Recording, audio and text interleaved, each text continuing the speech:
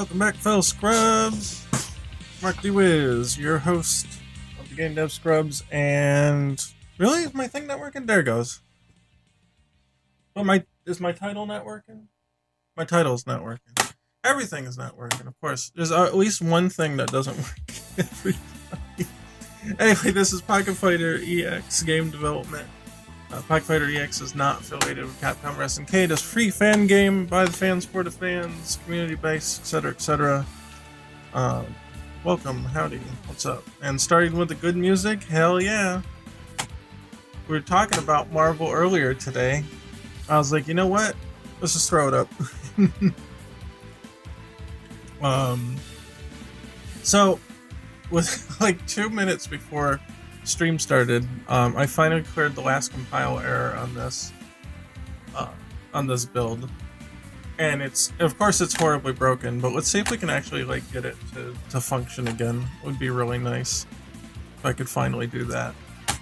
So it's been out of commission for so many weeks, and I know what I need to do. I need to find the fighter controller, and where the time controller is. There should be, wherever that is. Where is that? I have to check mark a new box. Oh yeah, self-contained time controller. And then I set, I'll set the fight one. So what will happen now that I made it do this, when I click the self-contained time controller, it makes like its own copy, and it takes this as the parent. And this is important for when time stops, like during a super or whatever. What happens is whoever initiated the super, their parent time controller gets swapped out with one that bypasses the time freeze. And everybody else is unaltered, so they just get frozen in time. And that's what that is about there. So I did it to Ryu. Let's see if we can get... I think the other character, it's not just Ryu, right? Yeah, that the other character will still be a little frozen here. Oh, I can't even get to the options menu because it's broken. Alright, hold up. What I want to do is I just want to make it Ryu versus Ryu. I'm just going to go and I'm just going to hack the options file manually here. So, let's see. Man, I got so many folders and so much stuff. I almost can't keep track of it now. It's so big. Training tools, system balance. I'm looking for just like the system folder here. Here we are, battle options, and so team A and B, I'm just gonna edit this to Ryu. Oop. Ryu in all caps. And that'll kind of like hack a Ryu in as second player. It's just text-based. I should do some kind of like actual object reference, but that's fine. Hey, can we move? Oh my god, look at that. Holy shit, it actually works. Of course, not everything is gonna work. I'm surprised the commands worked though. I did changes to how the command inputs get done. So, okay, it's gonna freeze, right? Yeah, it's gonna freeze when I try to do super. I figured that. Oh wait, it stays frozen. Oh, it doesn't even come back. Hello, welcome back, guys. So I did very, very heavy edits to how the time freeze system works and how max mode works. So max mode doesn't work right now, unfortunately.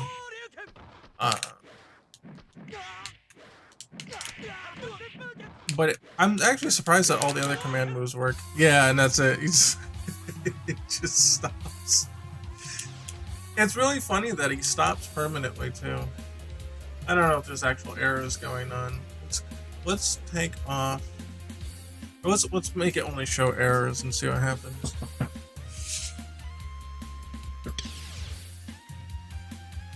Oh, obviously there's a whole bunch at the beginning that's kind of like reminders for myself, but no, I don't even get an error, it just stops. So the way this works, because eventually there might be more than one character on screen, or maybe like in a future project I'd like, you know, maybe like a tag system or something. The way that the time freeze works is that the character, once they attempt to enter a time freeze state, they have to wait in line, and this prevents multiple characters from freezing time at the same time. So you kind of like, it's literally just a ticketing system, so I just call it a time freeze ticket, and the character gets a ticket, and when their ticket's up, they get to freeze time, and then they're supposed to kind of just hold position until then. I'm not really sure. I've been working on this change for like 3 weeks or more, so I'm not really sure why it's just freezing. So don't do what I do and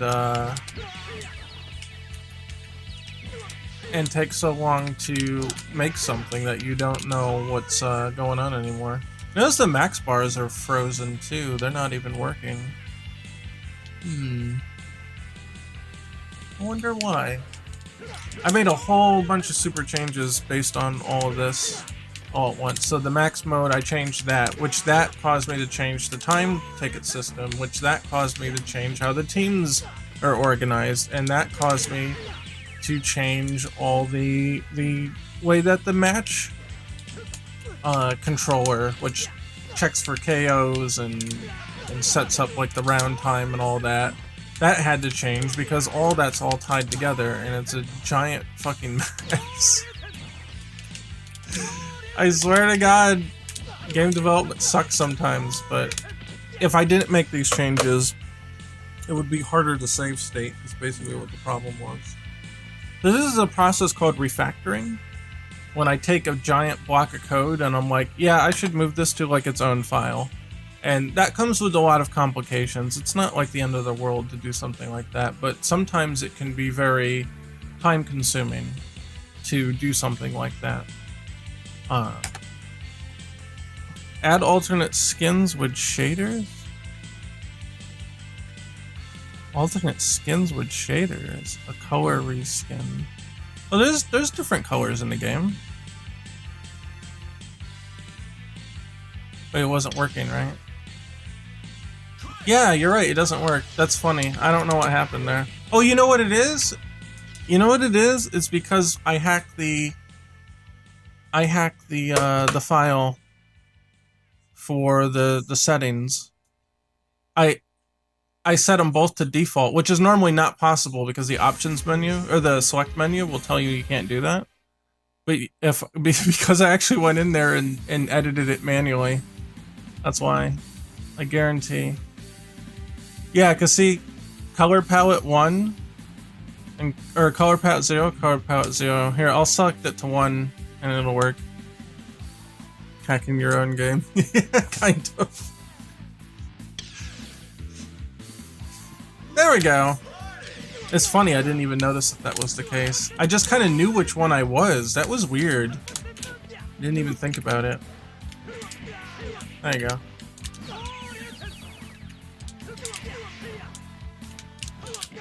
Yeah, I was reading the comment, I'm like, wait, we have that though. I don't get it. What, are they talking about something else? And I look on screen and I'm like, oh, whoops.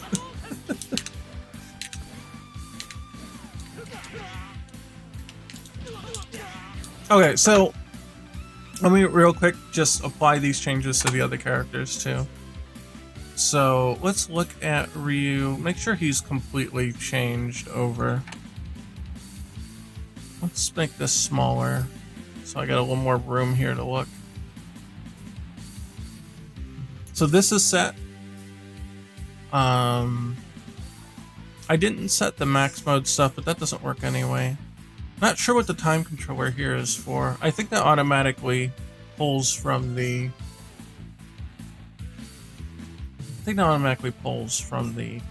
fighter. But let's make sure that's the case.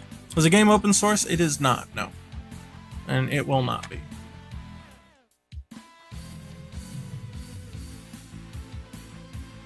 Okay, so got 2 references.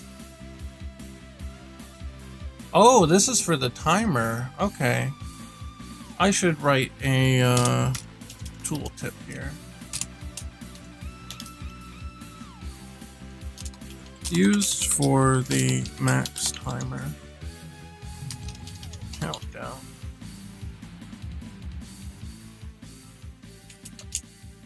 That way I'll know what it's for. I don't have to question it next time. So here,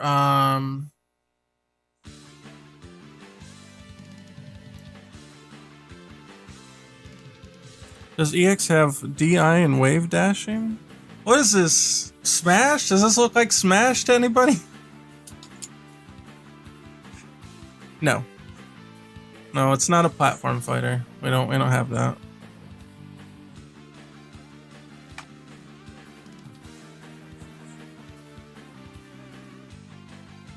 It's it most resembles games like Capcom versus SNK, you know, Street Fighter, King of Fighters, that kind of stuff.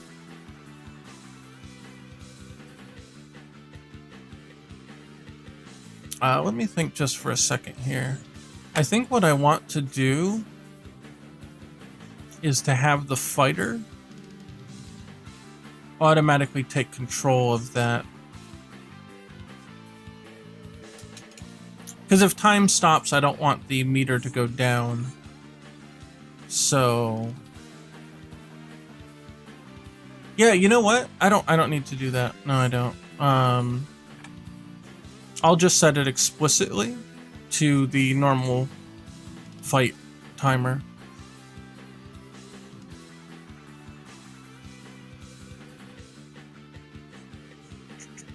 So fight fix time step. There.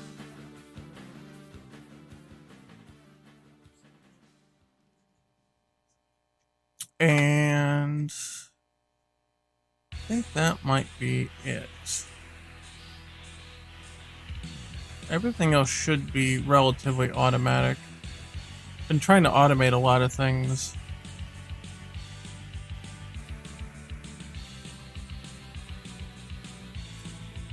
Just looking through here to see if anything's missing. Some of these will be missing. Like this is to look at the other character. But it can't be filled in until the match starts. And team data, I believe, is filled in automatically. Make a meme character, but it's actually balanced and viable character. You mean like Dan? Dan Hibiki? Let's see. Yeah, this all looks pretty good. So, let me close reuse file. And we'll take a look at Ken. Yes, Dan Hibiki, yes. Maybe. I do like Dan. Okay, time step there.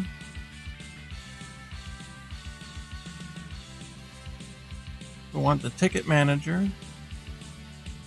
He does not have a max mode controller. At least I didn't see one. So let's link the match information. Our time step. Not going to worry about these. These won't cause any errors, even if they try to activate. They will,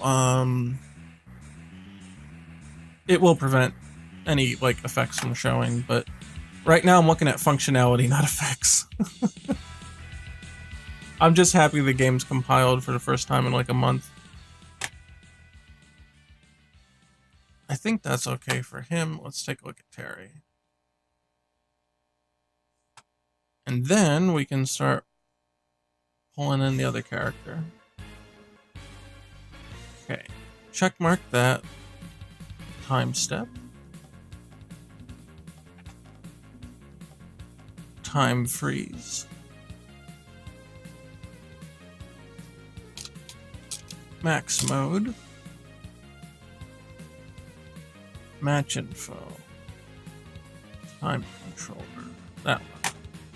Yeah, again, this is what I mean by, like, there won't be any prototype builds for a while, because it's just... This is my life now. It's just a little super broke. Okay. Okay.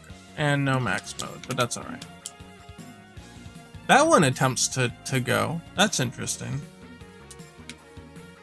But yeah, the time freeze doesn't go.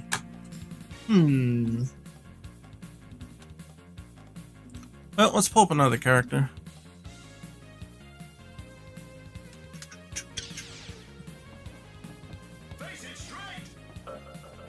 At least we can get to the menu now.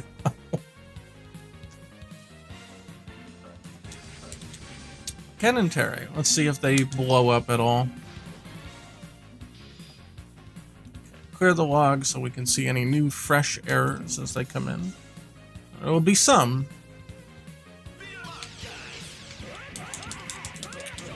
Alright, I mean, that works. That's good.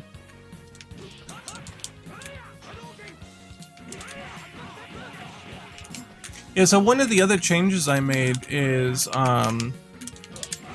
early in the project I started getting, welcome to the bug hunting stream, yeah. Oh, dude, I'm just so happy that it actually works in any capacity. One of the big changes that I've been making is distancing myself from making controllers do everything all in one. So what I mean by that is team data used to have properties for, hey, can you tell me what your current fighter's max mode status is, or their the amount of super meter they have, or the amount of health they have, and things like that. And the how do I want to put it? I got away from doing that, and part of the reason why, oh, he tried to do a super. I think it went into Shinryuken. Part of the reason that that's bad is, like, what if a fighter doesn't have max mode for some reason? And that sounds weird, like, why wouldn't a fighter have max mode? But think about, like, if you ever did an arcade mode and you had an arcade mode only character and they didn't have max mode. It was just like a bonus game. Like a car. Maybe the car is considered a fighter. You just can't, it just can't actually do combat, but it needs to take hits. And fighters can take hits, so you can set it up as a fighter object. But it doesn't have a super meter, and it doesn't have a max meter. It just has health. And so the idea would be, well, if the car has to be on the team, so that it knows who can hit who, right? And it knows the player can hit the car. But if a car doesn't have a reference to a max meter, then what's the game do when it looks for it? Well, it'll create an error, or it'll crash, or do, bad things. So I definitely have to think about changing that and separating it out. So what I did instead is that teams will always keep track of the active fighter. If I can find it here, we can look at it. I think it's under teams, yes. So here's team data, team 1 data, so like player 1. Oh, you know what? You can't see it here, I think. If I go to debug, maybe it will show it.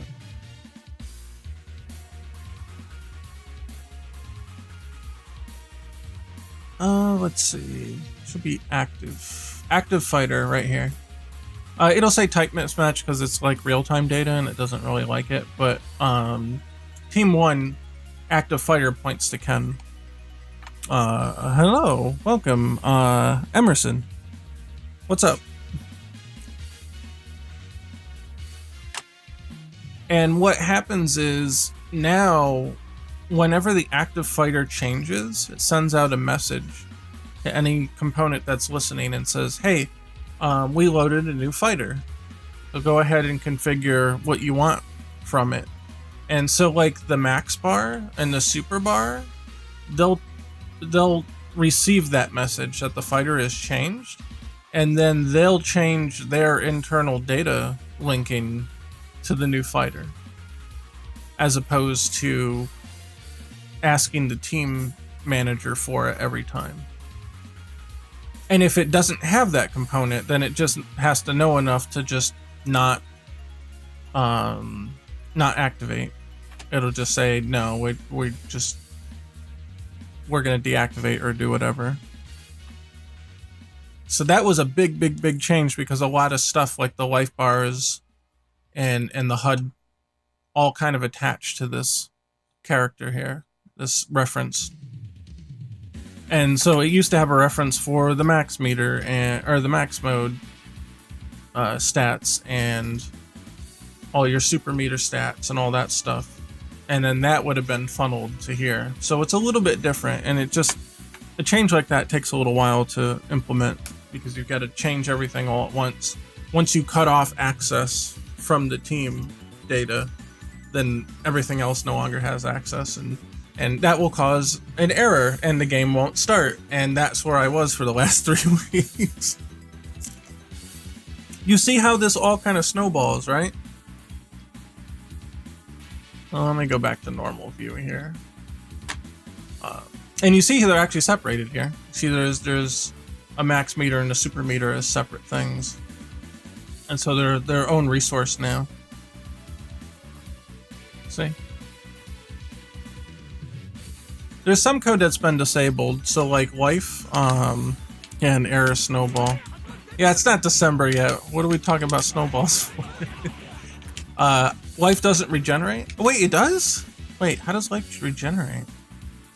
I thought I turned that off. Maybe I fixed it and I don't remember. Well, I guess I fixed it. I don't know. Let's see. What happens? Yeah, if we... Wow, it didn't even stop. It didn't even stop Terry. I tried to do an alpha counter. It broke Ken, though. I love this game. I play it for hours. Congrats. Well, thank you. I'm not sure it has hours worth of content, but I guess if you got someone to play with, it would be alright. I appreciate that. Well, it's going to get a lot better once this netplay update's out there. I'm like super excited, but like every time I think I'm getting close, it's just like, oh, here's another mountain of shit that you have to do to get rollback working. I'm like, oh, okay. That's fun. That's great. Oh, let me check Terry out, make sure he's okay.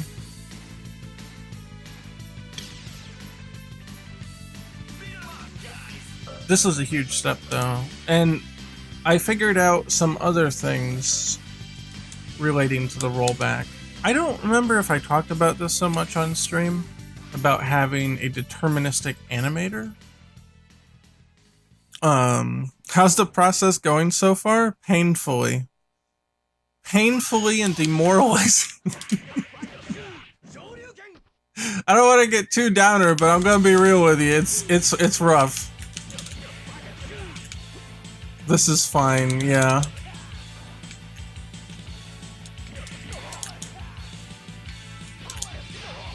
Okay, that worked. I thought maybe it didn't work for a second.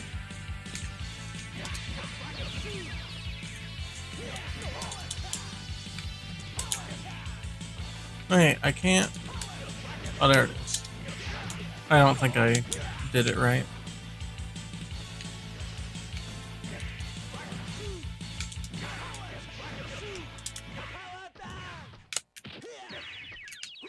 Yeah, it's just every time I think I'm like, oh, okay, I guess there's not that much left, and then it's just another mountain of shit to get through. And I'm like, when I say shit, I just mean like a lot of work. It's just like, oh, this is gonna take a long time to do. So, another example, I was talking about the deterministic animator. And determinism means that the game plays the same on all computers, and games don't normally do that by default. It's a special thing. Yeah, you have three v three teams. You can select up to 3 characters per team, so it's like a KOF kind of deal. So it's like Capcom versus SNK2 in that regard.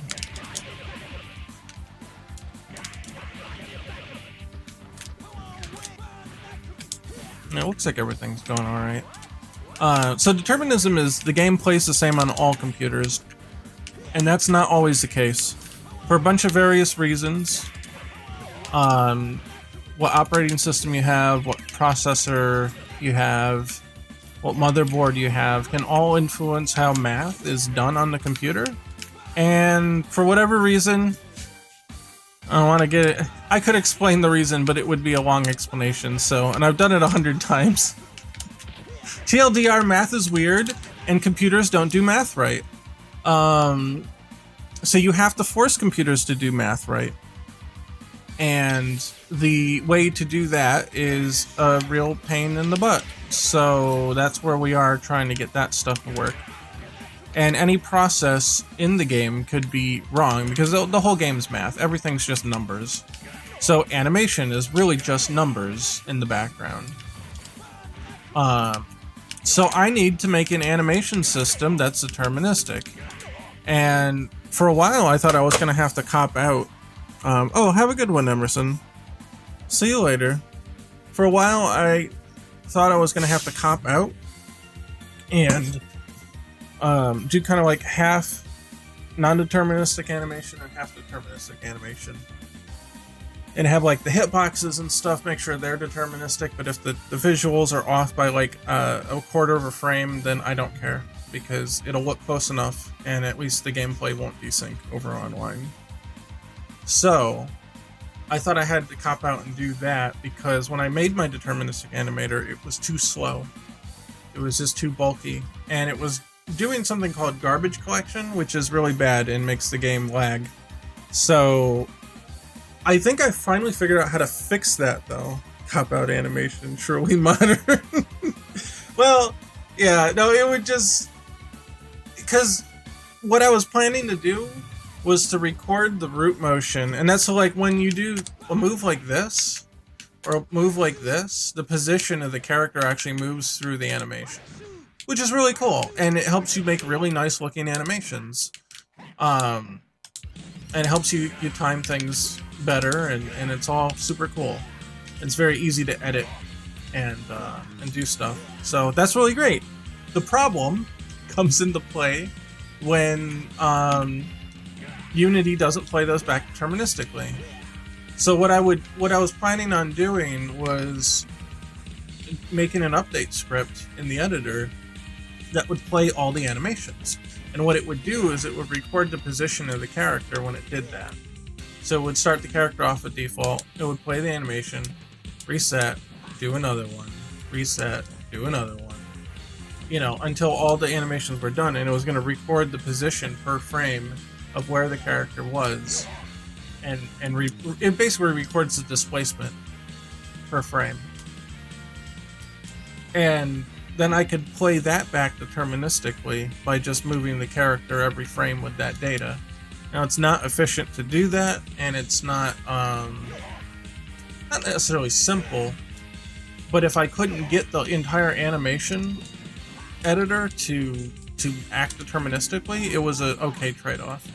Well, I'd also have to record what hitbox was currently active on that frame. And then try to play that data back on only that specific data. But I don't know if I have to do that anymore. I may not have to.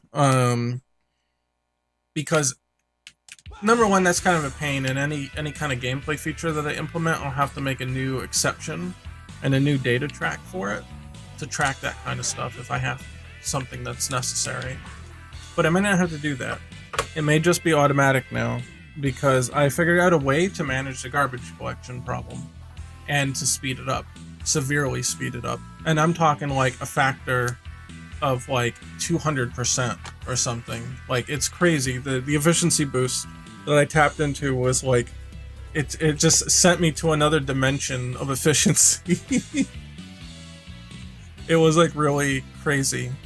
So I'm super happy about that. I haven't thoroughly tested it yet, but it's looking really good. And the benefit of that will be is that if I don't have to create all these little subsystems to record some stuff, all I have to do is just make the animation and the animation goes. And if I add something to the animation that's gameplay,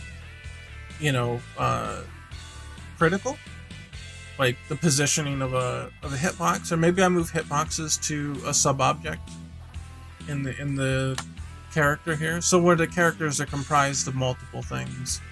So like here's their sprite, and then all the sprites for them are in here. There's like the shadow.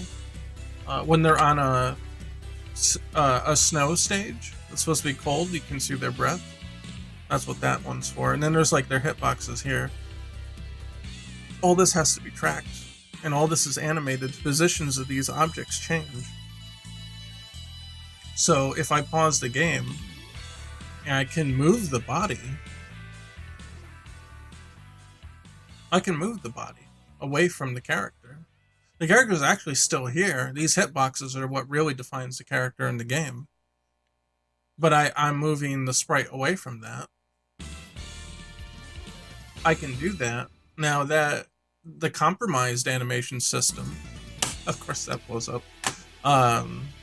That's my track, my music track title grabber. Let's do that again. Okay. There, that should be alright now. My compromised animation system cannot keep track of this if I start changing something like this. What if all of a sudden the position that sprite becomes gameplay critical? And we need to know where that is. Kind of like where the grapple point, this grab victim point, that tells the game where the character is when they're being grabbed. That's gameplay critical. So see how it like lifted Ken up and how he's over his head? So this needs to be, this is gameplay critical. I'd have to make a whole system to track this and record the position of this every frame. Or if I did the animation system deterministically, the whole thing deterministically, I don't have to worry. I can add like 20 of these and it doesn't matter. I just add it and it goes, and it's perfect every time. So it's that kind of stuff that will save me a lot of time in the long run. So, it's and that's what I mean, like this mountain of work keeps getting bigger because it's like, well, I could do it the right way. If I can figure out how to do it the right way, it'll save me a lot of time in the long run. Or I could do it the quick and easy way. But then if I ever have to change it or add anything to it, it's going to take a lot of time every time I have to change it, in the future. So I spend more time now to spend less time later. And in typical game development, that's typically what you want. Barring any sort of budget or time constraints. You want to spend more time now to have like an exponential increase in efficiency later, because it will actually make the project go faster. But there's a little complication with that with this particular project where it's like, I want to put out alpha builds, I want to put out beta builds for people to play. So I have to sometimes make a compromise on that, where it's like, well, I could push this demo off for another 6 months and do it right, or I could release it now and it's a little janky on the back end, which might bite me a little bit later, but at least I've got more frequent updates. And I've been leaning more and more towards, you know what? We're just gonna push it back. We're just gonna do it the right way. And once the new build is out, everything will be accelerated crazy. So when I put Iori in, his development time might be 20% faster than it would have normally been. And that will be for every character after that point. And so you say, oh, I saved 20% time on Iori, but then also Kyo and Chun-Li and Guile and Mai. That's 5 characters, and if you saved all that time, let's just do simple calculation. And sometimes the numbers don't actually add up in the favor that you want, but let's just say that it takes about 4 months for a character, and we're gonna say that that's what, times 30, we'll say 30 days just to be simple. 4 months, 30 days, 120 days. and we're gonna say that it saves us 20%, right? Oh yeah, and times 5 because we have 5 characters. That's 600 days of work for 5 characters. And we're going to multiply that by 80, right? Yeah. We saved 20%, we've got 80% left. That's 480 days instead of 600 days for the same amount of characters. Because I took an extra month or two to, you know, figure out how to do this instead of the other one. So let's see, what is that really then? So 480, 600 minus 480. And we'll divide that by 30. I saved 4 months worth of work for spending an extra month doing it the right way. That's what I'm talking about. And again, these are rough numbers. It could even be more of a time saving than this. It's tough to tell, you know, unless you ran 2 timelines to figure out which one would have been actually more efficient, or what the depth of that efficiency gap is. But I could have potentially saved 4 months worth of work by doing it the right way. So you see what I mean? But that also puts off the demo another month. So everybody gets mad at me because I can't play it. When's the demo coming? It's coming! It's gonna be another month though. At least. Do your code right, sleep better at night. Yeah, for real, right? So that's why I do the things that I do, and that's why this is taking so long, because I keep finding things where it's like, yeah, I could do this really quick and dirty, but it's gonna come back and bite me later. So I just want to make sure I do it right. And being the only person programming, that just means it takes more time and a lot more time to do stuff. So I'm in perpetual apology mode. I apologize. The demo is taking way more time than it possibly could, but it will be better for it in the long run, for sure, even if just for my own sanity. Does the game use a color palette? Yes, it does. Anyway, so that whole spiel over, I think there was a question earlier I was holding until I was done with that segment. What's your favorite stage in KOF and Street Fighter? How am I supposed to answer that? That's kind of like asking what my favorite, like, music track in Street Fighter is. It's like, there's too many good ones, right? So, I don't know. God, there's so many of them. I really like, we'll start with KOF. I really like the KOF 98 stage. It's like the broken down temple. That one's really cool. Actually really like that. In fact, I like broken down temple stages. I think they're actually really nice. And believe it or not, I really like the one in Street Fighter 4. I like that temple stage. It's pretty cool. I think it could be a little more dynamic, especially since it's a 3D game. They could have, like, it feels too symmetrical in some ways, where, like, they didn't angle the plane that the fighters are fighting on. It's just, here, you know what? We're already off the rails. Let's boot up Street Fighter 4. I'll show you which one I'm talking about. And not everybody might remember. It's been a long time since I booted that one.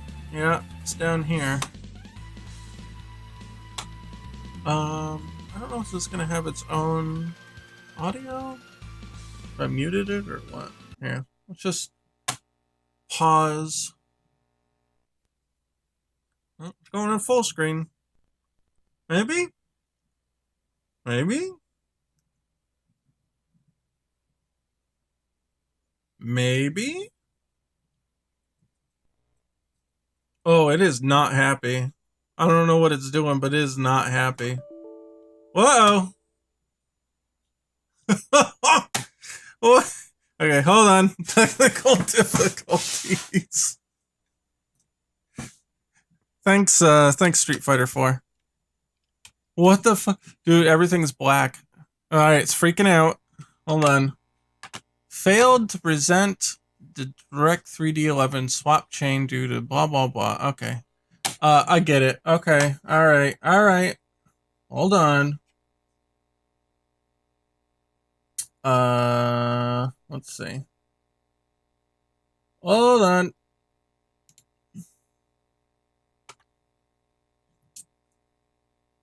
Okay. Close that. AMD here. AMD, we detected a driver timeout that occurred on your system and a bug report has been generated. Go away. No full screen, no life. Yeah. I don't know. I don't know what happened exactly. Did it crash Unity? Yeah, Unity's gone. it yeeted Unity right off the system. Okay. Maybe that was why? A-Sprite's still here. We'll close A-Sprite. Just to make it happy, maybe. I got my files. Anything here crash? No, looks okay. Alright, let's try again. I can't believe it blew up that hard. Oh, good. Was it happy? Maybe it was just not happy because Unity was open? Oh, it's freaking out again.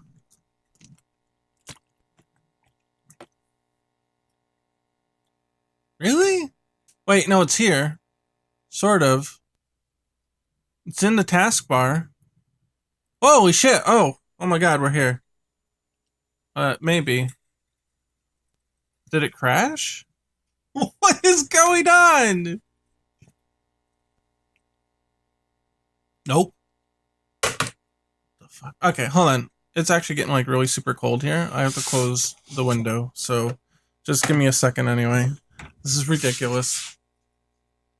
Oh, wait, hold on. Here. Where's music? Music? Music? Oh, music's here. Okay. There you go. Here's music.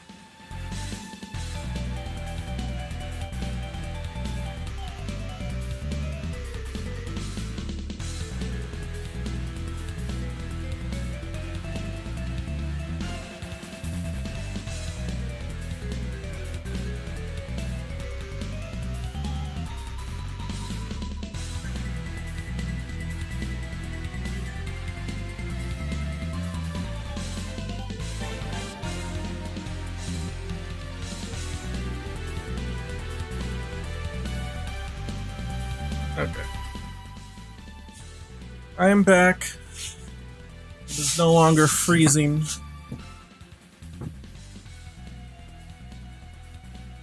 I don't I don't know what's wrong. Well, one more time.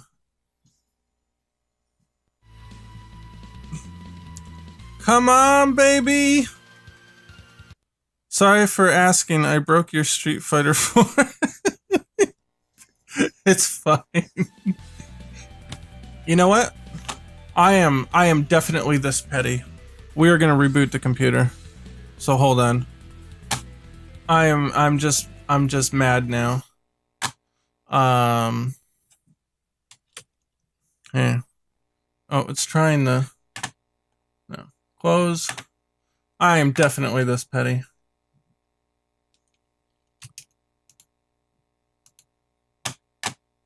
Let me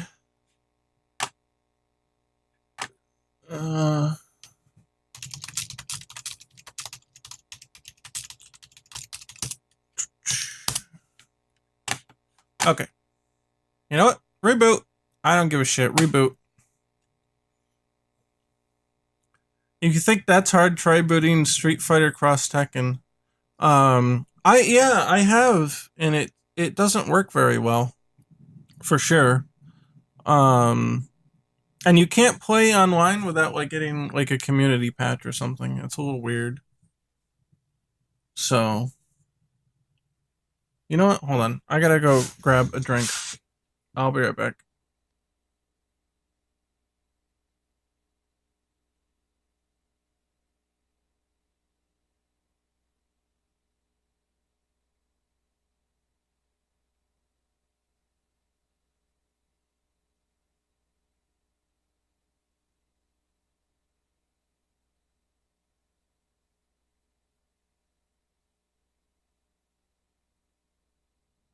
Okay, I'm back. It's rebooting. It's going. I'd actually like to try playing Street Fighter Cross Tekken again. Because it was interesting. I don't like the gen systems and stuff, but just to like play the arcade mode or something. You know, not necessarily like online. Okay.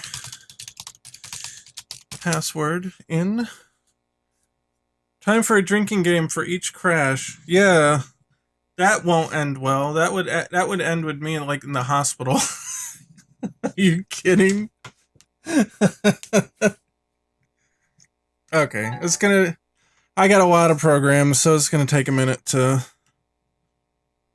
um to go through and actually like start up. Let's see. Close that. We don't need that. Discord updater. We don't need that. We don't need that. Gotta turn my sunset filter off.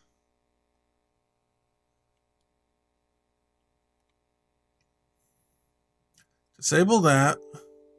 Close that. What? Victor Vine is $5 on Steam right now.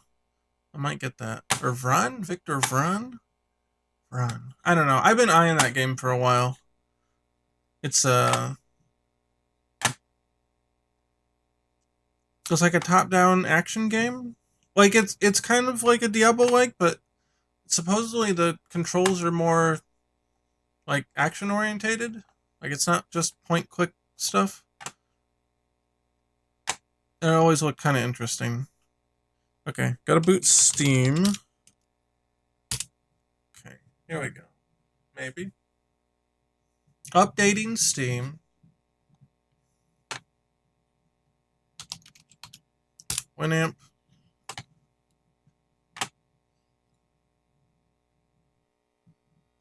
Boink. Put that over on the other monitor. Yes? Yes? There it goes. Okay. Connecting.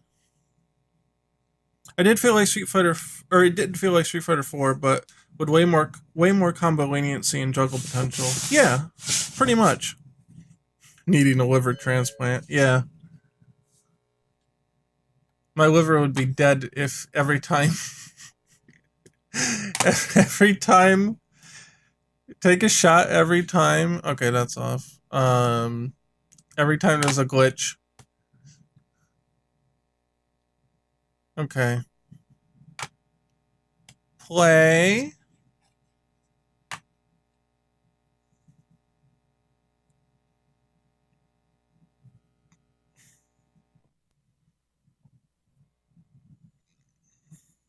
Survey says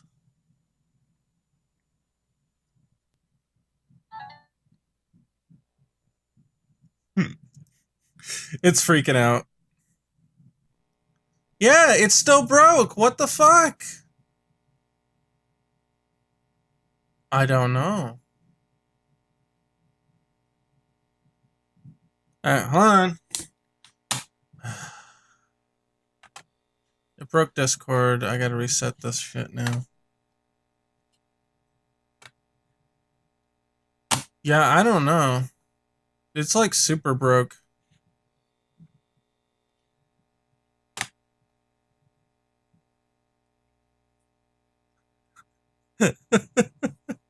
AMD drivers don't like the 360 era games, I guess. I've never had a problem with this game, actually. This is the first time it's ever broken. I kind of wonder if one of two things. Actually, let me try one thing. I have the monitors duplicated right now because the monitor on the left is actually what so you see my mouse pointer now.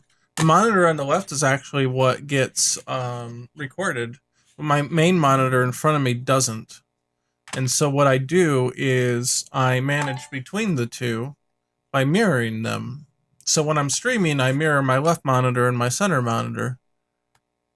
But I'm going to try to boot it without having them mirrored, because some games don't like that. Some games get really upset when you mirror monitors. Well, it didn't work, but it also didn't give me that message. It just didn't work. In other words, the computer understands your setup even less than Tim does. You saw that, right? Yeah. Okay, wait, it worked now. Hold on. Hold on, it worked. Wait. Okay, no, I'll do this. This is fine. Here. Screw it. Wait, no! It full screened on the wrong one? Uh-oh. Did it break? Hold on. Did it break? It went on the wrong monitor again.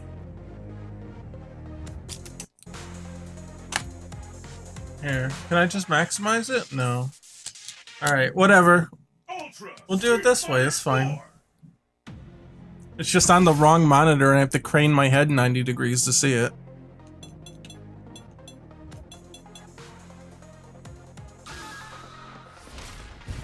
Windowed mode supremacy. Yeah, for real, right? Do I get to select the stage in training mode? The craziest and wildest fighters have assembled from around the world to join in the fight. But only one will be declared the best. Where? There he is.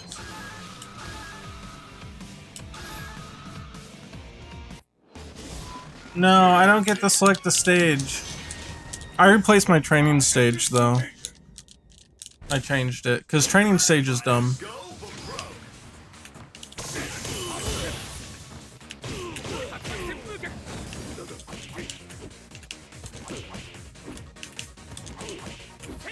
Can't you do that? No, you can do that. There.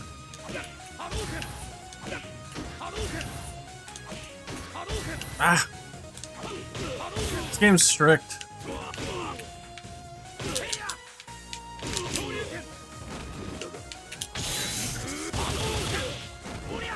Wait, didn't I do that right? Yeah, okay. Huh.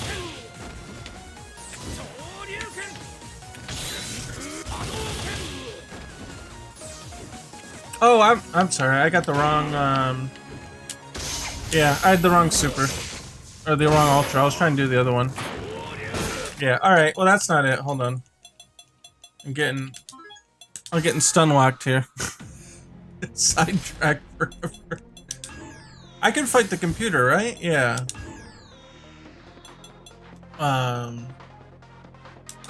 Sure. Wait, I can. If we're playing in windowed mode, I'm just gonna rejoin my monitors. Duplicate 1 and 2. Yeah. Yeah. Here, you move to the other monitor. There we go. Now I don't have to crane my neck.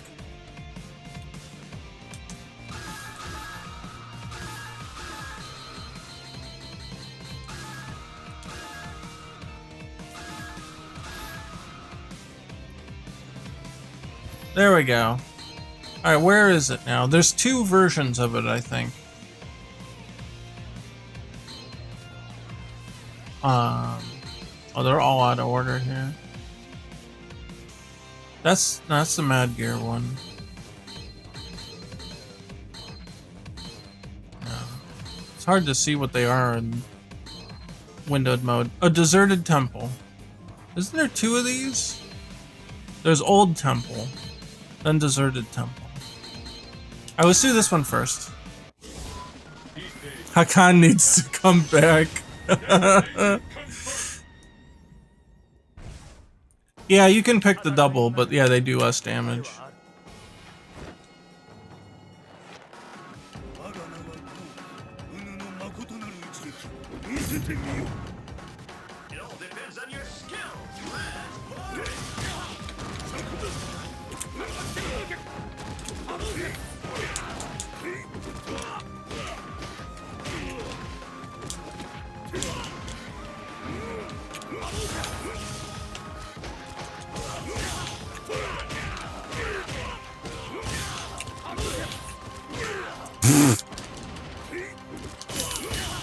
Ugh! Forgot how to play this game. Alright, hold on. I need the stick. This is like impossible.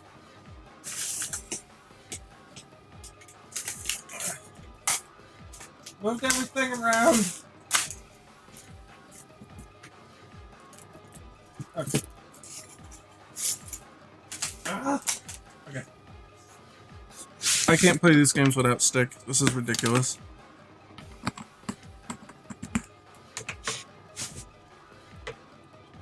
Alright. Plug it in. There. Put Hakon in Street Pocket Fighter EX? No thanks. Okay. Button check. Hold on, Akuma. Chill your tits. One frame links are brutal? Yeah, that's why I didn't include them in Pocket Fighter. Okay. Okay. Good.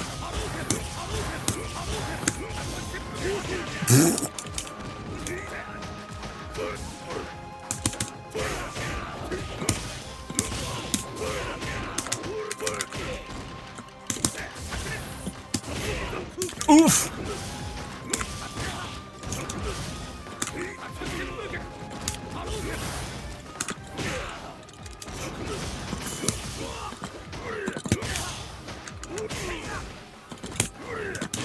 Ah! Female, put female Akuma? Don't look it up! Okay, I'll not look it up, I guess. Fuck. Ugh!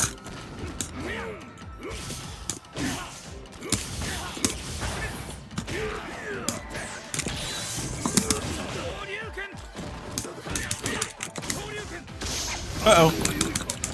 Uh-oh. Uh-oh. Wow, I'm still alive.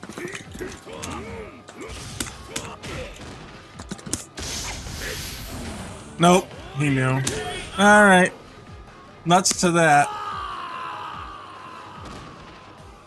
You lose.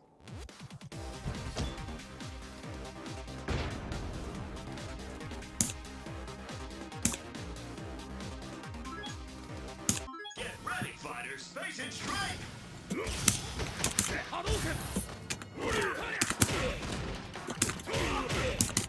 Oh god, you can't do the combos from Street Fighter 5 in this. It's just not gonna work.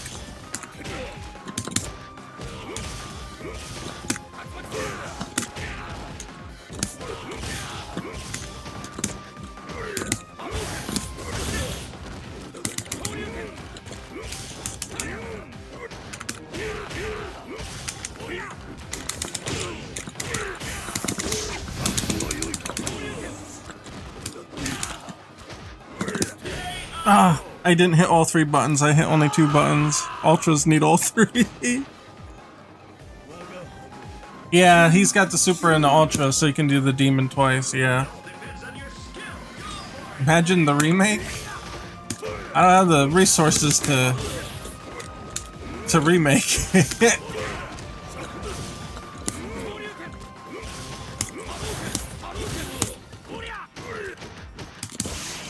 Oof.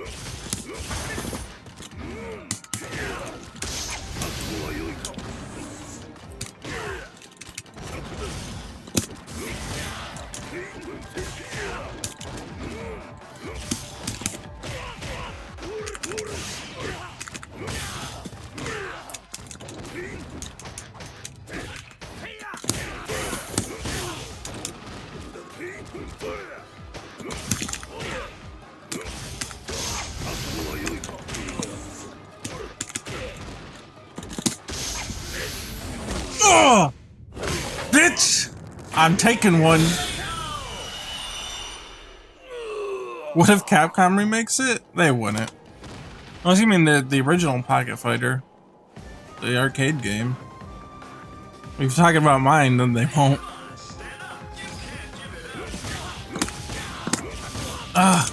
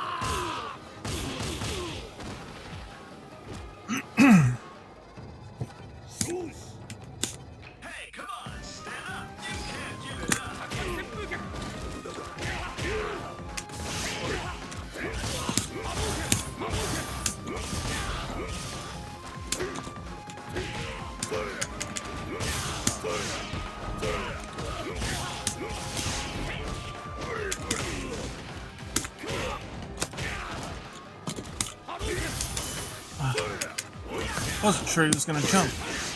Oh no!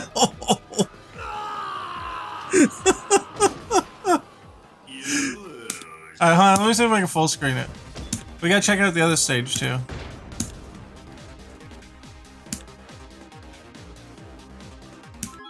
Oh shit. I pressed the button too many times.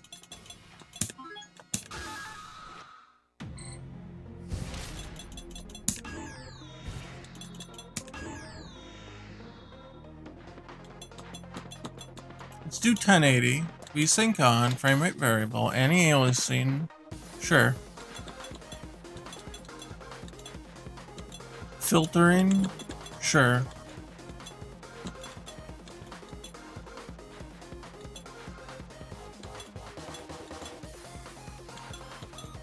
I don't know why everything's on low. Maybe it got reset because it kept crashing. I don't like motion blur. Yeah. Wait. Where's full screen? Maybe I have to do it manually. I hear music. Hey, it finally worked. Oh my god. Uh-oh. No, it didn't. No, it didn't. What? What the f- Why does it only do it when I full screen? It can run it maxed. I don't know what's wrong.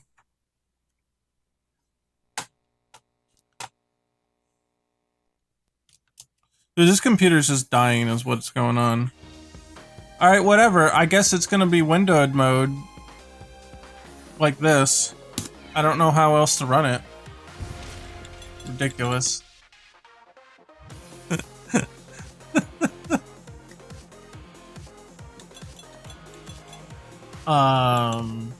Yeah, let's try that again.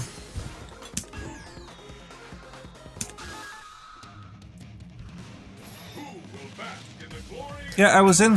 Well, no, screen config, that's just for, like, your HUD and stuff. Graphic options is where all the resolution settings are.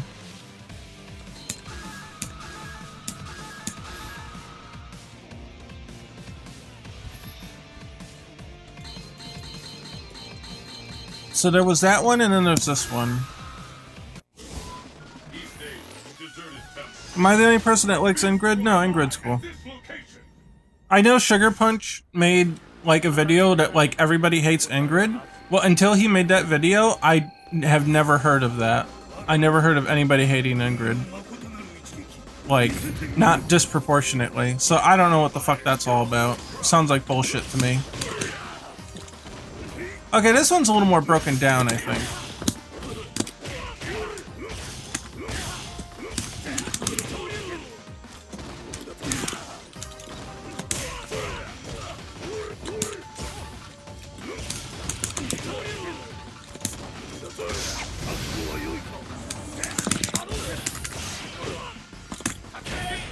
There we go.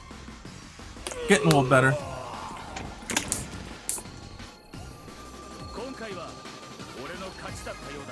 Less hate and more like who? Yeah, exactly. I just don't get it. I've never met anybody that actually hates Ingrid. Like, I'm sure they exist.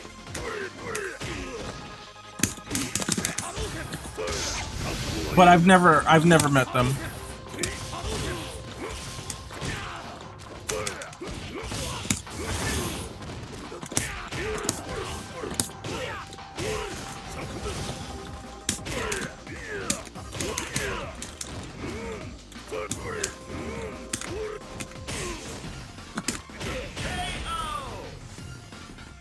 It's just internet weirdos gathering together to make something look bigger than it is. I think so too.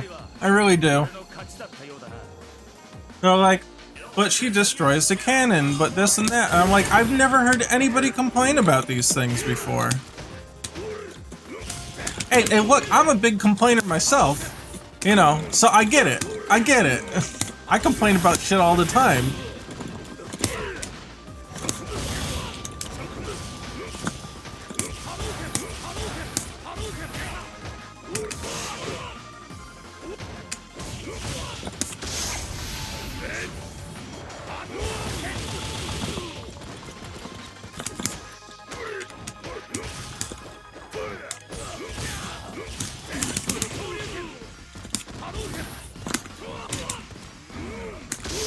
Uh-oh.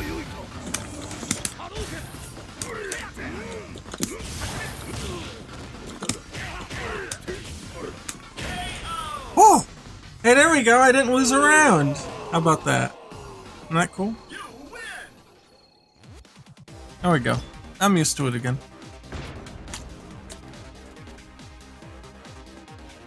Oh, you don't want to meet someone who doesn't like her. Also, Ingrid confirms. No. Okay, instead of fighting, but look at the composition of the stage here, though. The fact that, like, the stage is just flat. Like, there's no dynamic angle to the background here. Everything's completely flat. So watch. It's just as flat on the left side as it is the right side. Like, there's no... Like, I would take the camera and, like, tilt it a bit so that, like, this side of the stage can go into the background. Away from the camera. While the other side of the stage is a little closer. You know, something like that would be cool. And I realized I don't have my spot because I restarted. Something like that would be cooler, but instead it's just, like, very flat. And I don't get why.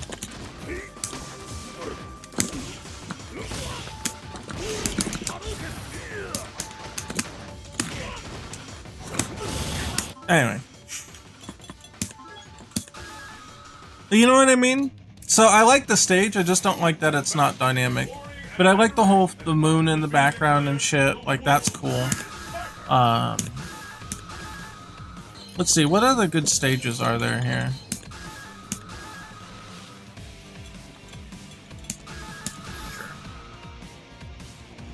Street Fighter 4 wasn't the strongest aesthetically. No, it wasn't. It had some cool stuff, but yeah. Let's see, what else do we have here in this one? I like the music on this stage, but I don't like the stage itself. This stage is alright. One's alright. Half Pipe's okay. I liked in Street Fighter Cross Tekken though that you had different parts of the stages you went to. I don't think this game does that. There's no dynamic changes like that in the match. This one's alright, if I recall. I like the music in this stage.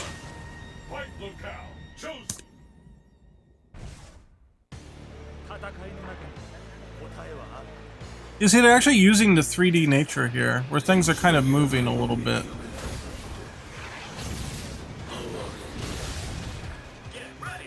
Yeah. That's what I would expect more out of, like, this kind of game.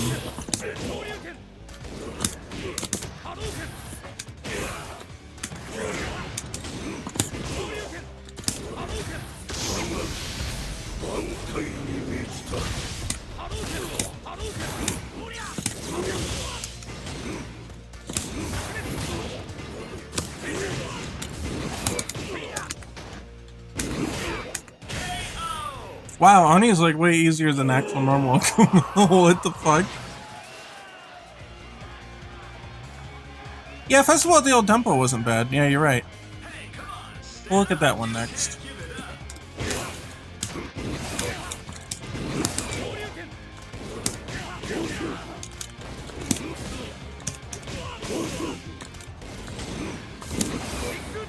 Oh, I thought for sure that would catch him when he did that.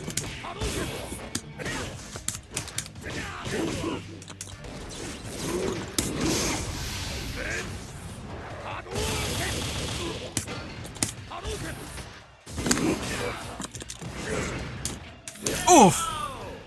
Space elevator is neat. It's alright. It's alright. It just kind of feels like out of place, I guess, for Street Fighter. Like, it works. It works for, like, Cross Tekken, because Tekken's got that kind of stuff. What the fuck? That was some hella recovery.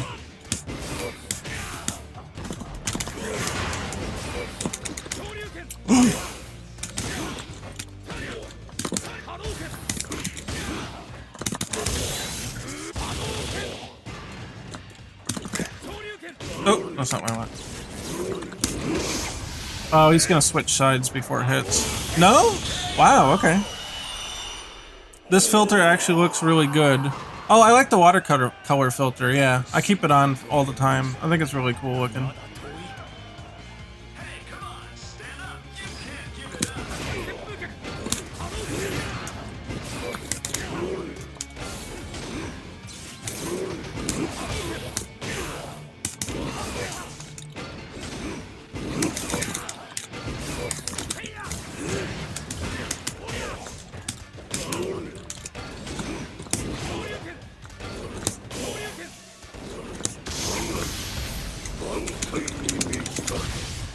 No. Hey, he's invincible for that. I'm dead.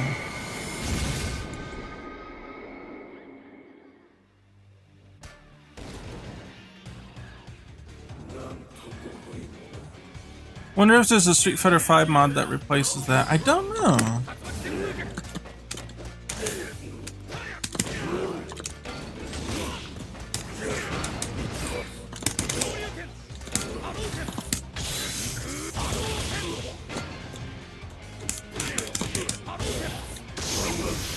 Nope. Oh, he actually recovered.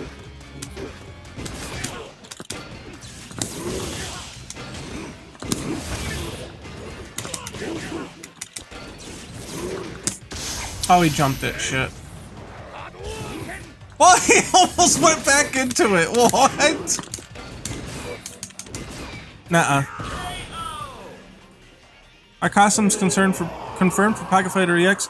I haven't been able to get the alternate costume code to work yet. I'm not sure exactly how to accomplish that.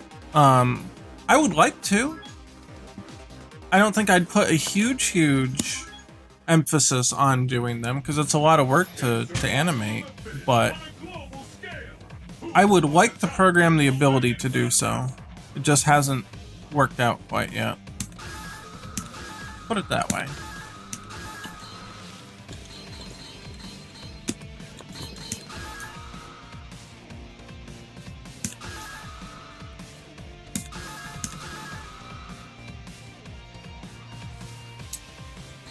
And fight Buki. Let's see. The old temple, right? That one's not too bad. Wherever the hell it is.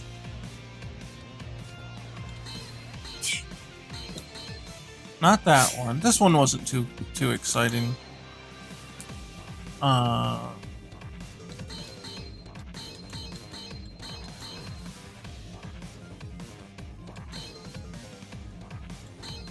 where the hell is it? This one's also pretty good. I like Pit Stop 109. But where's where? Oh, it's up here. It's this one. I remember this one being alright. Make an alternate costume with bigger boobs. No. Denied. What, you think they're not big enough already? Jesus.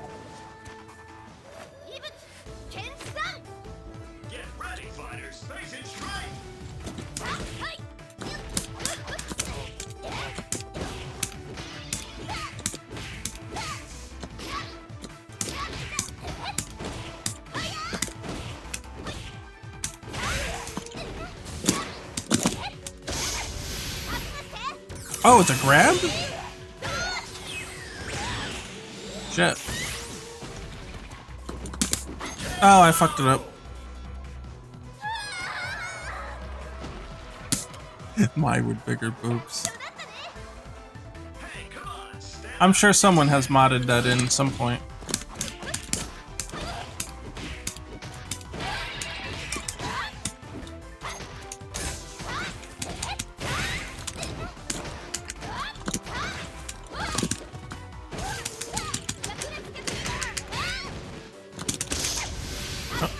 I pressed button. I don't know if it was a grab or if I pressed button and she just did it.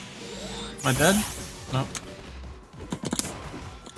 Why can't I do fucking Ultra? I had this idea for my costume. It's my with Chun-Li's clothes. I don't know if I would do one like that. Like, I would maybe do like where Kyo has two different or it has a bunch of outfits. Like that would be cool, but I don't want to get like wild with it.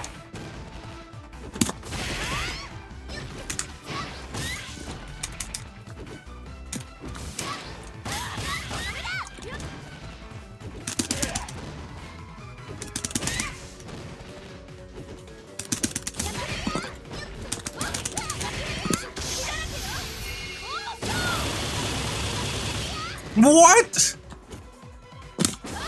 There we go. My alternate from KOF 2006? Oh, from Max Impact, right? Max Impact 2, I think they called that 2006. I forget what it looks like, to be completely honest.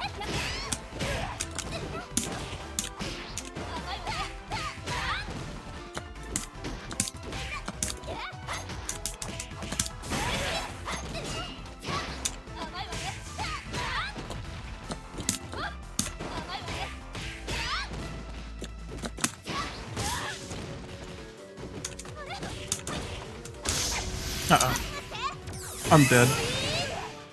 Gotta be dead this time. There's no way I'm surviving. Yeah. My barely changes clothes like that. Yeah.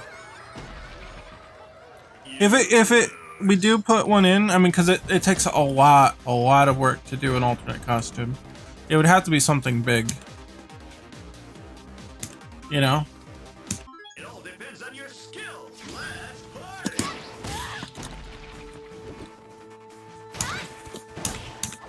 Hello. What's up? Oh, that's alright.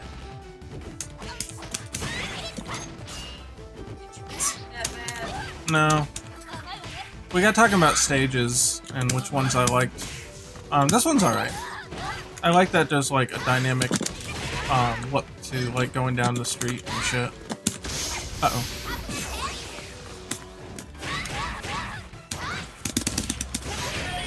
Oh, she's dead anyway. Okay. Big like hot Ryu. I don't know about that one, but like Ryu with like his clothes ripped off has always been kind of cool.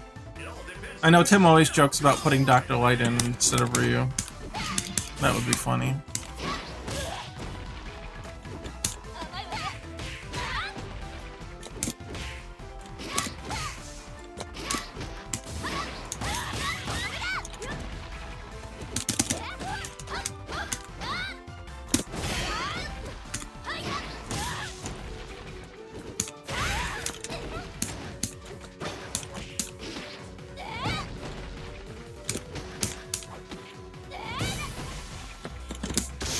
You're dead.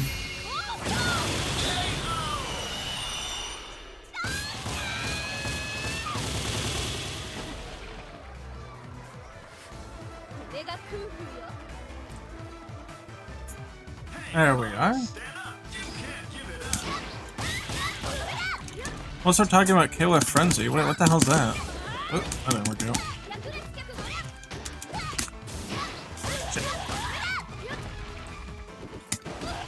I don't like quality Ori.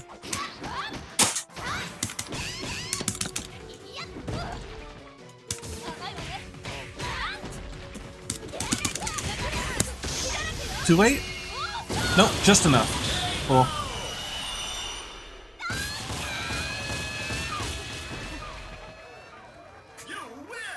I don't know if Iori needs an alternate costume. His costume is super iconic.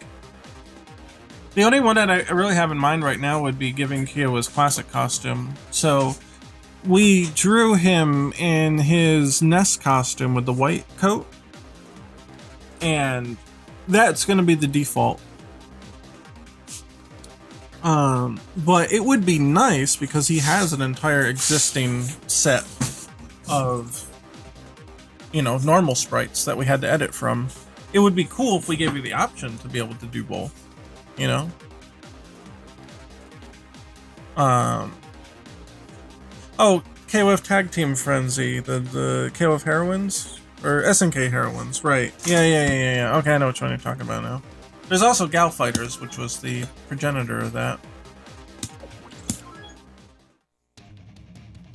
Let's see.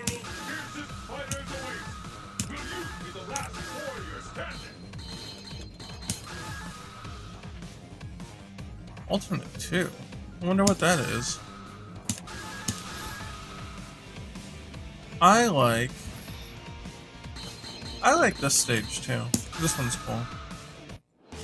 I don't know if it's got the same music. It's not 109. Fight locale chosen.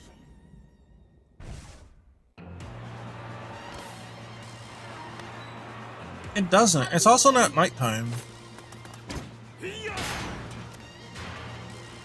Oh, it's an okay costume for guy.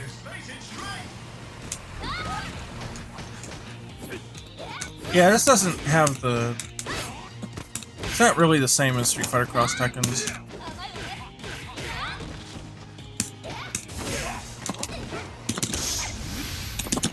Oh, that's a grab, yeah. I ain't getting out of that. Street Fighter 5 Ken outfit would be interesting. I don't know, I don't like it that much. I don't like the hair. If it was without the hair, maybe. But I've tried to make one, and it's not a design that's really good for 2D. It's a very much a 3D design. It's very hard to animate that kind of thing with limited colors. It's not balanced. What? Alright. Thank you. Yeah. Shut up! You like me short. Except for you not turning the fan on yourself. Shut up! It's not my fault!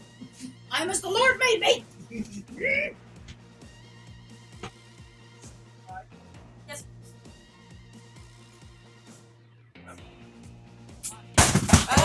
No. Yeah, it's not sturdy.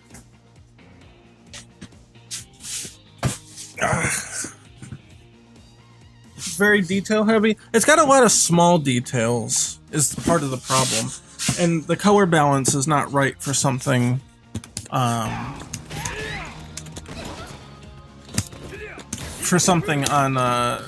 with so little colors. You have to end up using the outline color for like the main body, and that doesn't track very well.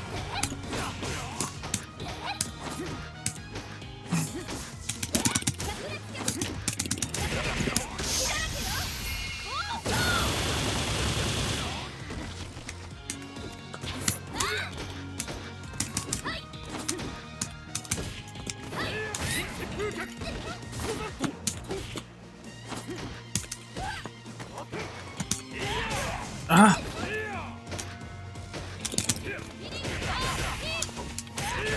Damn it.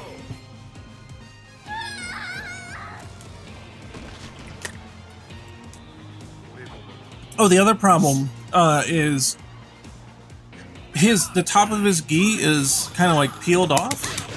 Like it's not just missing, like it's just like he took his shirt off kind of thing, which is cool.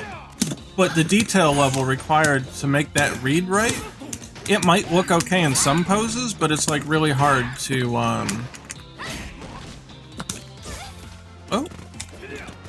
it's really hard to make that look readable since it's all the same color and shit, and you don't have the high resolution to do it in.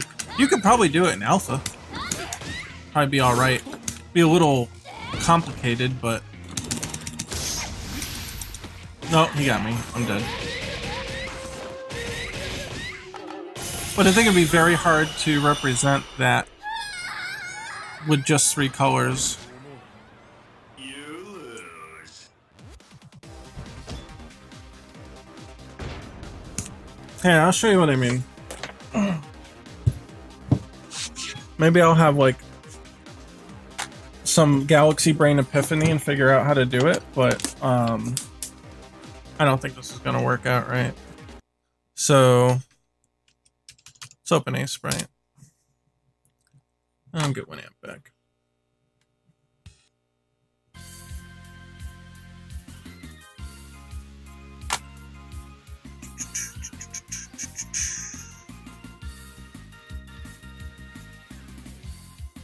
So we've got Ken. It's funny that we're talking about costumes when it's close to Halloween, right? Okay, we've got Ken. Now, one stipulation is I always make sure that they can all be represented in 3 colors. And there's a couple reasons for that. One, if you can't clearly read the character design in 3 colors, adding more colors typically doesn't help too much. You still have legibility issues. And the other is that all characters have their old, they all have their old colors. Their old palettes. Oh, I think that's actually white. Yeah.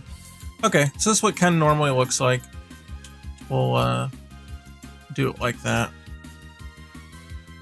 And so what now? We need Street Fighter V Ken, right? I'm not gonna do the hair. I think the hair is terrible. Well, let's try the costume. Street Fighter V Ken. Oh god, his face. Oh, his fucking face. I keep forgetting. Here, okay. This is alright. Larry, are you there? What's that program for the references? I forgot what it's called. Your reference board thing. I want to use it, but I don't know what to look for. oh, I got it pinned. Pure ref, right? Yeah, I got it pinned. Never mind. I'm stupid. But yeah. So let's keep Ken here on the side, and let's see what we can do. I'll probably run into the same problem I had last time. So here's one of the big issues. His shirt is black. So doing this, this makes things a little muddy. You can already see kind of the problem here. It kind of makes things a little strange. There's no clarity here.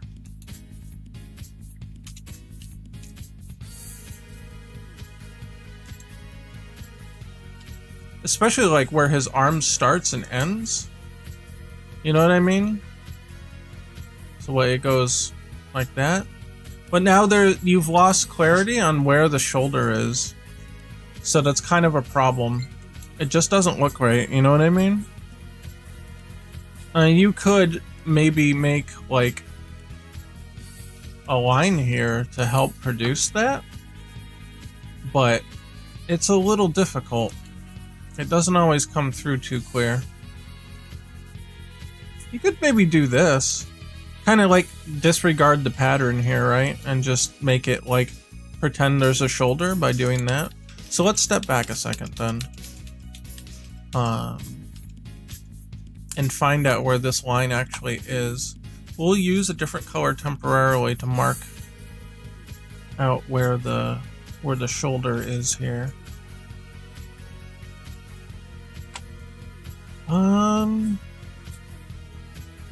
Could do something like that maybe.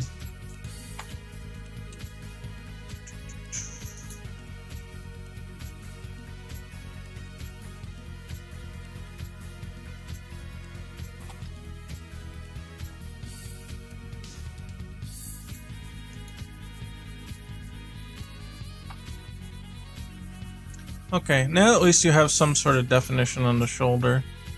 And again, we're not really following this 100%, but I don't think you'd be able to. Now he's got like a line here. Kind of comes in here.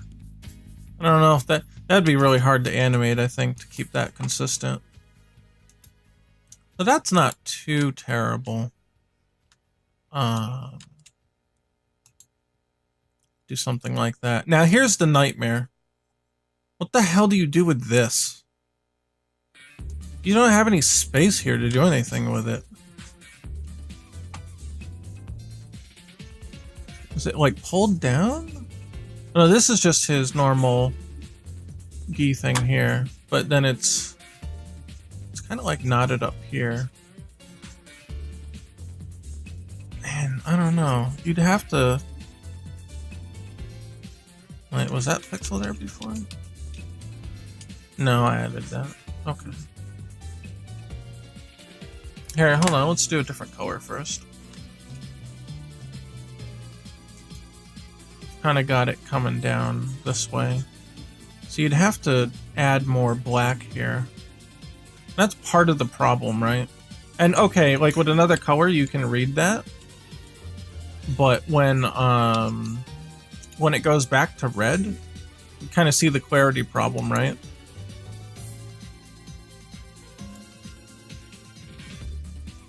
It's hard to tell, like how would you... I don't know.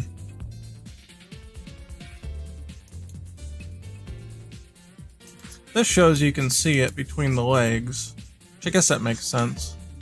Don't know if you'd be able to see it clearly like that. You could just make it dark. You see, like the way this pose works here, when he's got normal proportions, the hands aren't getting in front of this. You can clearly see it, but here we don't have the space for that. It's just not an option.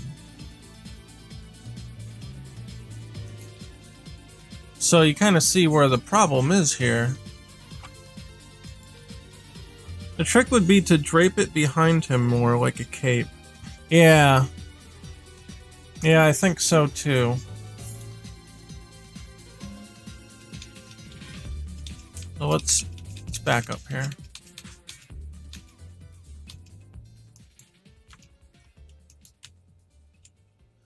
Can have it a little thicker here, I guess.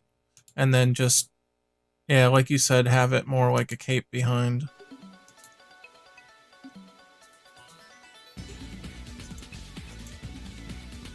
That's not terrible.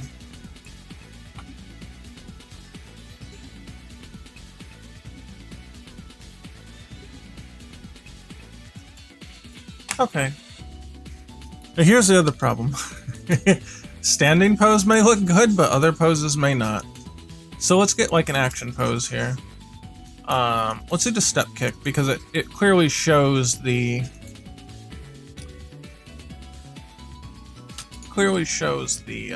part here. The front is what I mean to say. Clearly shows the front to some degree. So let's take the process we had before.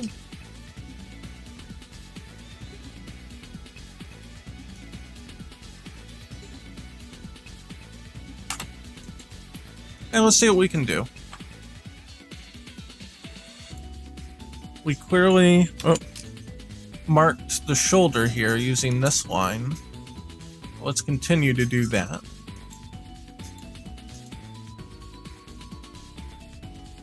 And then we painted this black.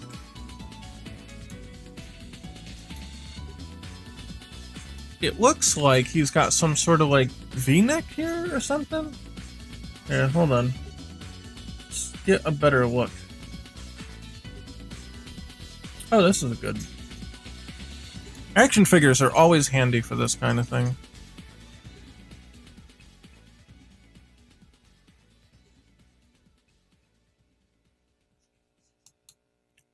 Oh god, we forgot his gloves are black too. Oh god, that's a nightmare.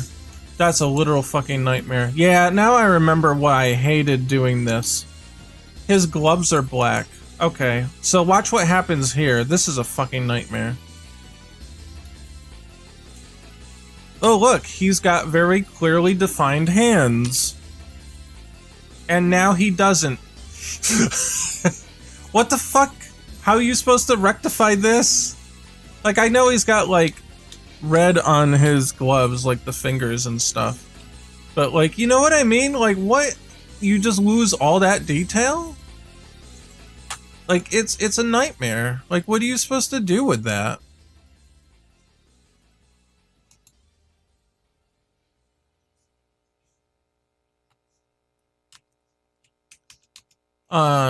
Like, maybe you could, like, highlight the glove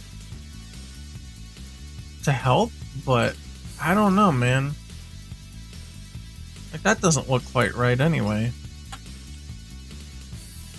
You could probably keep the red here, because he's got a little red here, just to help.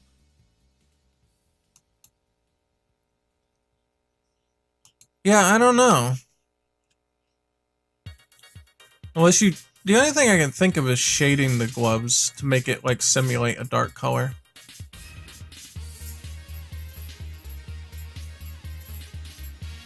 Something like this, maybe.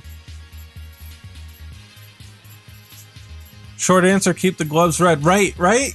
That's, I mean, that's what the that's the outcome I keep coming to. I'm like, I guess you just have to keep them red.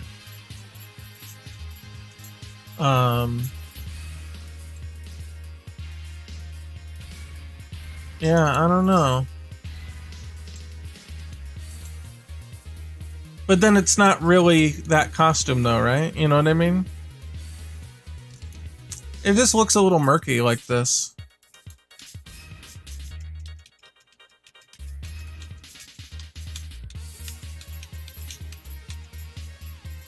Yeah, I don't know.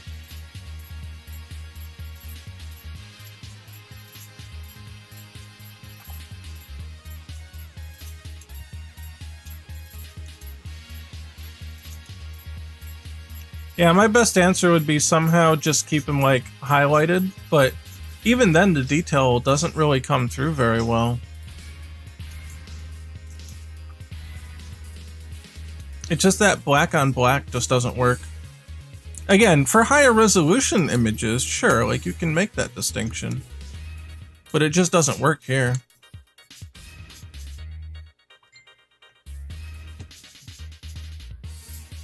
Get out of here, Facebook. I don't care. How do I mute it? Do I have a mute button? Do not disturb. There we go. That should do it. I use my tablet to view the chat here. Yeah, I don't know. I think you just have to keep them red.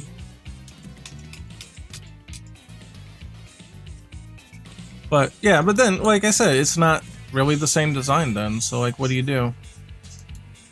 I guess technically there's red at the end here too? I don't know. So this gets complicated real quick.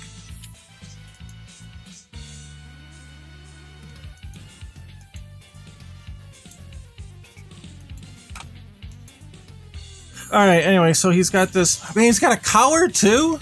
We ain't doing the collar, fuck that. You see what I'm saying?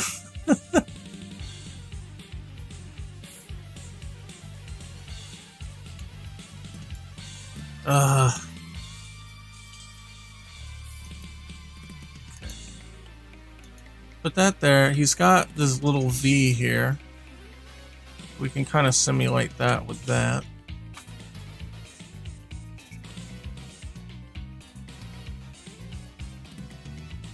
I don't know. But then we would color this in.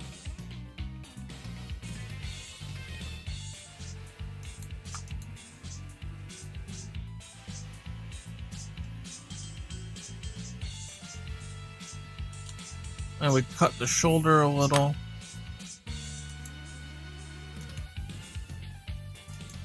Well, it doesn't look like dog shit, at least. I think this would have to come down and then you'd do that.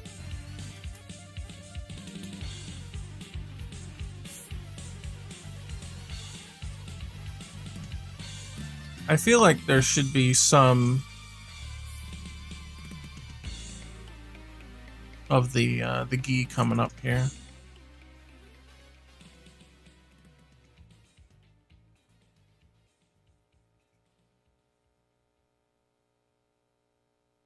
Actually, it doesn't look terrible. But again, we are color separating a little more here. We should fill this in with red to see what it really looks like. Well, it's not the worst thing in the universe. Really think you still need those gloves, though, to stay red.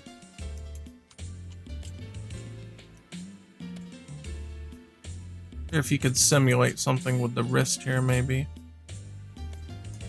Make it a little darker. I don't know, it gets a little murky though. One pixel width details are very chunky, like you don't necessarily want to do that. The gloves have to stay red. Yeah, that's the only outcome I can think of. It's just, what the hell else would you do with them?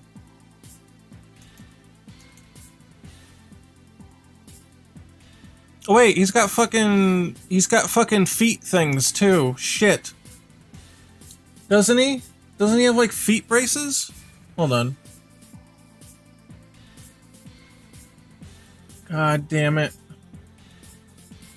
Fucking footsie shit. Yeah, he's got fucking feet braces. God damn. I don't have a good shot of it though. Not really sure what it's supposed to look like.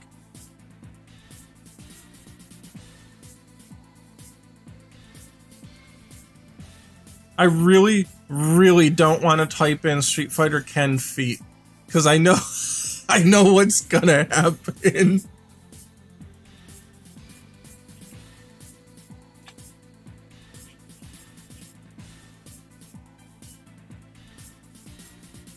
It's difficult because like his feet are pretty much obscured for the most part. Like even in the action figure, you kind of almost can't see them. But they're clearly some sort of wrap around the feet, right? I think a Violent Ken alt would be a better idea.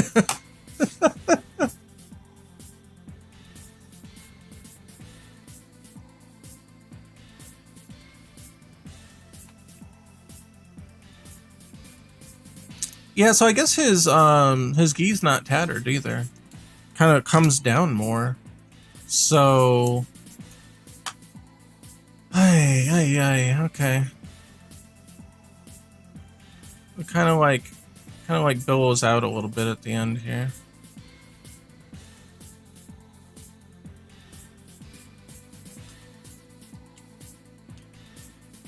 Kind of like that.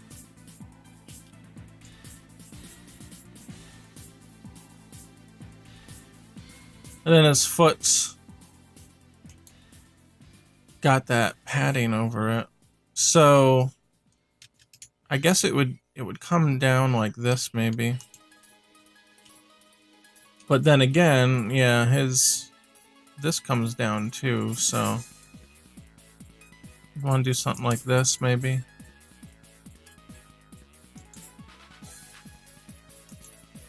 Doesn't look terrible. Hey, get out of there. Come here. You want to be on stream, cat? We don't have a webcam, so you can't see the kitty. But the kitty's here. Hello, Poopy. What you doing? What you doing? You can't play with the cords on the computer. Yeah, you're gonna sit here though, huh? You like it? Yeah. Kitty time. Okay. Okay. Alright, go on, get down.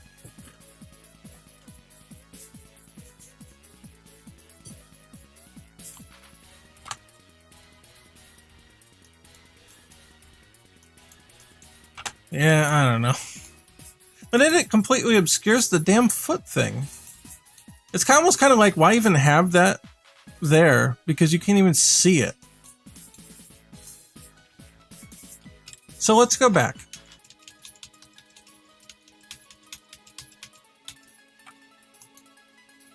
You can do the foot thing. But I don't think it should, I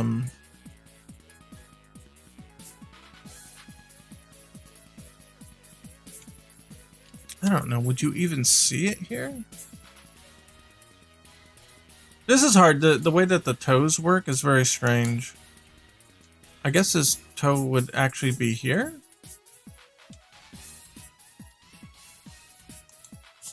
I don't know. Feet get really weird in this style. So you could, yeah, you could do this again. Do this. I don't know if you would do that. Probably not. Yeah, it just gets weird, man. It gets weird. Like, here's a more clear distinction on where this might be.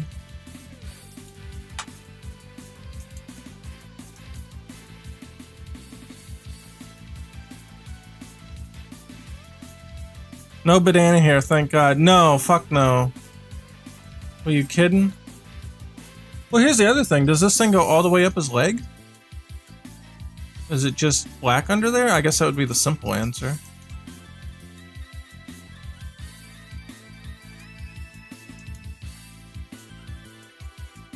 I guess it would be that. Yeah, it's got a red lining. Jesus Christ.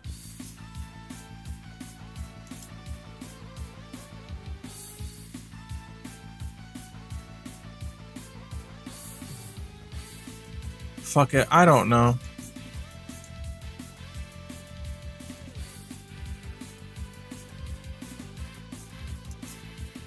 That's one of those things where, like, I think it might be too much detail. I think the simple answer is just to not have it. It reads?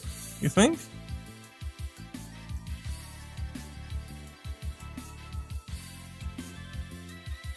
I don't know. Feels like it's too much.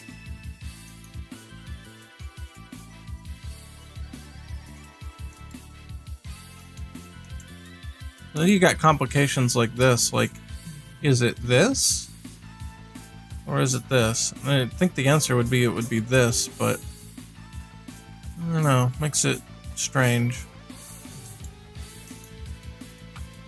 Because I could put it on the edge.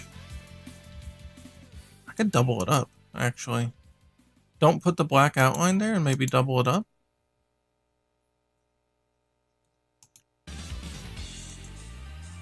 I don't know. It kind of feels like it needs the outline. Now it just looks like shading. Yeah. Here it might be okay because it's just one strip. But on the rest it looks like shading.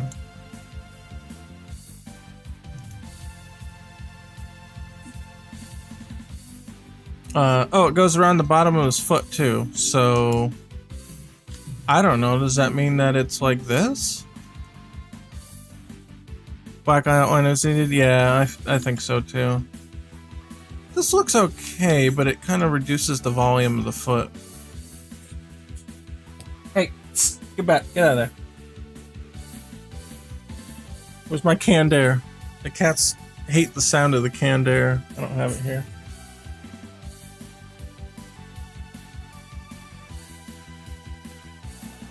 You wouldn't see it at that angle? Okay.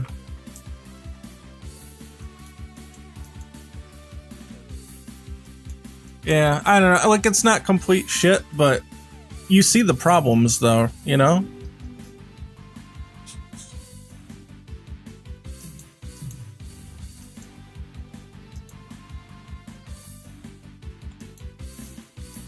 We've already had to make, like, 2 or 3 compromises to make this even, like, remotely possible. I still think it looks too complicated, though. Especially like the chest area. Like from far away, I don't know. I guess they're thin enough where it's a little okay. It just looks like a fucking mess though.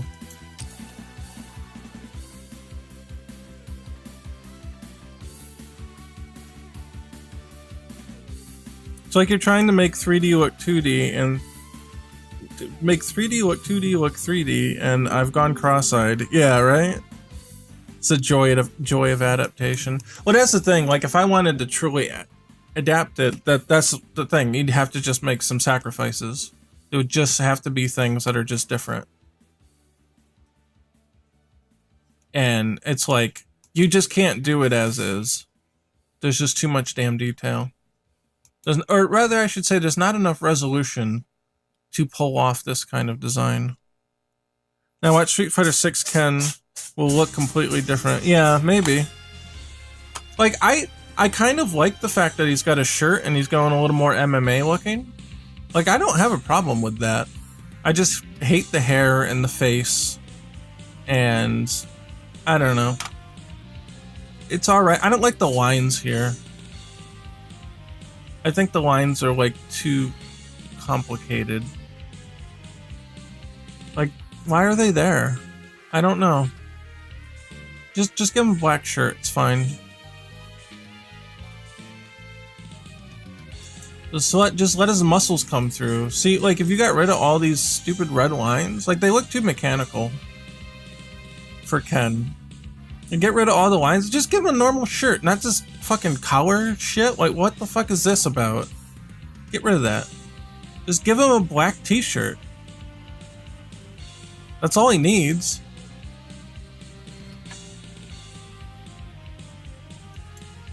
I don't know. This actually came out better than I thought it would, though.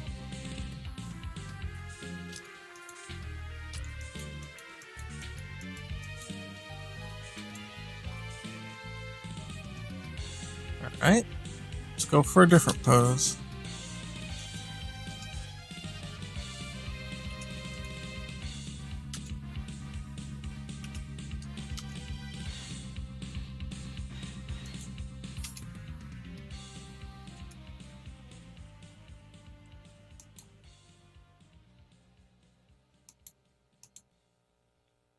Oh, oh.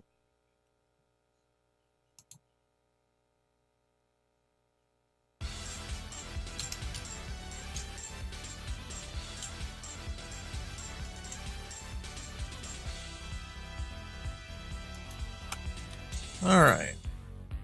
This one then.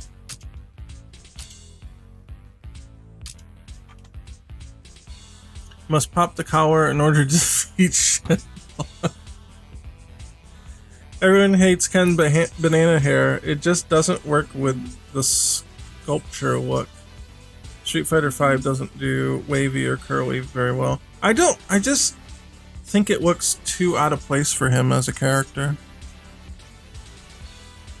Like, why would he... what the hell is this? What is this? This is Ken's hair. What on God's green earth possessed him to go from this to fucking this? What is this? It's so like super anime, like dumb anime. I don't know. Rich boy fell out of touch. Yeah, kinda. I just don't know. It's not even just the rendering, it's just the whole thing is wrong.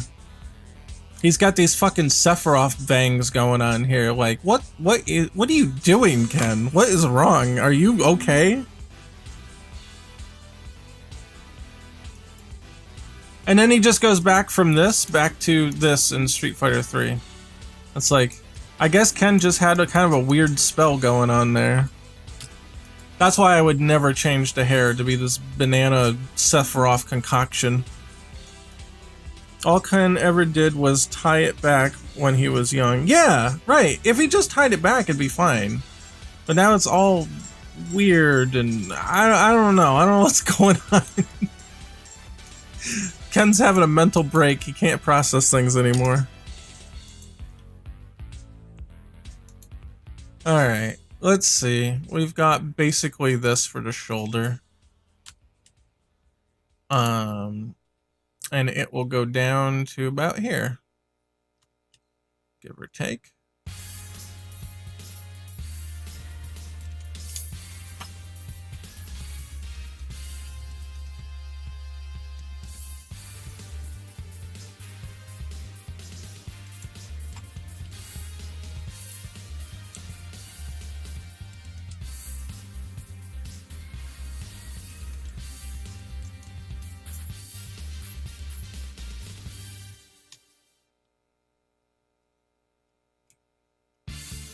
Alright, easy part.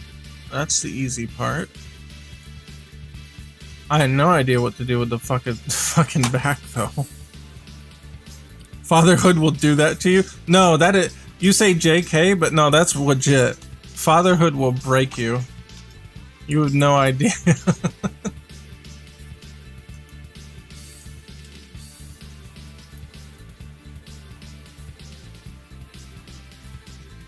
Okay, this is definitely like the back portion here. So we could break this here. Again, I'm gonna use another color to kind of help me out. But then it would come on down to like here-ish.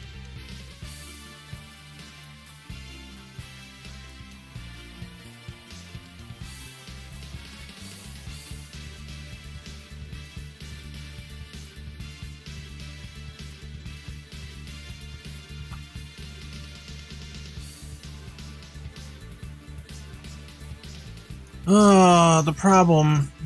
There's definitely like armholes in here too. I don't know if those should be done or not. They should just be slits.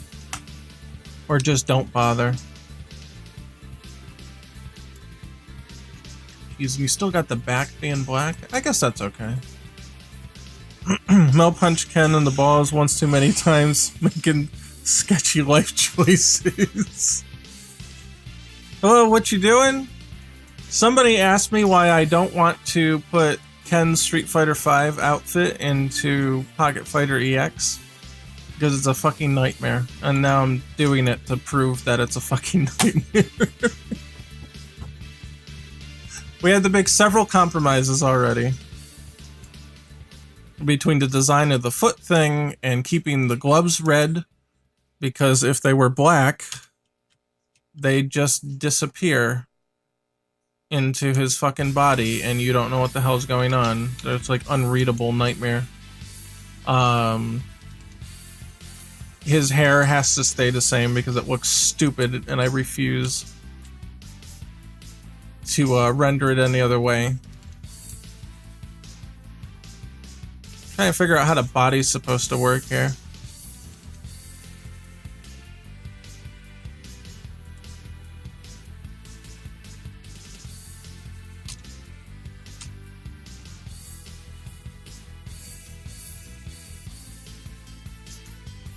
That works okay for the footband here.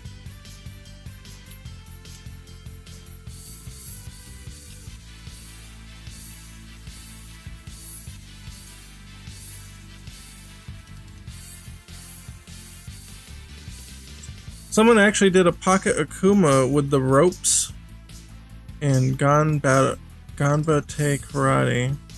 It just seems like a lot of work on their part, though. Do you have a screenshot of it? Like with the rope belt, right?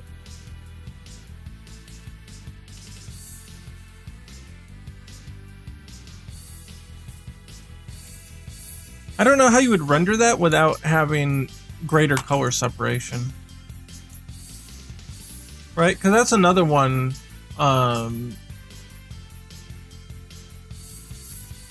that I've experimented with before, I'm pretty sure. So, let's see. Kuma's standing, right? Yeah. So it's kind of the same deal here.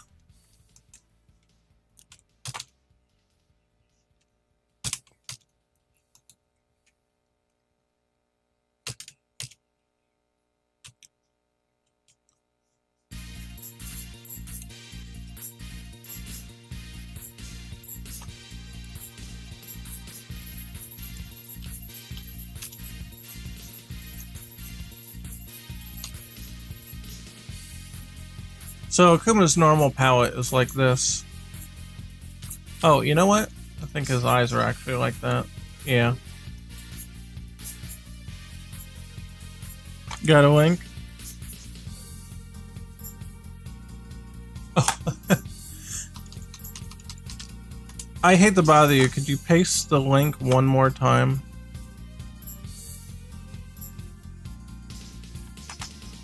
Because my chat window wasn't up. Where the fuck is the window? Oh, it's behind. Okay, hold on. If you could paste it one more time, it'll come back in. I forgot to have the window up, so it's blank. Just out of convenience for me, I would appreciate it.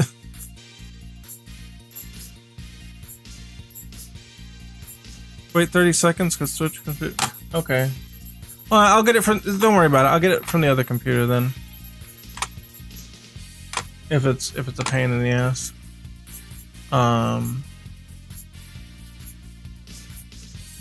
Where's Discord? Discord. Oh, you got it? Oh, okay. Thanks.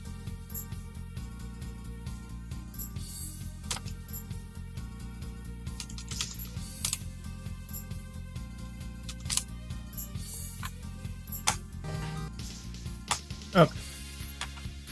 Oh, and his hands. Okay, it's not his belt, it's on his hands. See, here's the problem though. When you're animating them, it becomes very inconsistent. But also they're very like they're like 1 pixel details. They just don't read very well. Like here, what is this? Is this his hand? Where's the hand begin and the wrist? The wrist end and the hand begins. It loses detail. Or it loses clarity rather. For the sake of detail. Like, I don't think that's the way to go. The same thing with the sandals here. The feet look really small now. Instead of adding sandals to the feet, they just kind of made an outline around where the foot was on the inside. And now the foot's really small. So it like it's cool, but it also looks really strange too.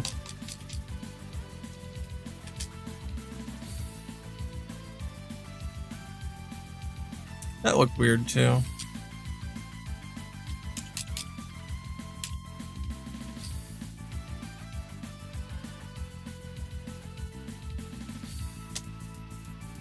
Yeah, I don't like it because it loses clarity on where the hand actually is. Yeah, that's why I wouldn't do that. The best you could hope for in that case, well, here you wouldn't even see it, but let's pick a pose that you would actually see it on. How about this one? This one's pretty decent for that.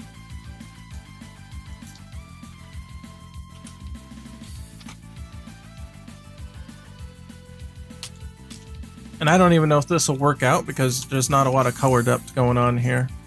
But let's just say, for sake of argument, maybe it will work out. Oh, I need this. No, this. This. Okay, that's the normal color, right? I think the best you could hope for is doing something like this instead. Potentially. And even that looks kind of stupid. I don't know.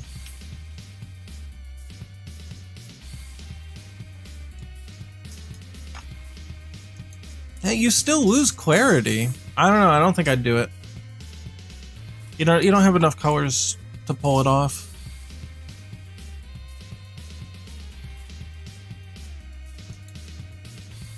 Because like I said, the best you could get is like hoping to shade it in somehow. I don't know.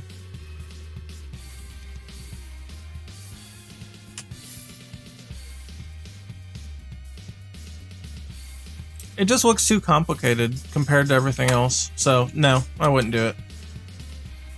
I think it'd be a bad move. If you wanted to retain the 3-color style. If you had more nuance with your colors, maybe, but even then I'd still question it. It's the same thing with the ropes here. Like if you made like the rope belt instead, then you'd have to make it thicker. And then what are you really gaining? I guess would be the question. Actually, it doesn't look too terrible.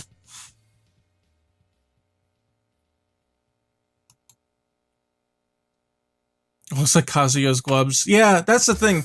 When you have such small details on sprites this small, like single pixel details, people start interpreting them completely differently. Yeah, the rope belt actually works, doesn't it? It's kind of funny. I don't know if you could do it all the way around. Maybe.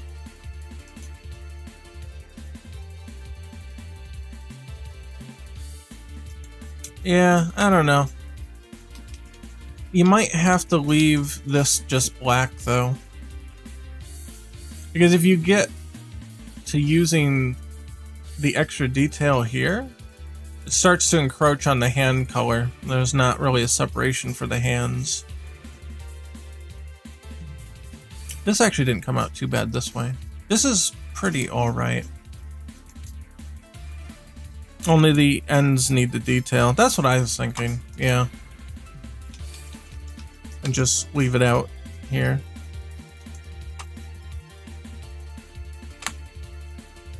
Well, given that, let's try a couple poses. I guess it's close to Halloween, right? So working on costume testing makes a lot of sense.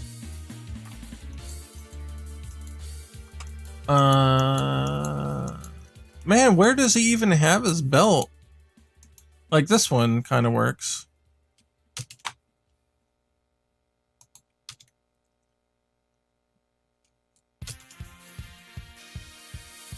I love this version of Akuma's theme. Oh yeah, that was Alpha 2's, right? Oh no, I'm sorry. X-Men vs Street Fighter. Yeah, it's a good one. That's really good. The one from CVS2 is super good too.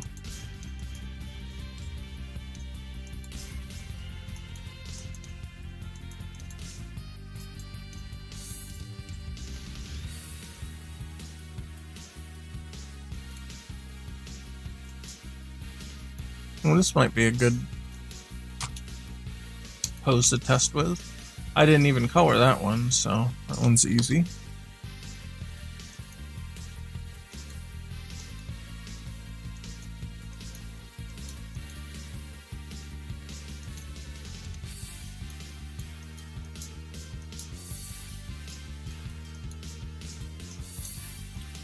I was gonna say, yeah, where is this one? Oh, you know what? This one's more complicated. You know what? We'll do them both. It's fine. Do them both. These are very simple edits, so they're not going to take very much time.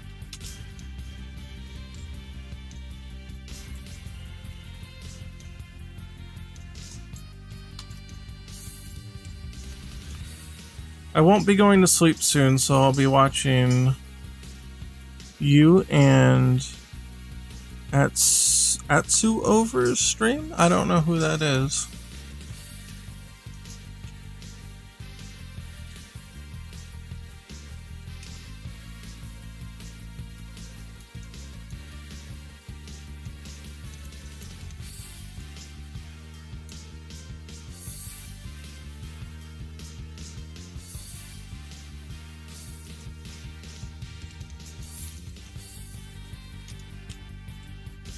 Pretty sure the hair is a different color. Or the hair tie, rather. Okay. So they're all... Well, they're mostly all the same color. Need to do... that. There we go.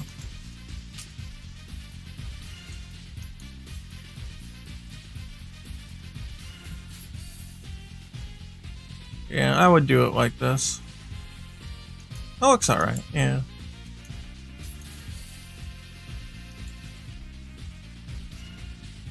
That was an easy one there.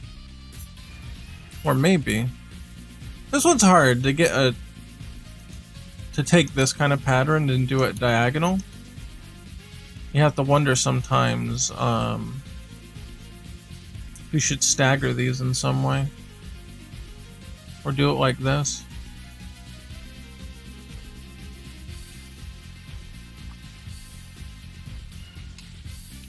I don't know. I always hate the diagonal because it looks like it doesn't look like there's segmenting to it. It looks like a solid piece.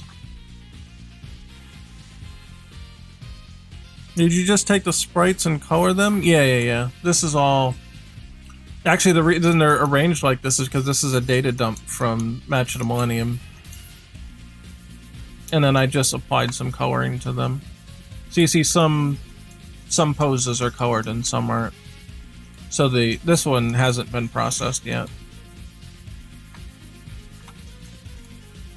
I have to do all the changes here.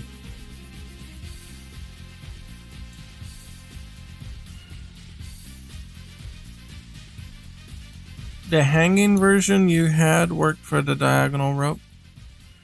You mean this one? Is that what you meant? This one?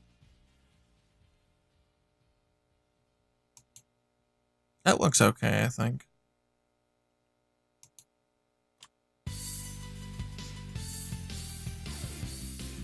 Yeah.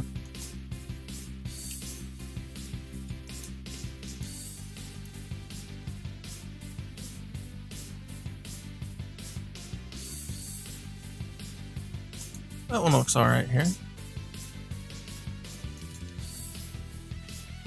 So if you wanted to do that streak in his hair, you'd have to make the same color as his eyes, right? And not add any new colors. Yeah, if you wanted to do the streak, yeah, you'd have to do something like this. Which actually it's not too bad. I don't think that would be a big issue.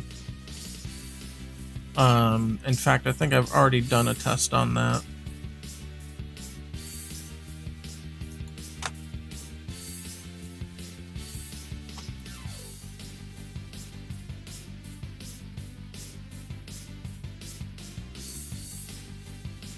Guess I didn't put it here.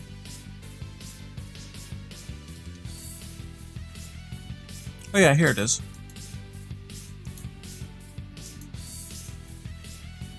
Is this an actual animation? Yeah. My only worry is that it doesn't kind of like, it doesn't really animate with the hair though.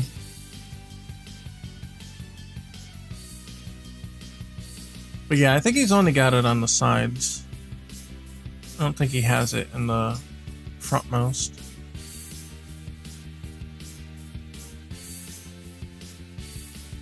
And if you didn't want it, you could just turn the palette off. You could just change it to red.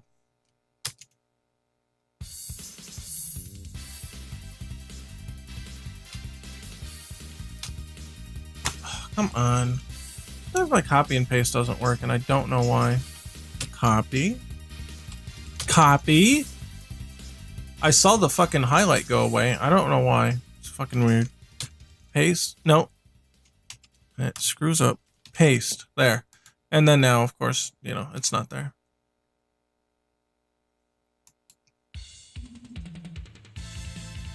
I like the highlight though. I think it looks cool. I think it looks really cool.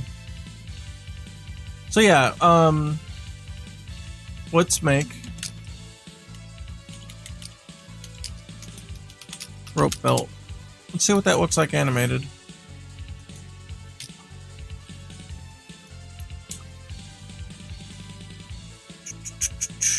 I'll just use the skin coloring for now.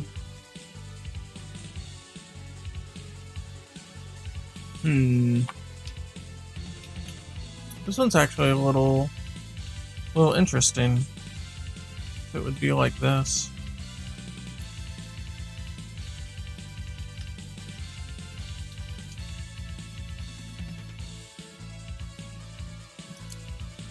Yeah.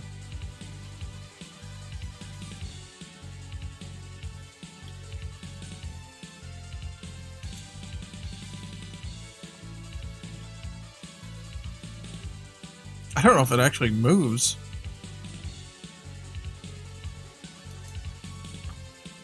Yeah, it doesn't look like it actually moves. Like, it just scrolls up and down. Oh, there we go. Now it moves out.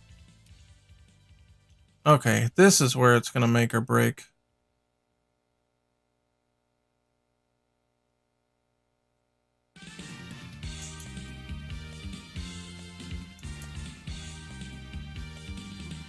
Picturing Akuma at the hair salon getting highlights.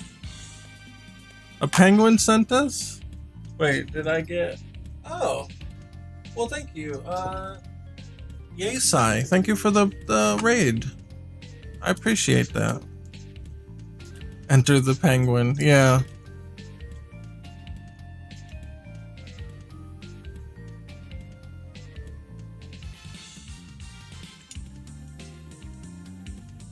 Guess it would be something like this.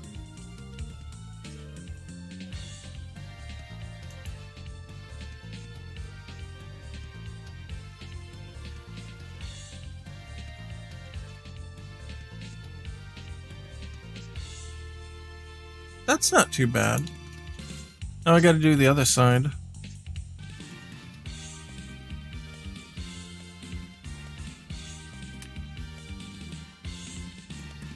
The penguin worked really hard to raid you. It took like 15 minutes. Was no one else streaming? Couldn't find anyone else.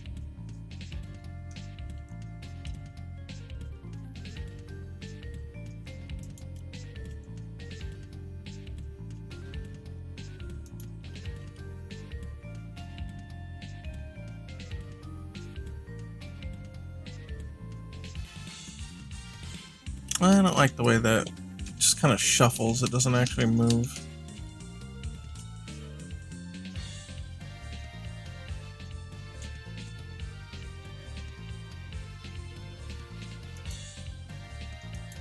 Oh, that's not good either.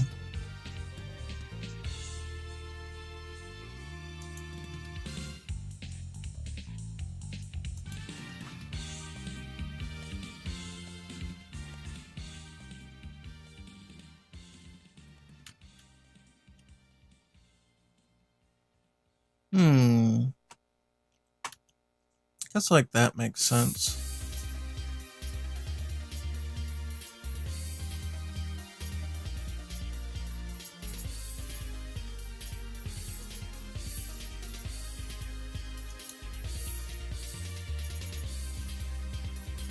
That's not too bad. That's alright.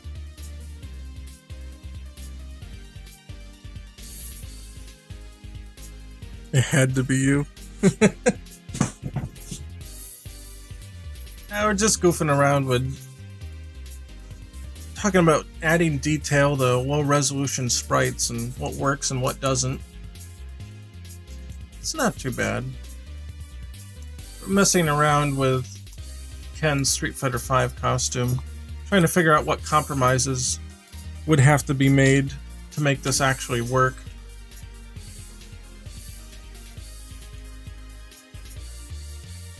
I still wonder about getting the detail of the little arm sockets there, because it's a gi, right? So it theoretically should have like the arm sockets in there, but I think it's too much. I think it distracts from the whole thing.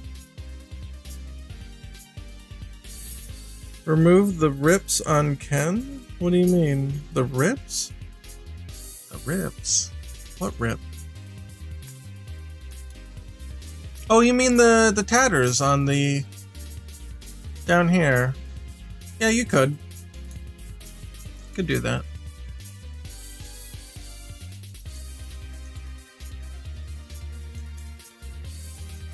Yeah, something like that.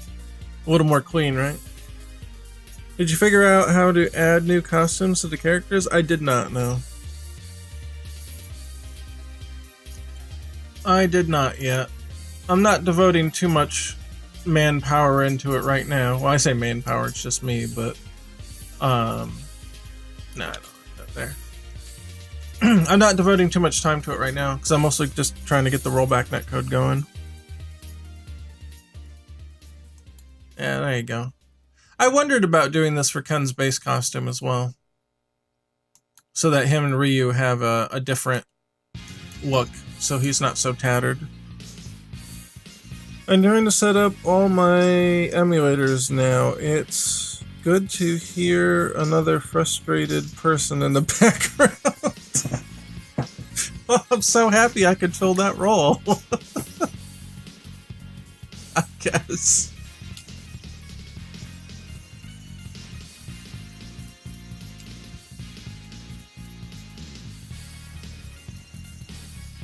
That's a cool bot. So you're streaming on multiple sites? Yeah, so we're on YouTube, Twitch, Twitter, Facebook, and Odyssey all at the same time. Oh, the Odyssey chat doesn't come in though.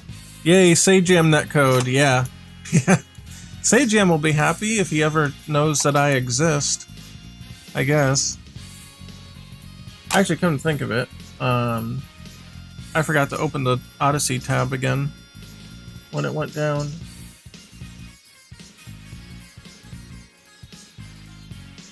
I guess chat would be lost. I don't know if chat gets saved. I've never gotten a chat message on Odyssey yet, so I don't know.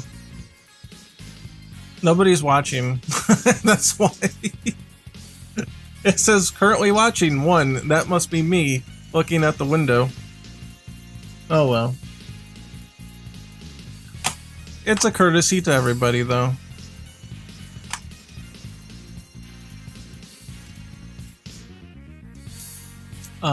Yeah, the rope belt's not too bad. It gives Akuma a little bit of a difference here. I don't know. I'll save it and consider it. Oh yeah, there was one more pose to do here.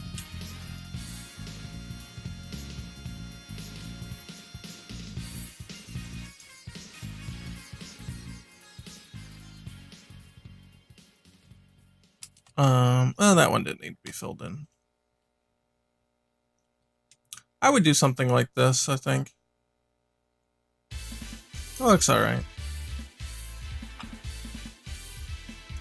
It's gonna change shape and size depending on the posture too. That's the other issue with having details like this.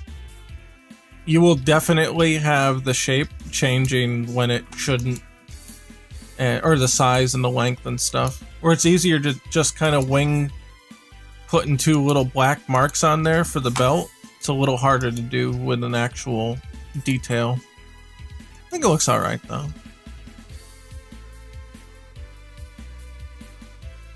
I always liked that rope belt on Akuma. It was always such a cool design choice from Street Fighter 3. Really made him feel like a mountain man, you know? Like he's just out there in the wilderness doing his thing. He's colored like a Gen 1 Pokemon. That's his base palette from Match of the Millennium. Oh yeah, hair streaks. So I guess, I don't know. Let's look at a picture of Akuma.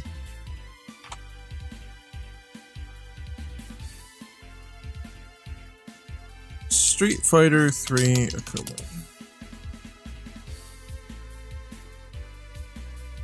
Yeah, okay, so his hair definitely only has the highlights on the side. Yeah. So they're not too prominent either. So it could just be like that. I think that looks pretty alright.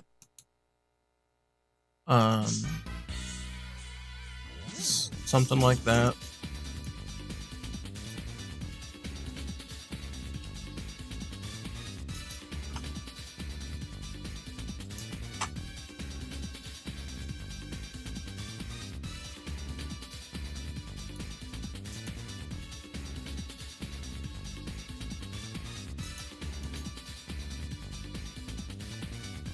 Potentially do that. Nah, I'd just leave it black. Yeah, just something like that. I think that makes him unique enough. It doesn't interfere with the design, with the design in 3 colors too much. I think it reads fairly well. You just can't have him be too big, I think. So I wonder if it should just be like that. Or even just like that. Nah, it's gotta be a little thicker like that. It's actually more toward the back though in Street Fighter 3. Well, it's definitely something like this. So I would do that.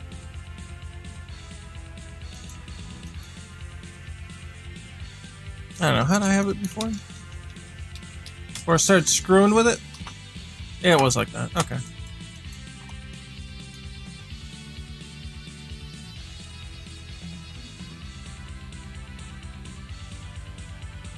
If you only do one side, you'll get the kanji on Ryu's belt. You're doing God's work. Maybe. Does look kind of cool though. Okay. Let's color it though.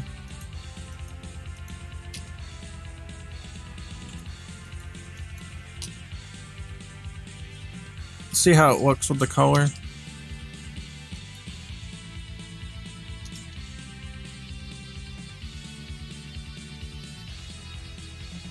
Oh, not quite on the yeah, that's good enough. Okay, let's get the base colors in here.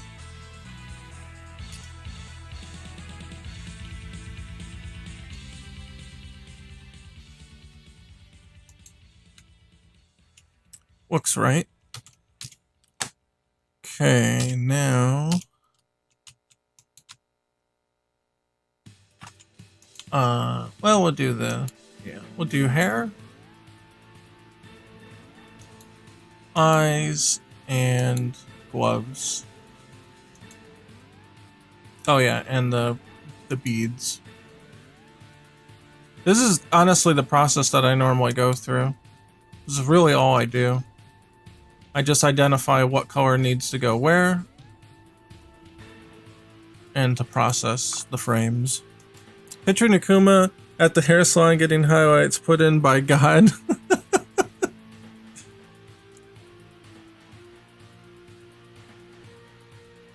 If I never mentioned costumes, we wouldn't be here. It's fine. We get derailed all the time. If you were to remove the rips on Ken, you could use a separate color, so you could still use the palette with the rips? I don't understand the question. Oh, wait, I think I know what you're saying. If I color in the rips with a different color, then I can have them toggled on and off. It would actually sometimes change the shape of the outline, though, so that may not be possible. I would say that that's probably not, wouldn't be normally possible like that.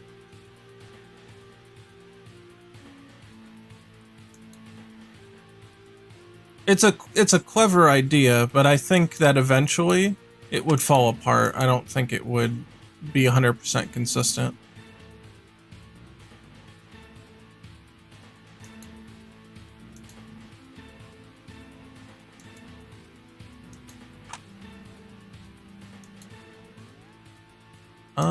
Let's see. There's not a lot to color on that frame.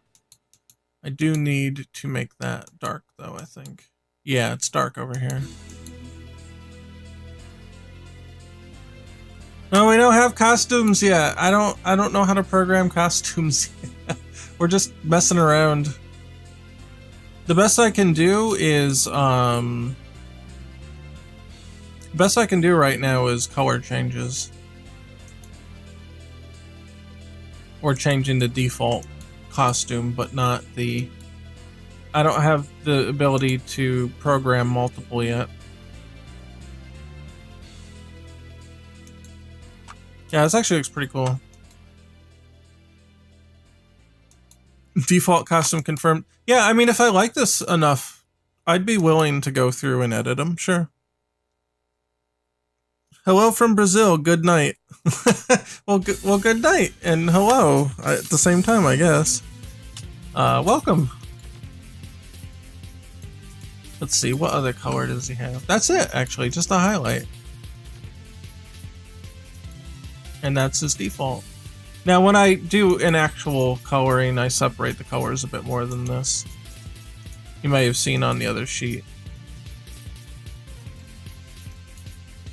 I wonder about that? Nah. I think they should say the skin color. But I would make them differently colored and thing. What I mean by that all is you'll notice here that here's a good example. Everything's colored with a separate color so that I can change them and make combinations that wouldn't normally exist. So everything has to be separated. So the beads are a different color, the teeth and the eyes and the hair, everything's all different color. Here's a good one, like the aura. you'd normally think, oh, it'd be red. You'd use the same thing as the hair color, right? But what if you wanted them different for some reason? What if one palette makes them different?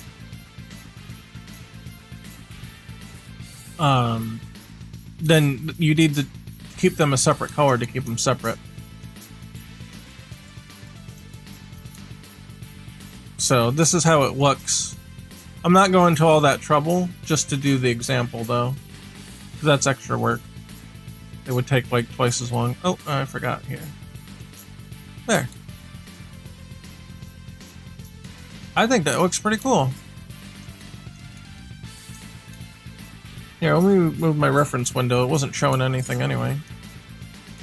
Yeah, that looks pretty cool, right? And I'm jumping the gun here, but are you planning on changing Akuma's inputs since he has so many special moves? I don't know. I'm not even thinking about Akuma right now. I don't want to dumb him down for sure, but I couldn't give you a definitive answer until I really make like a game plan for it. Akuma's not on the, technically not on the confirmed characters list, but I always say that I feel Akuma is inevitable.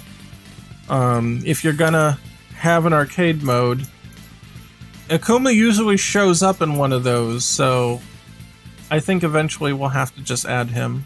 So I feel comfortable talking about him, but I don't really know. I think it's tough. I've been trying to stick to 3 supers per character. But would Akuma be the character that would have 4 supers? Who knows? Man, this thing's broken how many times tonight? Where is it? There it is. I don't know. Akuma will have a hell of a lot of EX moves, that's for sure. But the way I balanced Terry was he has so many special moves, and I removed... Well, I didn't remove, but King of Fighters typically gives Terry Bogard less super moves. And I think it's because he has so many special moves. But Akuma typically has a lot of special moves and a lot of super moves at the same time, and I wouldn't want to necessarily scale them back. Godshin Cyber Akuma secret boss for arcade move with all the moves.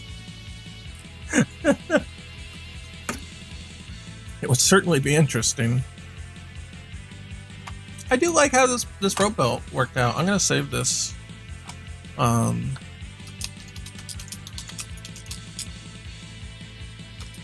Yeah, rope belt sample. I do like how it came out. I think it's kind of neat. I think that's one detail that doesn't seem to distract from the rest of the design. Seems to all kind of flow. The other thing I was thinking is if you did lighter colors in between the rope bands.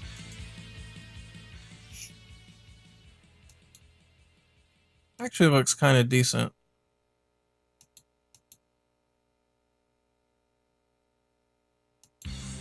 The only problem was when you go to color this kind of thing, it gets a little hairy. Seth, but with hair versus Shaggy Pocket Fighter Gods Among Us EX. I like how he didn't have EX moves in Third Strike. It kind of balanced them out. That's something to consider for sure. It really is. Let's see. So the equivalent here would probably be to make them look like this.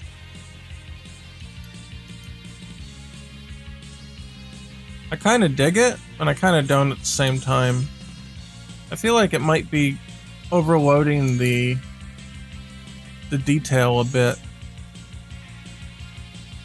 I think it might look better in the colored version without the added bit. But it does help it stand out in the 3-color. I don't know now. I don't know. I think this just kind of reads a little better. It's a little more simple. Without the additional color, just using the outline.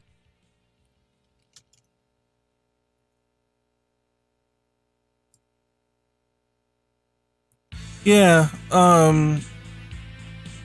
yeah, you know what it was?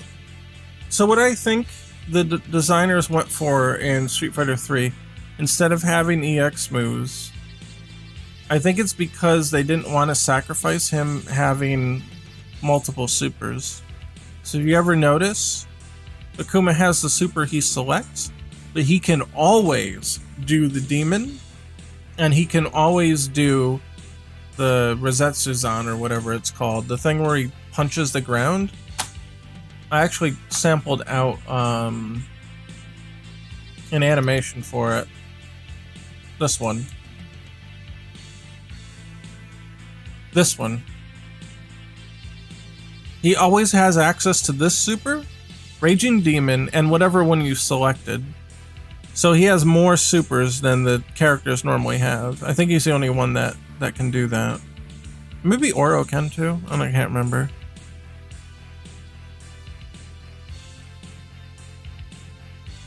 Imagine one day you join the stream and see a trailer for Cloud. No Cloud. No other characters.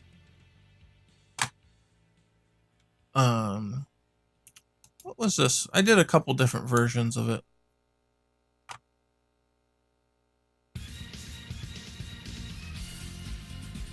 Oh, you know what? I added the lightning strike.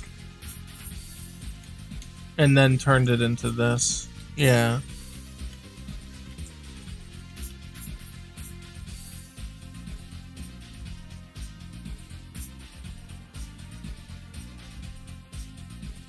This one does what now? It's similar. It's similar. What was my version B? Or is this just an export? Let's see. This is... Oh, that's just a GIF. This is Flash A. And this is Flash. Flash and Flash A.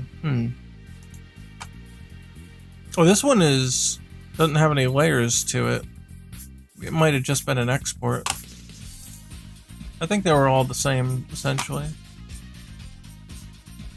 Oh yeah, these two are GIFs. Here's another one. Okay, this is the base one. Yeah.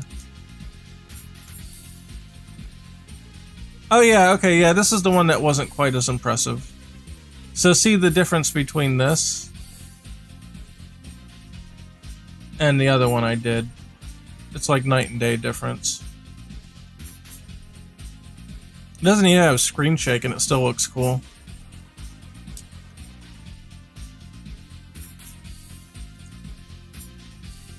See the difference between that one and this one? Very different.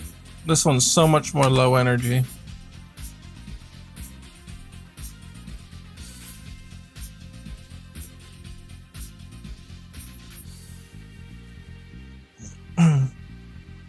So is that Cyber Akuma theme a confirmation? Yeah.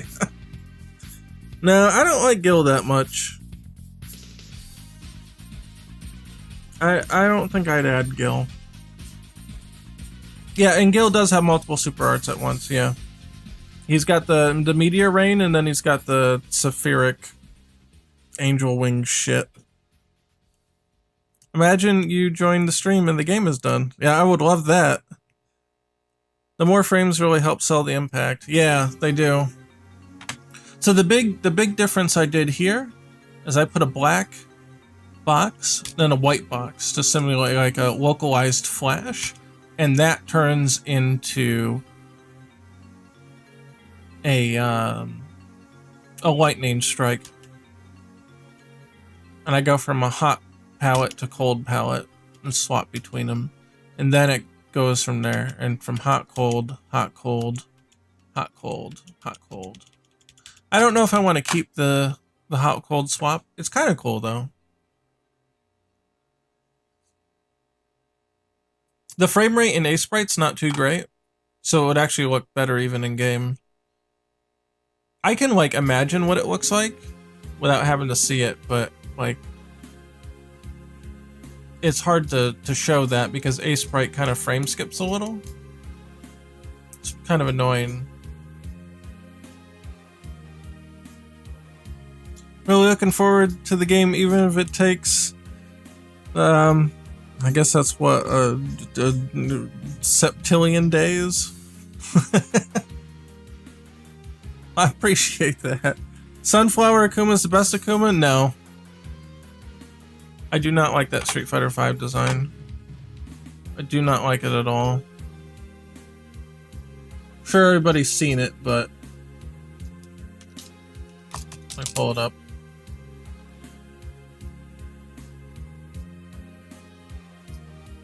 Yeah, no. I don't know. Something about this don't look right. No, I don't like it. I don't like it. He's like weird. Why is his hair only pulled up here, but not? I don't know. Akuma Matata. Yep. Gameplay wise, he's a good Akuma. Maybe. Got some neat stuff. I like his new Heavy Tatsu is cool. Where it spikes you back down. I would consider thinking about that move. I don't like that visual design though. I think it's wretched.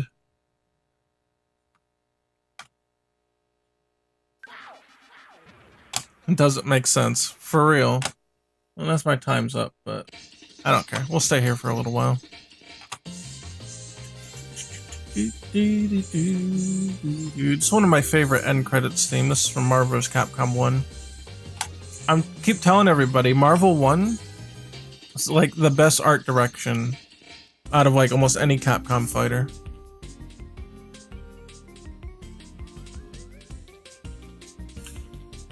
Game dev skin for Chun-Li, her with a game deg shirt? Game dev? I don't know. I don't know.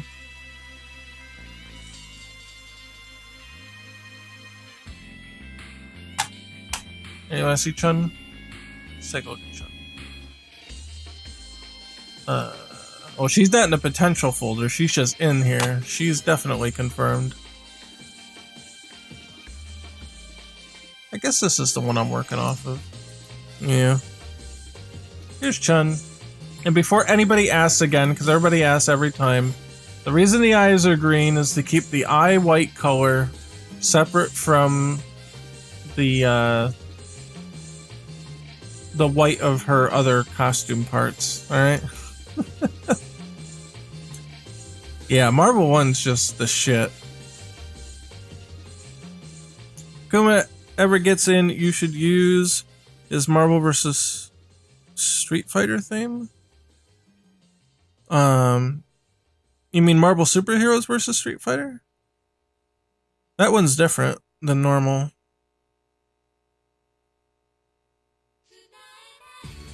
That Chun-Li from Fortnite? Yeah. Yeah, Chun-Li made famous from Fortnite. Yeah. Kiss my Converse.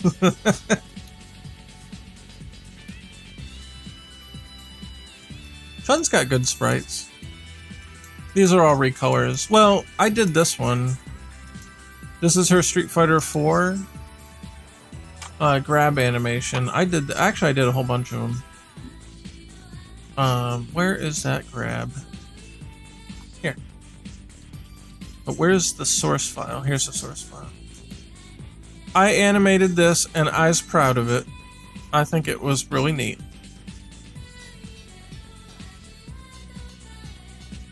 Some frames are reused, of course, but I think it looks cool.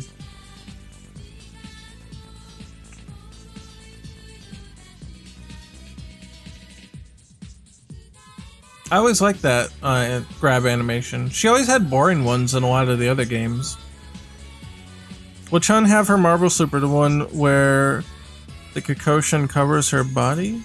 Oh, yeah, for sure. Oh, excuse me. We have level 1 and level 2 supers. They're kind of equivalent to like level 2 and level 3 supers.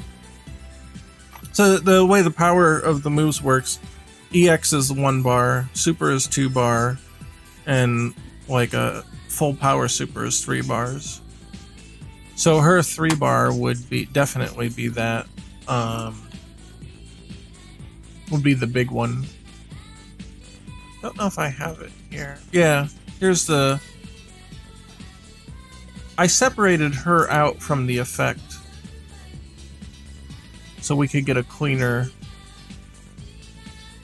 thing on it. Yeah, here. So I took that and I separated her out from the effect.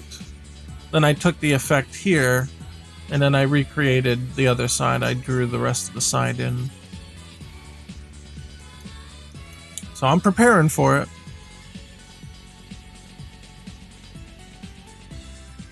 Will her level 1 EX be her Street Fighter 2 Super? No. Well, if I need to, some EX moves might resemble Supers, but not for her. So she'll have like EX Spinning Bird, EX Kakoken? Yeah, EX Kakoken will just be like a multi-hit one that travels. What else has she got? Jeez, she doesn't have very many special moves. Oh, she's got the overhead move. The little flip kick thing. I want to bring that back as a special move. Where is it here? This one. She flips upside down like in Third Strike. I'd like to do that one. She's got the lightning legs, obviously, and that has an EX, but it wouldn't be like. It would just be like the EX from Street Fighter 3. It wouldn't be like the full Super version, because she'll have a Super of that anyway.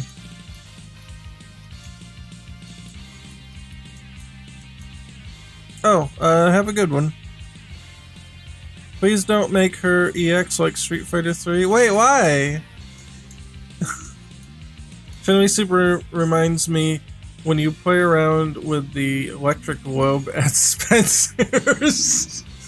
It is true, right? It's totally true. It's totally true. It does look like that. I forget what they call those things, but yeah, it looks totally like that.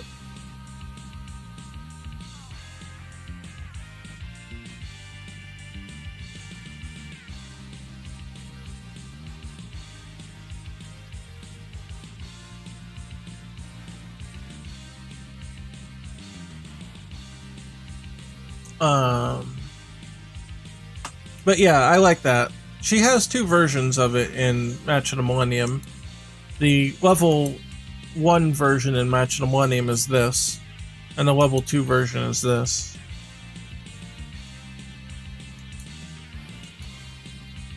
I'm thinking about giving her Marvel Super, where she's got the kick in the air. The Match of the Millennium gave it to her, which I thought was cool. But that's the one where she does that one single kick in the air, and then it prints out the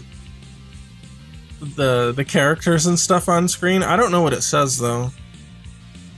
Do you know what Chun theme will be in the game? Well, we have Maxi Demand. He's composing all the arrangements, so it'll be up to him how he wants to do that. But it won't be taken from a different game. It'll be a new composition. Or a new arrangement of the composition, I guess if you want to call it that.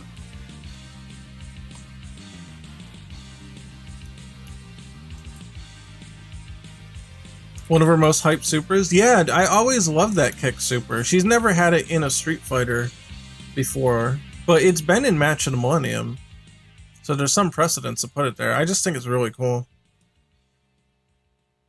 I mean, it's kind of a hard one to pull off, too, so it's not... I don't think it'll be too bad. Should be the first character with an air super, I think. Yeah, Guile doesn't have one for sure. Some forms of Kyo have an air super, but I don't know if I want to add it.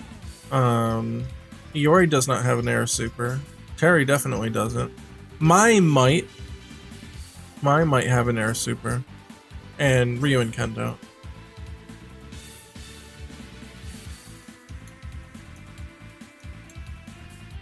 Mai has an air super? Yeah, that sounds about right for her. Okay, so Chun and Mai and maybe Kyo might have an air super, but they'll be unique in that aspect. She has 2? Mai has 2? That's funny.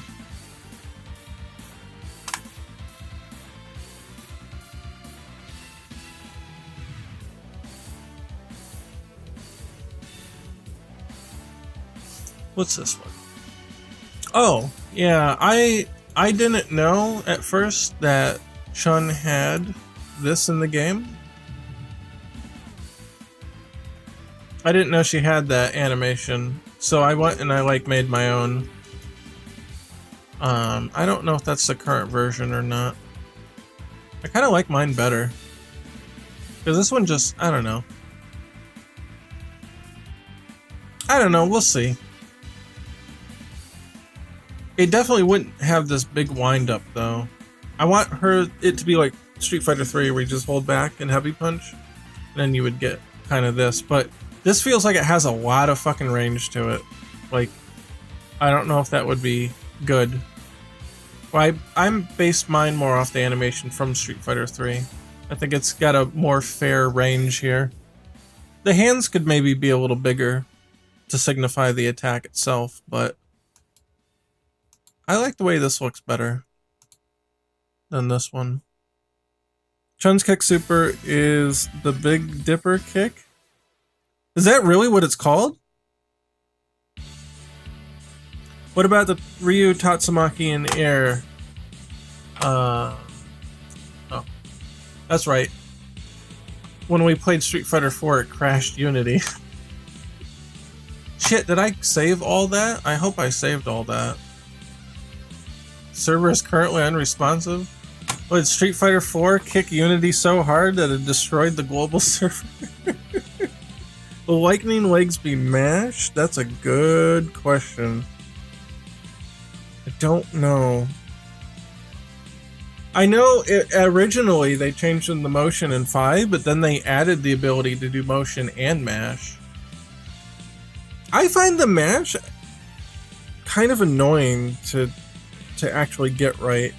It's fun to do. I think in Street Fighter 2 it was fun to do because the moves weren't that complex and combos weren't too crazy. Like, well, combos could get crazy, but like the average player would, like Honda, would just smash, you know, the punches and be like, oh cool, that's a cool move. But yeah, having the mash specials are kind of annoying when you're actually trying to do like a combo. So I really liked the fact that that Street Fighter 5 changed it to emotion. And I didn't forget your question though, P25. I just want to show you that it's actually in the game, but it's loading so slow that the suspense is not working out too well.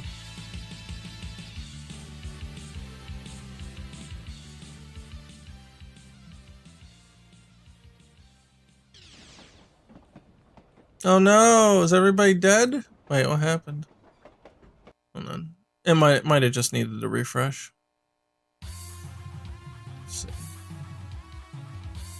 Okay, here we are. Okay, here's the actual game. And there it is. It's in there.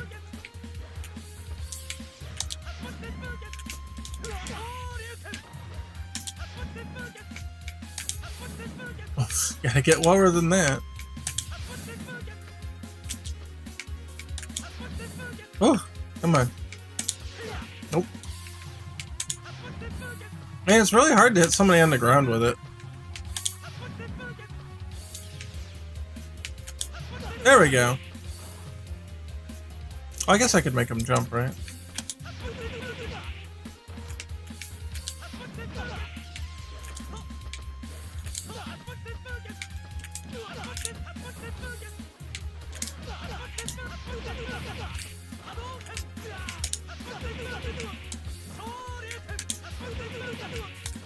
Ooh. Yeah, it's in there.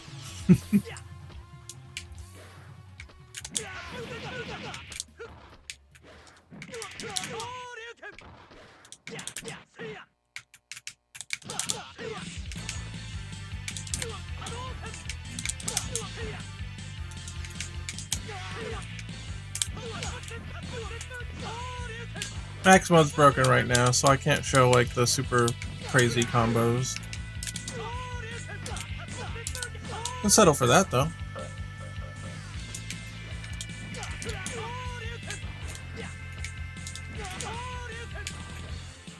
Let's see.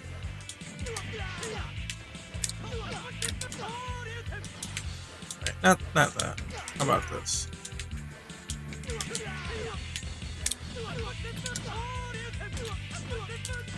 Yeah, I like that. How about that? Turn the profiler off. It's getting laggy.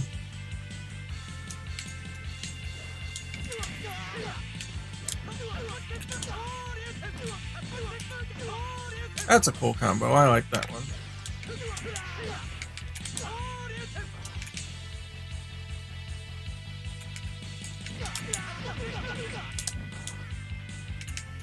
I wonder about that. Can we? Oh, hold on.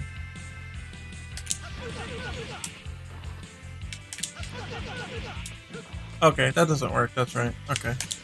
And I don't think. Damn it. I don't think we can link from anything else. We could do this.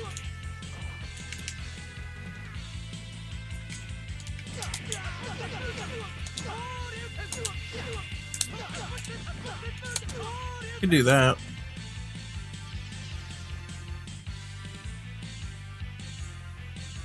Always wondered why this was Captain Commando's theme. I played a lot of Captain Commando in the game when I was a kid, and it didn't sound like this. Yeah, this song I don't think is in Captain Commando the game. I really don't. I think they just kind of made it up for Marvel vs. Capcom.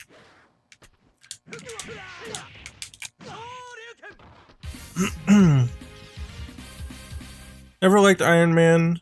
I mash Juggernaut all the time though.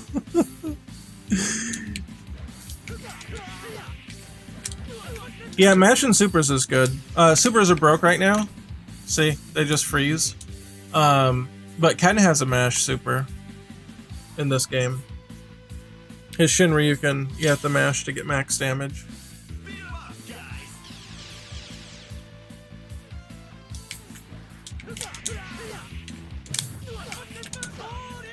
Feels good to be able to actually play the game again. Oh, I activated a super and it blew it up.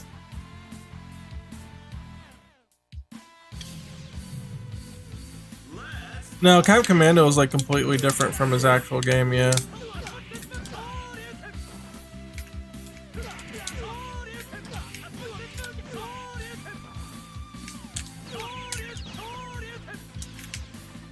Yeah, you should be able to. Oh, that's not it.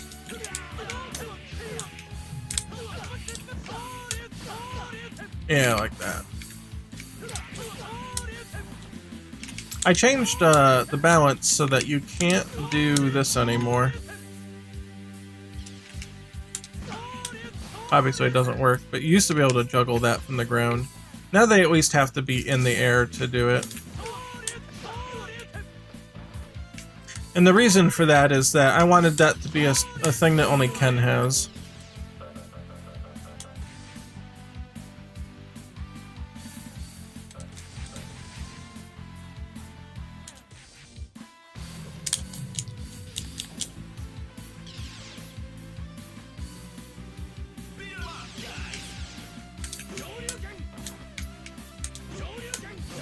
So Ken can do that.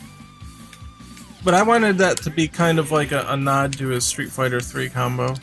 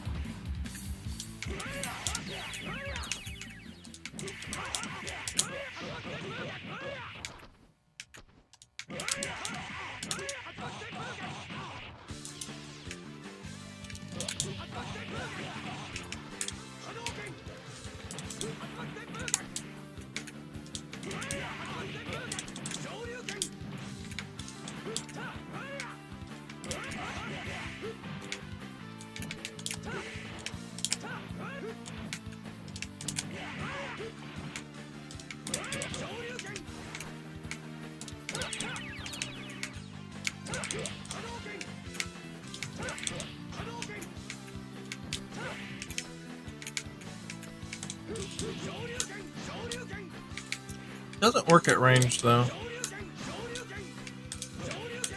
It's got to be something like that.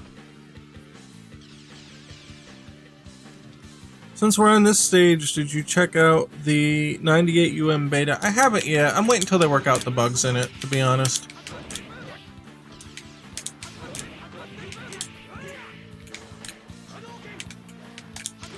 It sounded like there were a lot of crashing bugs and stuff, so I think I'd rather wait until they release a stable version.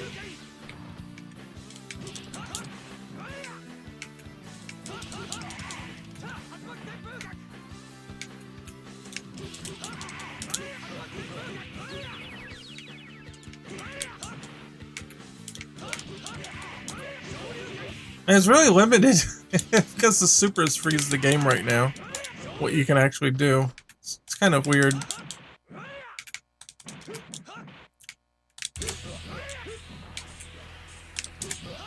I think Ken's gonna be really fun though. I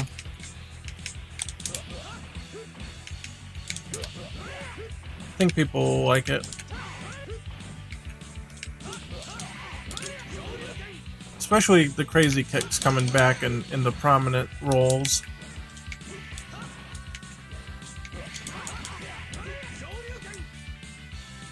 That Tatsu dive is like a dive kick. Kind of. Let's see. Does he have to stand to guard it? Yes, he does. Yep, it's a dive kick.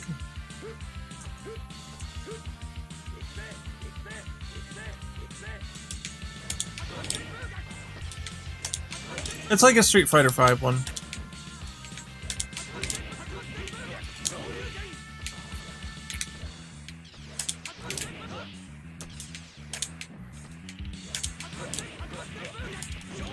It has a jump cancel on it, so if they block it, then you don't get it. He's not blocking. I put him on random, but he ain't blocking. Oh, I was gonna say, did it break? No, it's still there. Okay. Yeah, there it is. And see, I couldn't jump very quickly.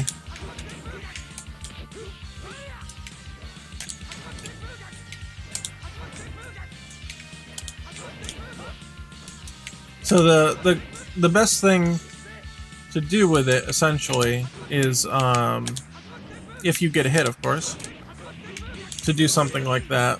And it's a lot of corner carry. And if you... It's tough to do that, though. You just want to push them away, you can do that.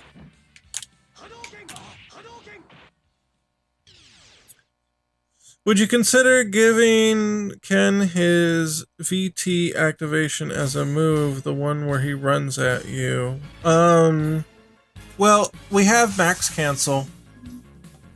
You can max cancel moves, and then you can do a run cancel from that with every character, so he doesn't need that as like a specific move.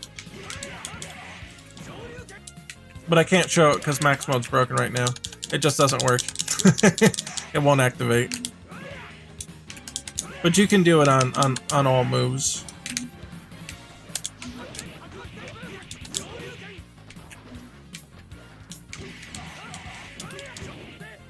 And there, if I try to super, it also freezes.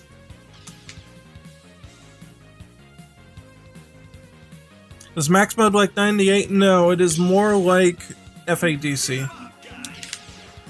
If V-Trigger and FADC had a baby,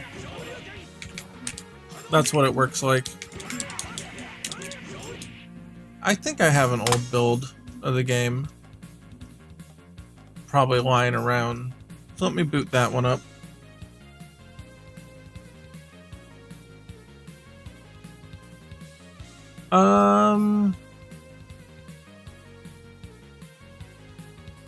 Probably this one.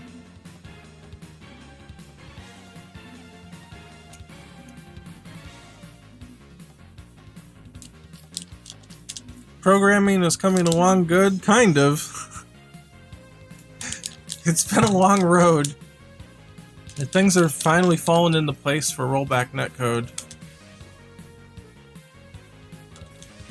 Here, I'll show you what it looks like. This build has max mode. So you can activate it on your own if you want. And for Ken, what it does is it changes his crazy kicks. It makes them fire orientated. There's a bit more nuance to it. They basically become safe on block and some other stuff. But you can do it from attacks as well. So you can start to string out different combos. Like that. Max mode also powers up your attack. You get a 20% damage boost. And but it will go away if you use a super though. So you do that. And it goes away. But that's alright. Because you get good amount of use out of it.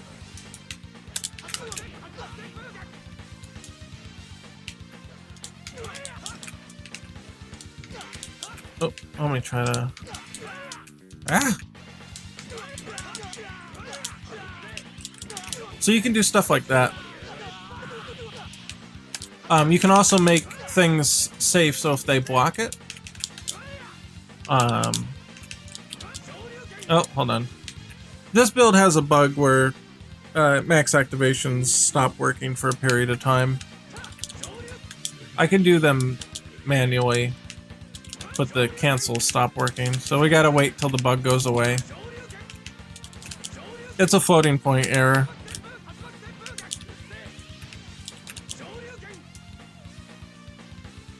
Yeah, KOS 15, their max mode ended up changing to the style that I use. I can't say that I inspired it, I highly doubt that. But it's the right way to go, I think, from a gameplay standpoint. Ah, I wish the bug would stop. Oh no, it always works on projectiles. Oh, there we go. Okay, so here. So you blocked it, so you can continue doing something else. And so it has that kind of FADC property to it. When you do something, you can run cancel it, and the recovery on the max cancel itself ends faster. And that creates a bit more of a combo opportunity of running up and doing something else.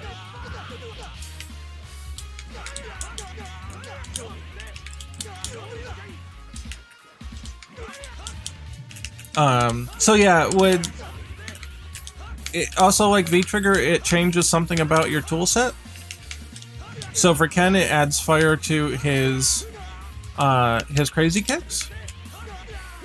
So here, I'm gonna make Ryu retaliate, right? Because you can hold them and do the overhead. If you hold the button, you get the overhead, just like Street Fighter 2. Now, they can be interrupted, because it's not a true string. See, that can be blocked. However, not in max mode.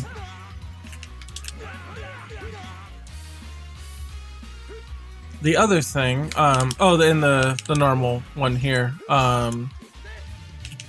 this is not safe on block. This one's definitely not. Even if I did hit the second part, well, I guess he was far away, but let's see. Oh, I did it too early. Hold on. Oh, I guess he's too far away, but you could probably hit him with a crouching medium kick kind of thing. He's just doing one thing. Does Ken have his red fireball? Oh no, he only gets fire on his crazy kicks. So you in max mode you get one special move that's changed, but that's it. It's not like your entire toolkit changes. But here's the thing: when in max mode, these are safe on block, and these are true block strings. So they become super dangerous.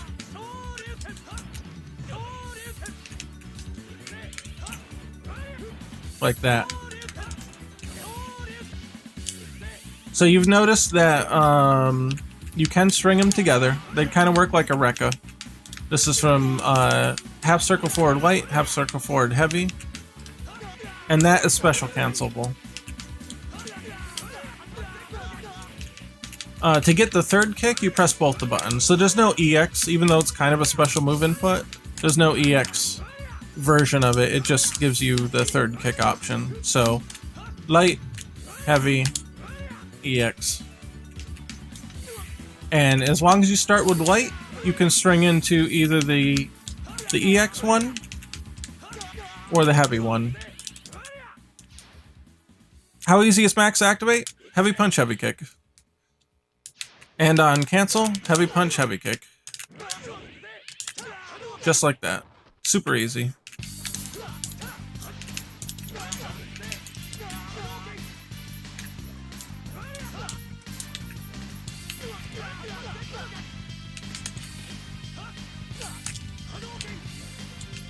Oh, Ryu's got the fire version of the Hadouken for his EX, so I didn't want to make Ken's the same as that.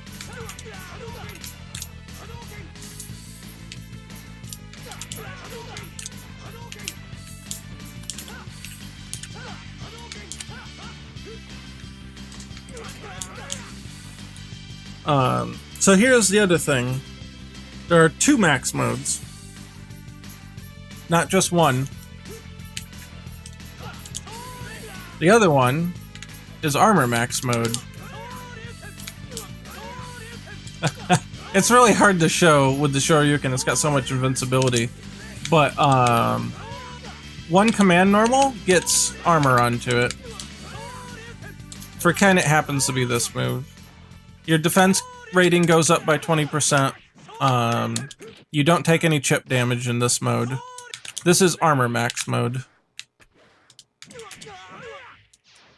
Terry gets another super in max mode, which might be broken in this build, but I don't know. We can change to him.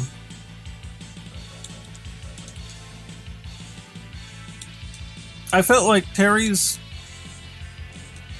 They seem to design him where he has a whole bunch of special moves, but he doesn't have very many super moves. So normally he's got this, he's got Geyser, and he's got Buster Wolf, right? But I figure in Power Max mode, he can also have Power Stream. I think that would be cool. I'm trying to decide on whether or not I want to keep it that way or not.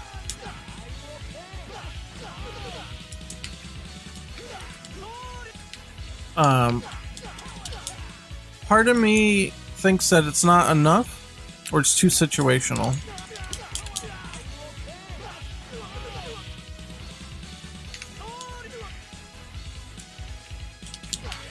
But I don't know.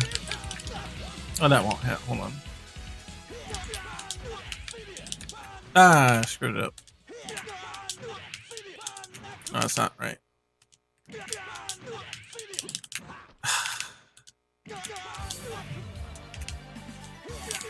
Oh, and the glitch hit, so it's not working at all. That's not gonna hit. Oh wow, it actually did hit. What the hell? I think it's because Ryu did something when he woke up.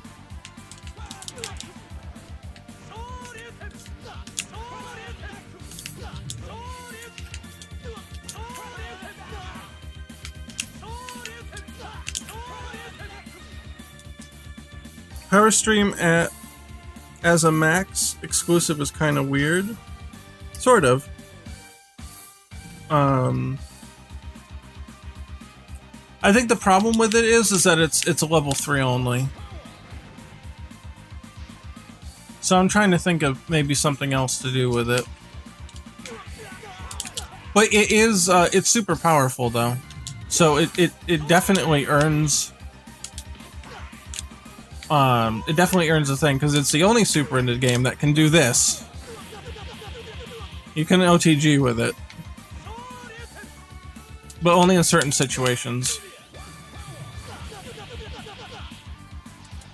So if you need to close out a match, you can do it. You can do it off just a YOLO knockdown in the max cancel, or if they're in the corner and you grab them, it's game over. If they're low enough on life. Obviously, it doesn't do a lot when it's OTG. But it can definitely close out the round for you.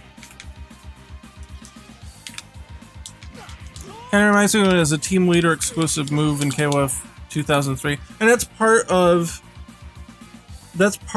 why I want it to be a little more exclusive to max mode. He doesn't usually like have it all the time, you know what I mean? Oh yeah, from 11. Yeah. Was it in both 2003 and 11? I don't know. Anyway, whatever. The point is, that's part of it. Like, they've always treated it kind of like an exclusive thing for him. It doesn't seem like it's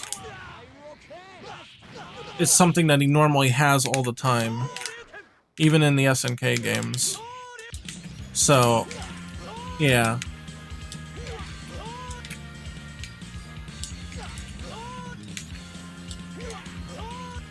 Oh, really? Does it? Oh, there we go. Okay.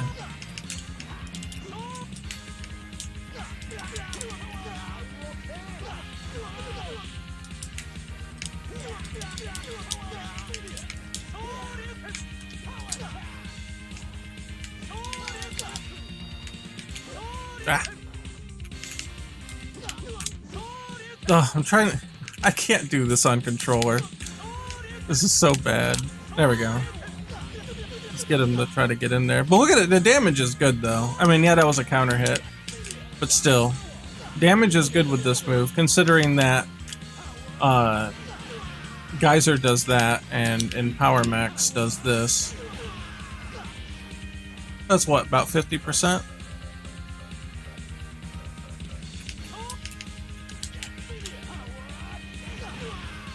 Terry's supers actually do a little more than other characters too, right at the moment. So that's what, 552? 576, yeah.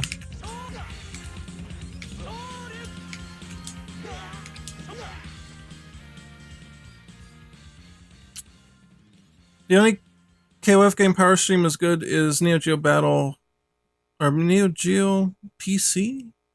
Did you mean Battle Coliseum? BC, not PC. You can cancel it into character change. Is that the only reason it's good?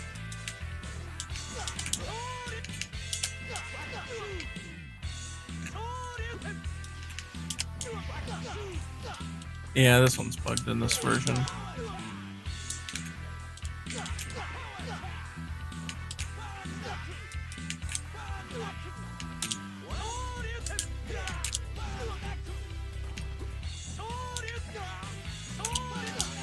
I kind of wondered about it. Not too many games have it. I remember buying Neo Geo Battle Coliseum, but I didn't like it. Just felt like really cheap, cash grabby kind of recycle game.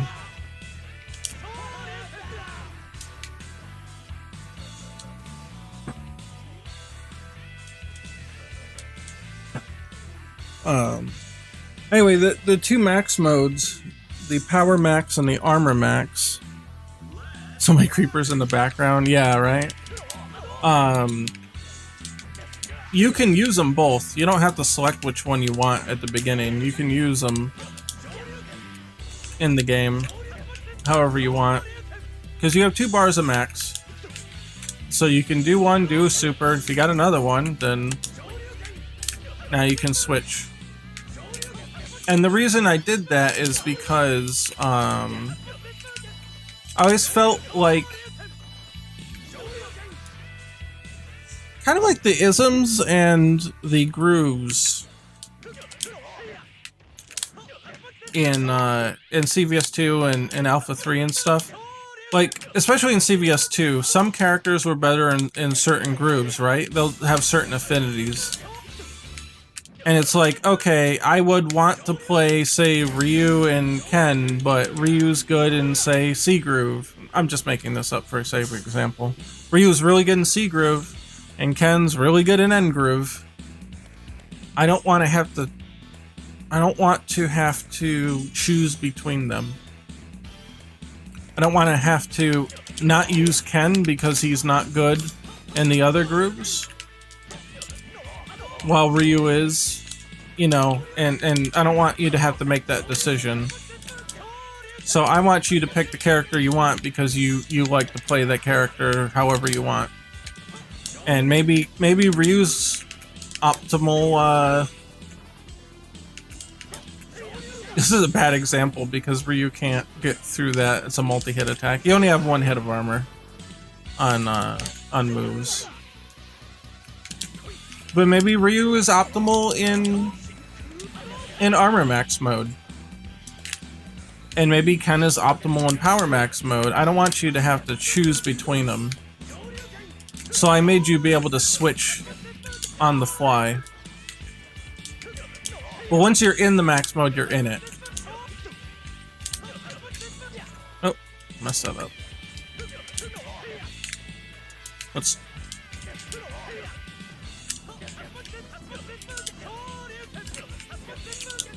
Ah, I messed it up. Shit. Ah! I can't play with this controller. Oh my god, I really can't play with this controller. Hold on.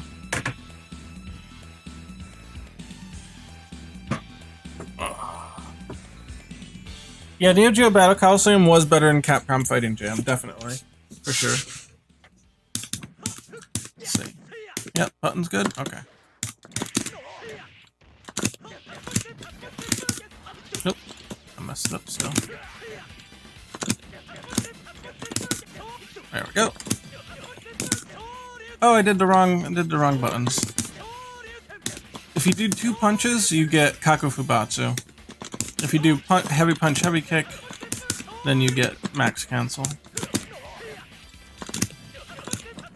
Nope, wasn't close enough.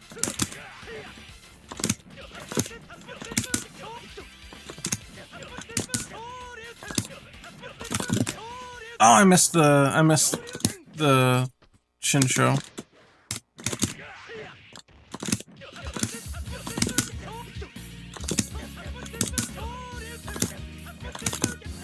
Ah, I messed it up. Wanted to do that at the end.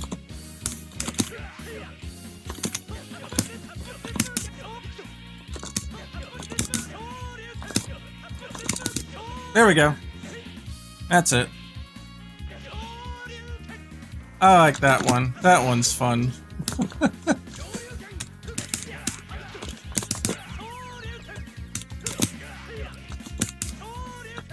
Oop.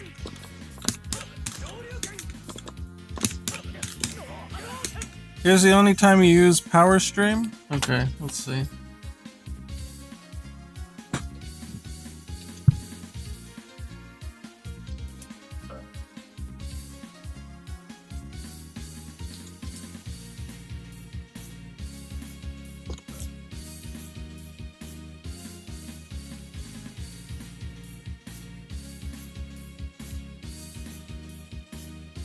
Oh, but it's just part of a canned animation. It's not... It's just part of the Switch animation, right? It's not like a thing you actually do after?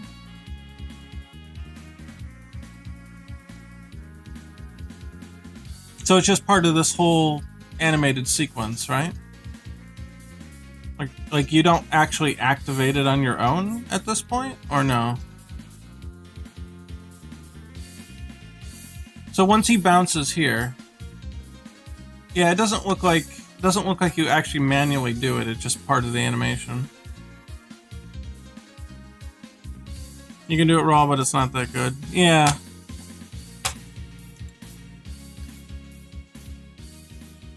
Yeah, I don't know.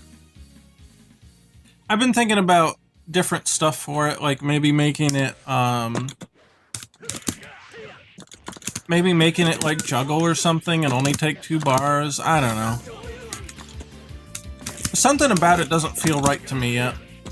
in Pocket Fighter EX.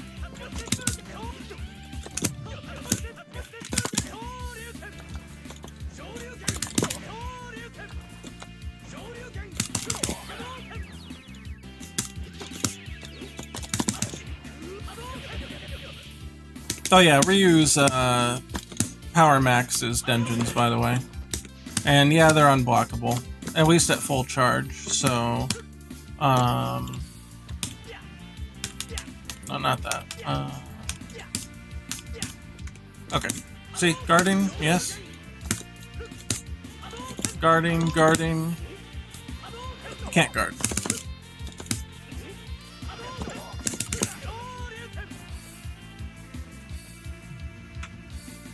How do I quit portion of the stream? I think you can only do that on Twitch. And you can give time codes to somebody with the VOD. I always leave the VOD up.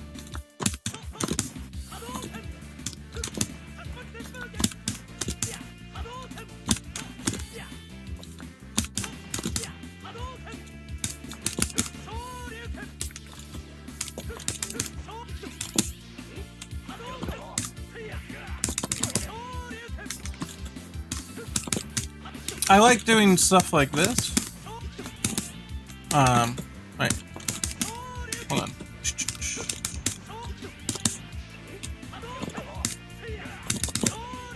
And then you can kind of break their guard and do stuff. Let Terry activate in the air, just falls right into the ground, be busted. Oh, you have dodge in Pocket Fighter EX too, by the way. So if you want to get around attacks, you can. That's from the KOF side of things.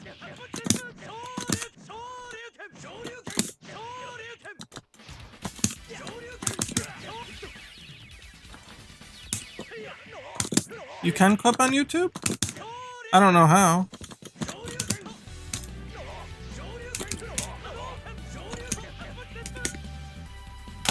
Let's see, we got a link.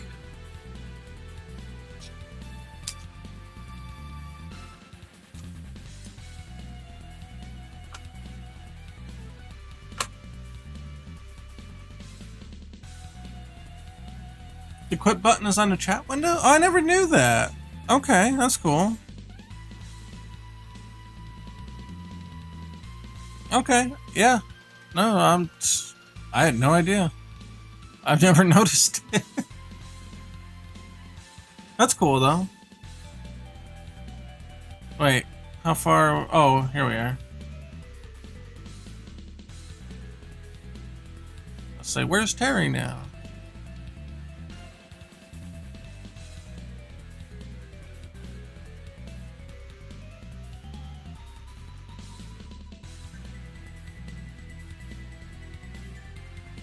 It kind of looks like you can almost get an attack after that they go so high. Is that not the case?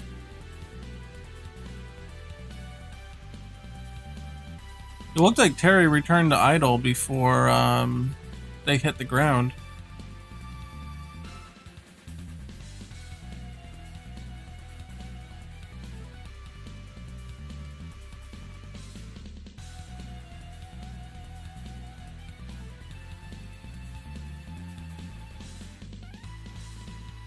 Yeah, like right here. Looks like there's still, like, he's returned to idle already. Maybe as soon as this frame. Can you not follow up at all? Like you couldn't get maybe like a rising tackle in here? Or does he not have rising tackle in this version?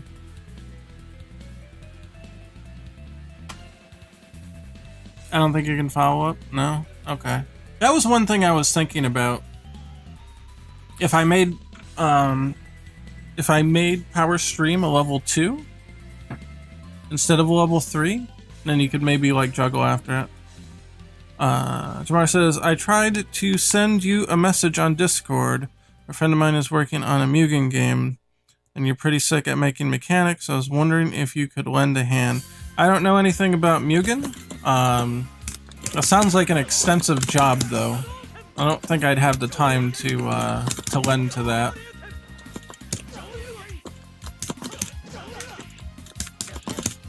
I got enough trouble getting my own damn game together.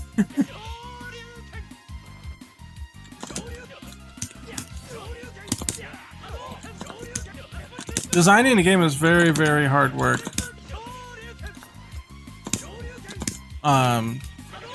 That's definitely something that just wouldn't be like a quick little job to design and implement mechanics and stuff. That's a lot of work. That's definitely something I would charge a company for me to come in and do, if that makes sense. So it's not something I would just kind of like... That level of work is definitely not a giveaway.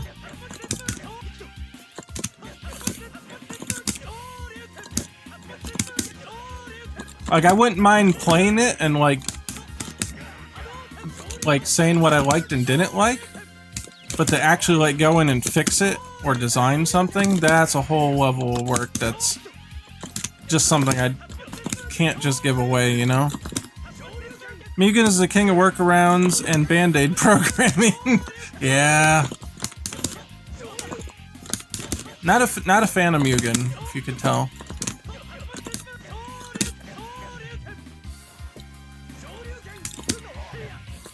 Like, it's neat, but if you're gonna make a serious game, you're not gonna use Mugen to make it. It's just not gonna work.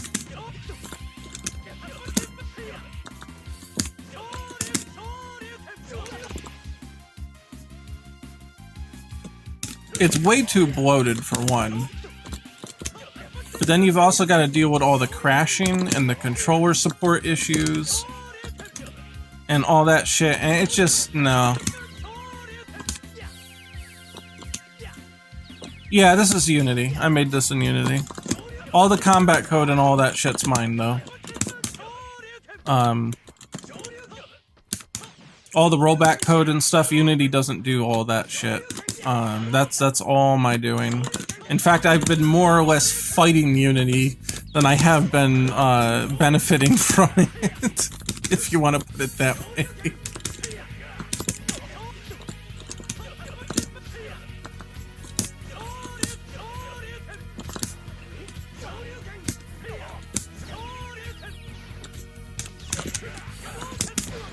Oof.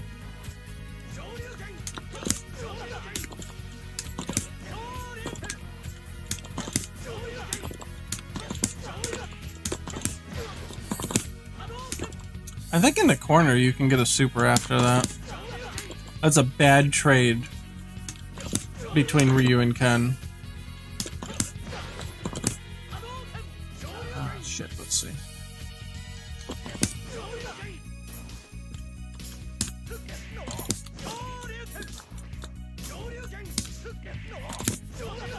It's hard to set up. I don't know if there's any frame perfect setup that I could use for this.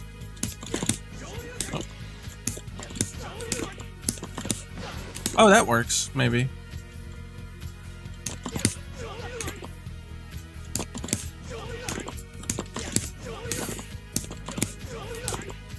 I did? How come it doesn't work now?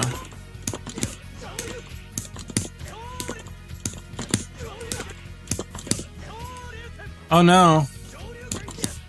No, it can still fail. Shit.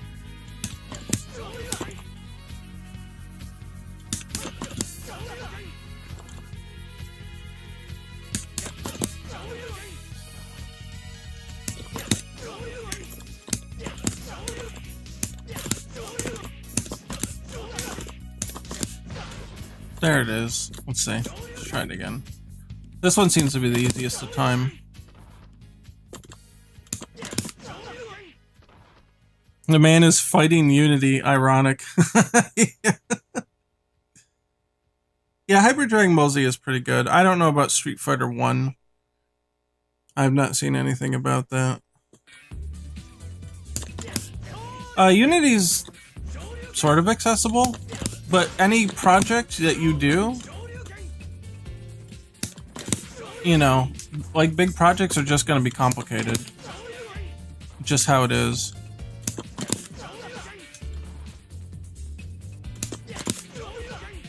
Jesus Christ. No, that's... did it too perfect. See, if I do it too quick, then it just hits him.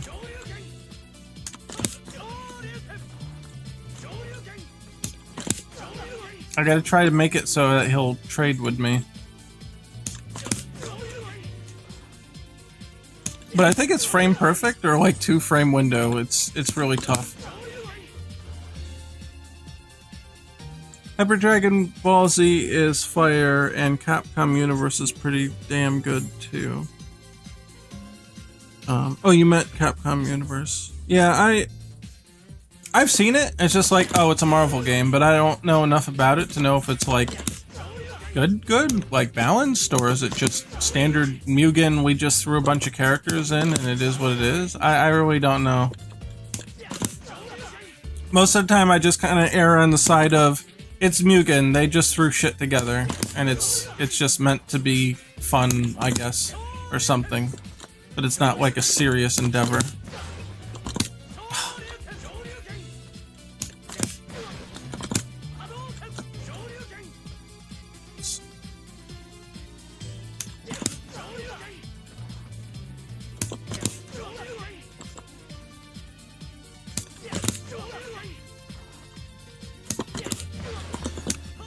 Ah, I keep missing the super. How did I go from down back to down forward and not down? Did I do it that quick? Am I doing it too quick?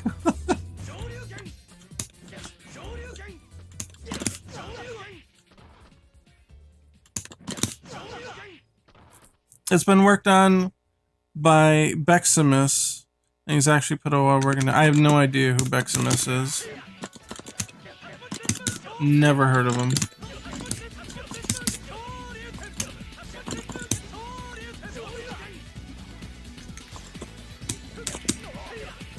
Yeah, see, and I don't play like the Marvel games, so I wouldn't be able to tell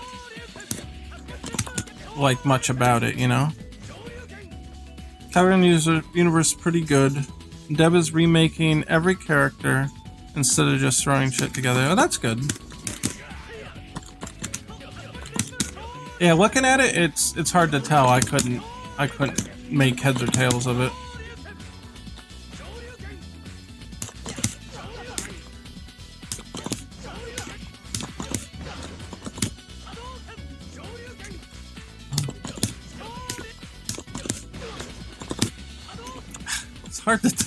It's hard to time to get the clash to come out perfect and then try to get the super.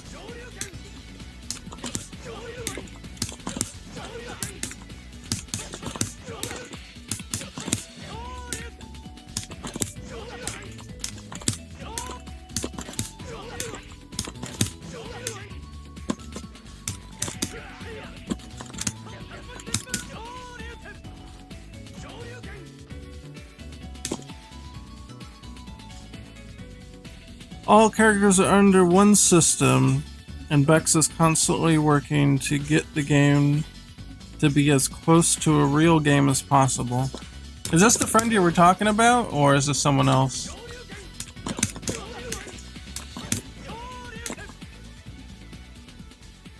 You think Pocket Fighter EX will have a lot of frame-perfect combos? No. Like Street Fighter V, there's a input buffer of 3 for normals and stuff. So it makes doing this shit.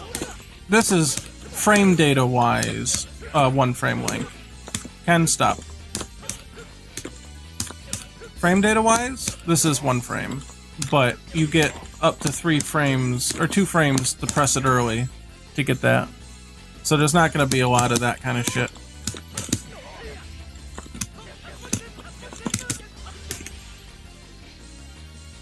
Tried to create an optimized version of Street Fighter Alpha with Mugen. I couldn't find all the assets I needed though. No, Beximus is working on his own games, and the other guy is 2 golden baboons? Or gold daboons. Doubloons! Jesus, I can't read. I'm sorry. 2 gold doubloons. Oh, no doubloons for me for not being able to read.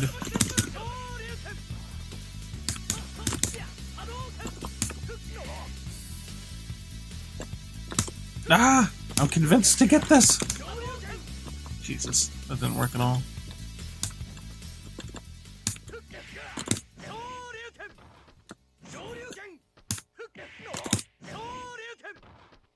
Yeah, doubloons, yeah. 2 golden baboons, baby, let's go! Can you imagine being in chat and I'm just like, oh, that person's name is 2 gold baboons? It's just being confused. Who? Have you had any new characters yet? I haven't because rollback netcode has been kicking my fucking ass for the last year.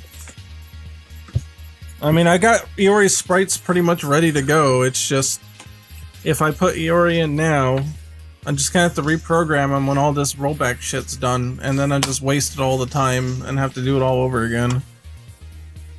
Hooked on phonics worked for me. Yeah, apparently not for me though. I'm dying here. Every day, I can't read anything out loud. As soon as I start reading out loud on stream, I start getting blah, blah, blah, blah, blah, blah. Hey! Wait, are the N64 controllers available now? Hold on. Hold on. Detour. Detour. Hold up. Can I order one? Out of stock? Fuck you, Nintendo. Jesus Christ. Someone linked it to me. It's already fucking out of stock. I want one of these. Temporary sold out. Yeah, you said that too about the fucking Super Nintendo ones and they never came back. Fuck you. This is bullshit. I want one. This is bullshit. Don't fuck me. I want this. This is bullshit. It really is. Wait, what? Is this back? Is this the... Wait, is this... Log in to purchase? Hold on. Wait a minute. Wait a minute. Is this actually back in stock? That can't be right. Sign in. Fuck, I don't know what my... I don't know what my thing is. Sign in? Oh, wait. Type it wrong. God damn it.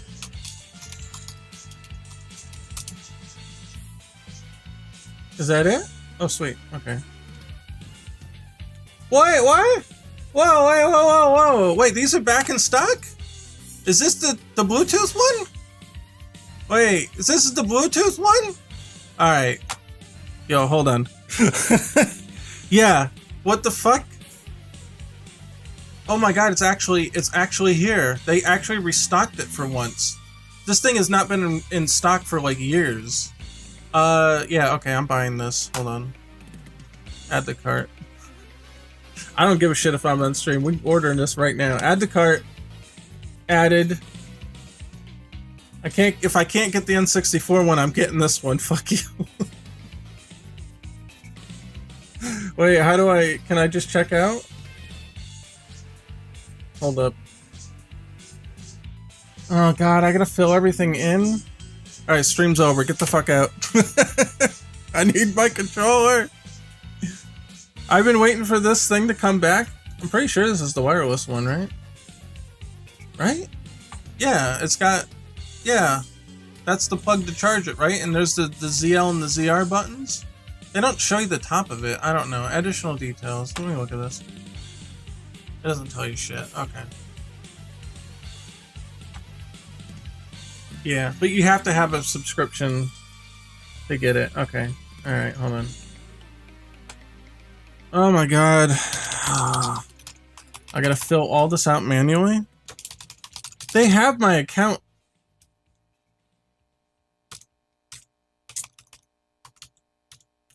Is that street address or is that shipping address? Street address.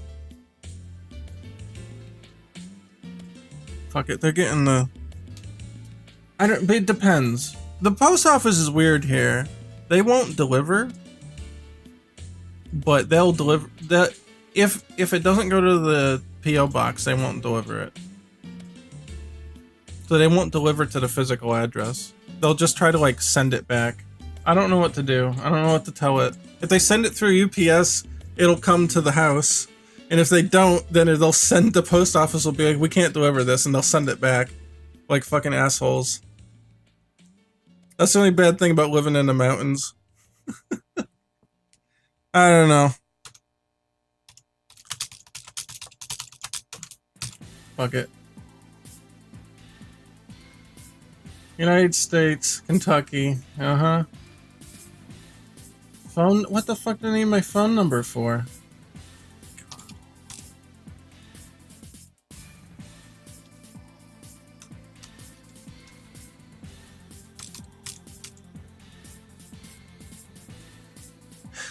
Really? They're gonna charge me $7 for shipping.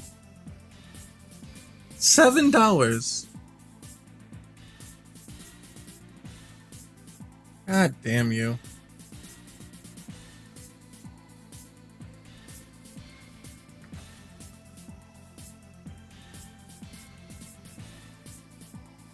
They don't even tell you what they're gonna ship it through.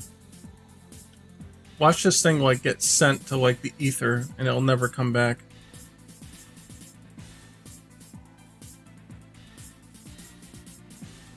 Alright, it looks like it's filled out. Billing address. Yeah. Okay, it's the same. Shipping method. Delivery expected within 4 to 9 business days. That's not gonna happen.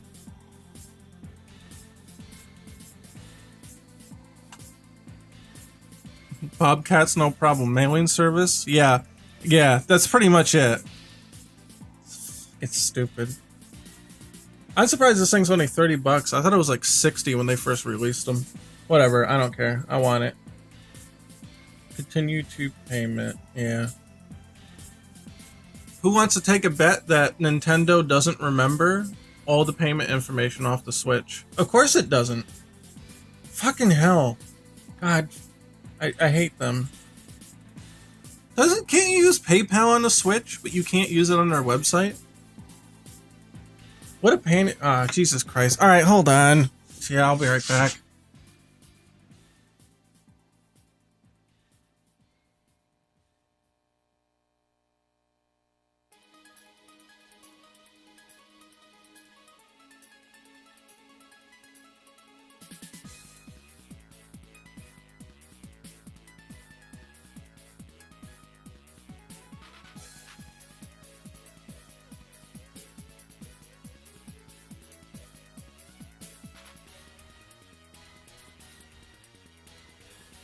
Alright, it made me go get my damn wallet. Jeez. Alright, we'll use this one. Oh my god. Card number. Jesus.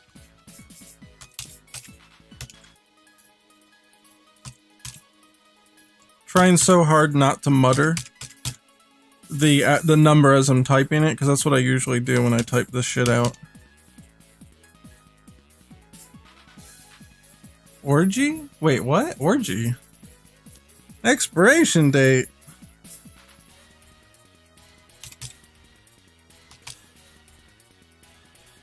Fucking 3-digit number. Oh my god. Postal code. Yeah.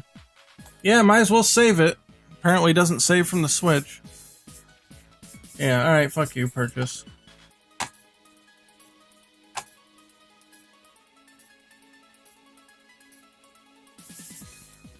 It's spinning! You're being redirected. There you go, your order number is blah blah blah. Alright, this thing better fucking come in. Alright, now I need the N64 one. Someone go buy me the N64 one. Where the fuck is it? Here's N64 one. Ah! God, why is it out of... Look, see, this one's $50. Why is this one $50? And the other one was only like $30. I don't know, fuck it, whatever. I'm super happy to get it, though. Just try... Oh.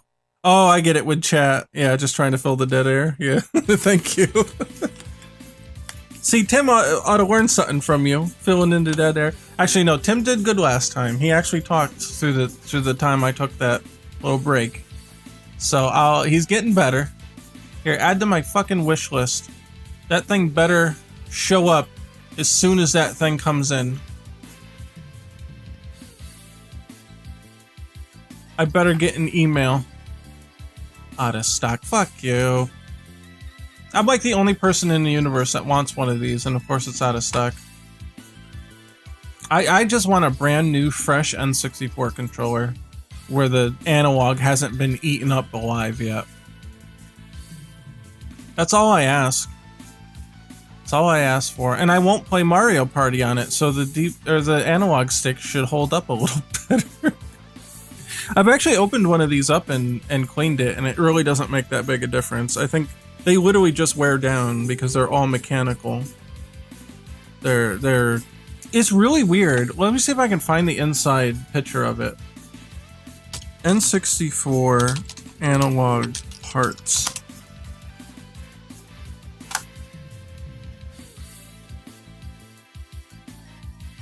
Well, we making an Amazon wish list like a hot streamer. Yeah, somebody go buy me the N64 controller when it comes back in stock.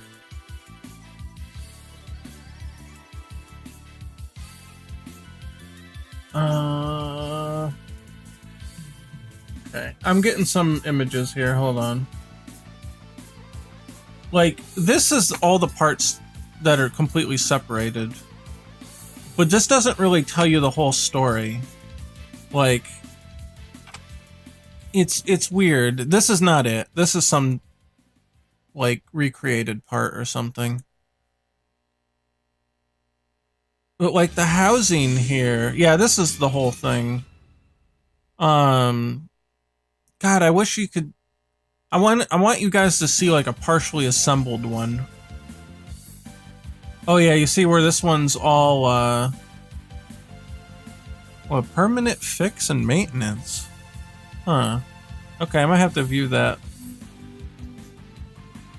To see how this is, like, it's all mechanical. Like, this part of the stick is this.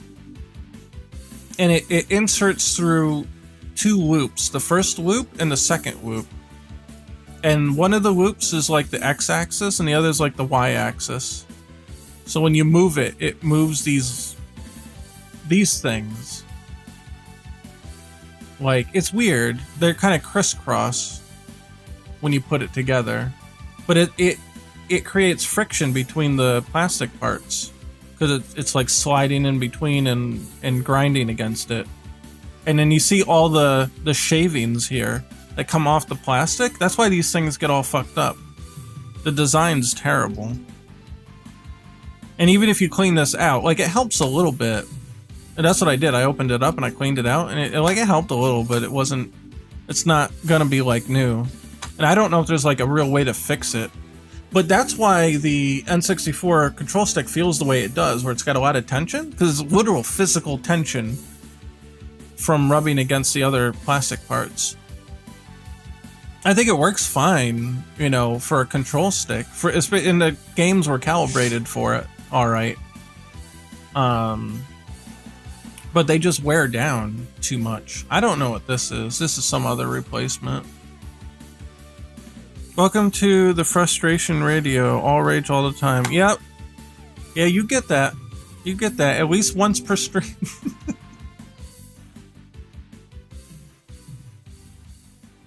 Yeah, this is a good shot, actually. I think these are reproduction parts, but this is a good shot to show you the shape of these things. Oh, that's a terrible one, but this one's good.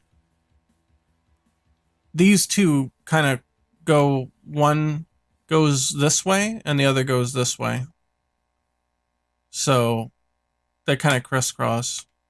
And it works, but it doesn't last. It wears itself down, which sucks. And don't get me wrong, like, other analogs can wear down too, but their design is such that it's much harder. You need much more use out of it before it starts to break down. Our last set closed out with Mark trying to find an N64 controller to no avail. Up next, Brian tries to set up RetroArch.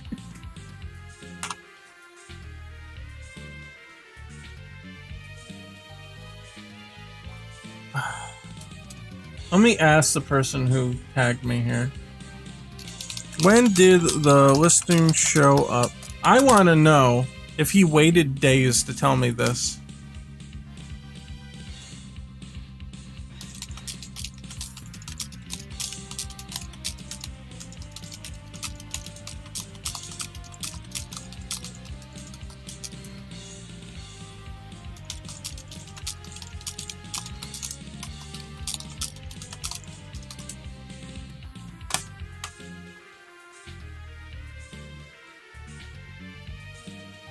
Yeah, I don't know. I really want that fucking N64 one though. It's killing me. We need to get him a rage quit bubble. Rage quit bubble? What's that? Rage quit bubble? I'll have you know that I actually never rage quit in games. I mean, not multiplayer at least. I'll get mad at a single player, but I'll never quit on someone. That shit's weak. I don't care if I'm getting my ass kicked. I'll play the set. I don't give a shit. Google it. Rage quit bubble? Okay. I'm gonna trust you. Rage quit bubble. What? Oh no! Really? You put the controller inside so when you throw it, it doesn't break the controller or anything else. That's so fucked up. That's funny though. That's funny. Rage quit bubble. That is funny. I'll give you that. That's funny. Rage quit bubble.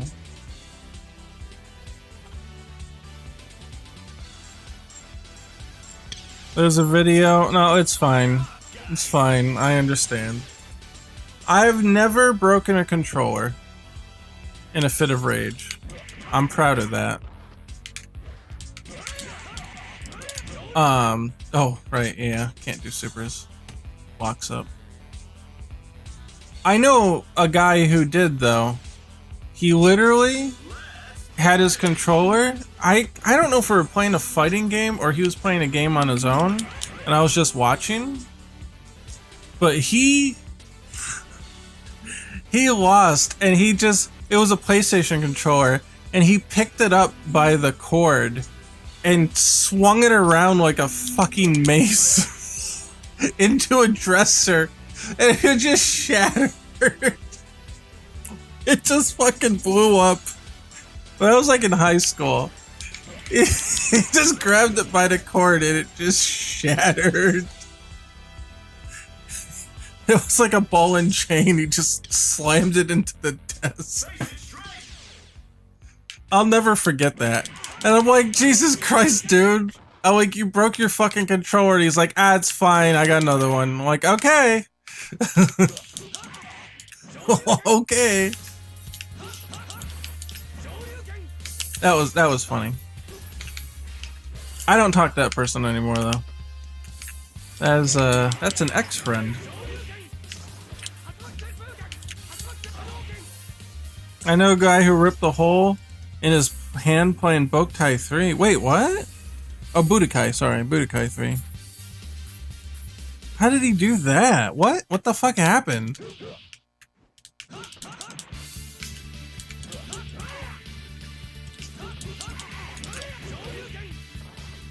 A mace controller. Yeah, kind of. He just grabbed it by the cord and like swung it around like a fucking mace.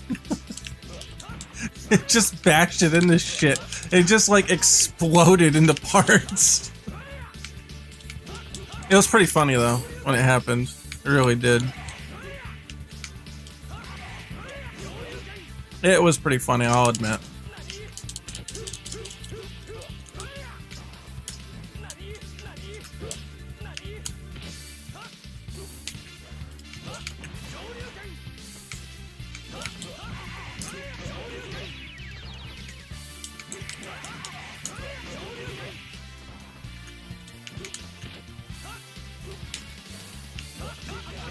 Beam struggle. He was rolling the analog stick and tore his skin. Oh, so that's, yeah, that's just the Mario Party syndrome, is what that is. Yeah, like Chang from KOF. Yeah, he was swinging it around like that. He swung it around and just threw it down into a dresser or something, and it just blew up. It exploded. It was hilarious, not gonna lie. It was really fucking funny.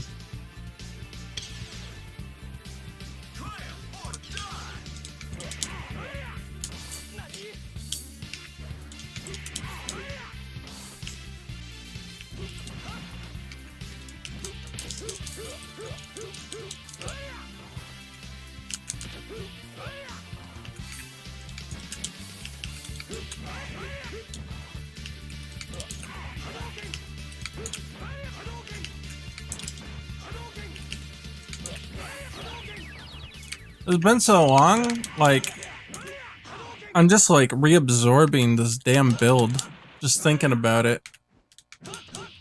Like all the hit shake, the screen shake that I added from like combos like this, just look really cool. And I'm just like admiring it. I'm like, yeah, that's cool.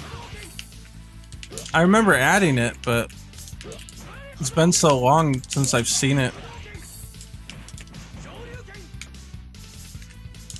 Hits look impactful, at least.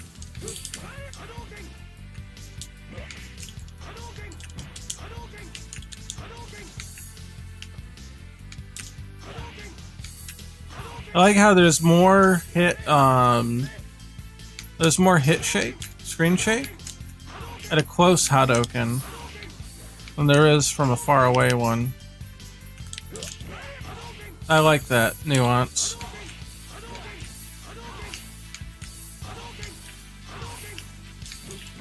The reason was because they actually do more hit stun when they're close. Not everybody's realized this, but it doesn't mean too much without a max cancel. But see, it does 18 frames of hit stun from here, and it does 26 up close. And the idea is that you can max cancel a close projectile and then do more in the combo. If the hit stun was as low as 18, there wasn't too much you could follow up with, even if you were like this close.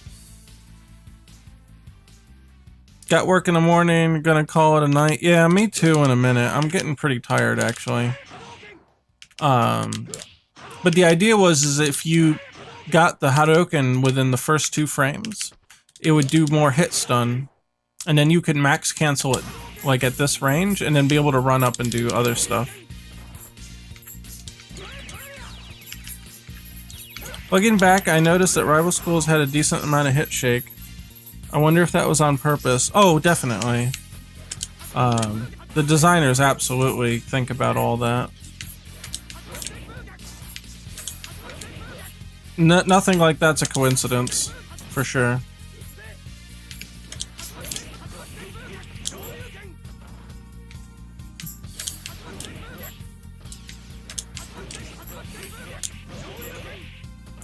Oh, you can.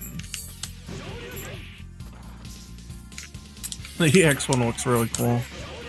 It's like he's really getting grinded into him with it. Ugh. Well, I can't show the super because, you know, supers break the game now. So, yeah, I think I'll call it a night. I'm tired too. So, it was fun though. We did good stuff. Alright, schedule. We're doing a special stream on Wednesday. Amber's gonna stream because it's Halloween spooky special stuff. So that's Wednesday. Castlevania, I think she's playing Castlevania 64. And then I'll be there too. So that's not on the schedule because it's like a out of norm thing. But Thursday Retro Mansion game stuff. That's my spooky platformer game, so that fits right in with Halloween things. And then on Sunday, we're gonna play Richter and Maria from the Sega Saturn Symphony, the night version. And then we'll play Super Castlevania 4. I'm gonna play it on hard mode this time. Let's see if we can actually get through it. I think that'll be interesting. And I always play Castlevania 4 on Halloween, so that's tradition. But I figure I'd change it and do hard mode. I think it'd be interesting to do that, because I've never actually done a run in hard mode.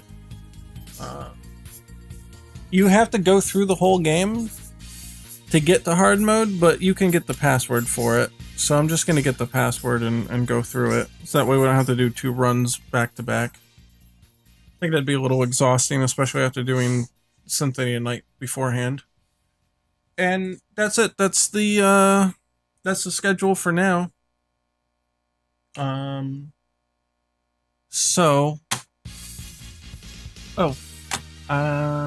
see. I gotta get my patron list here.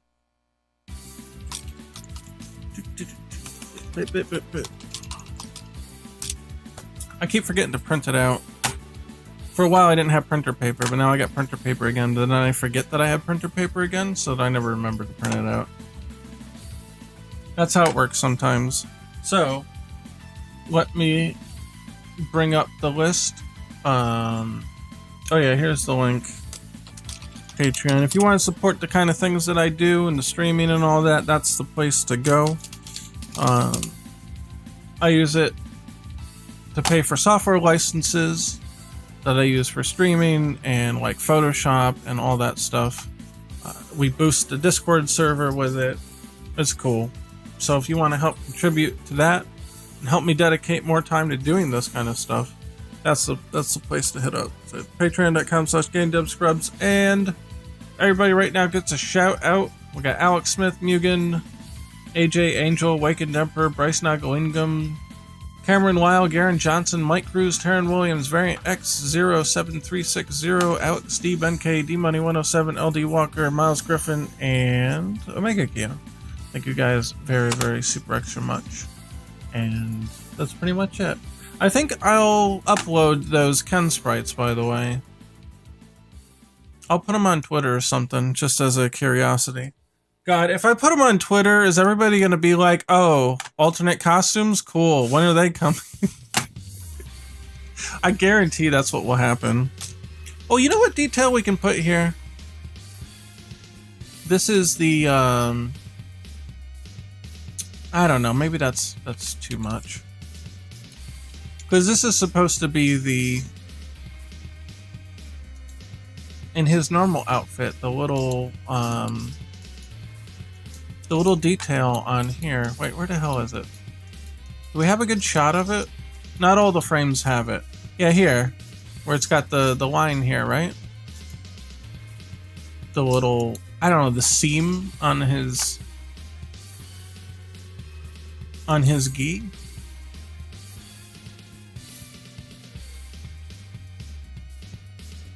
Made me wonder about that, if I should put that here.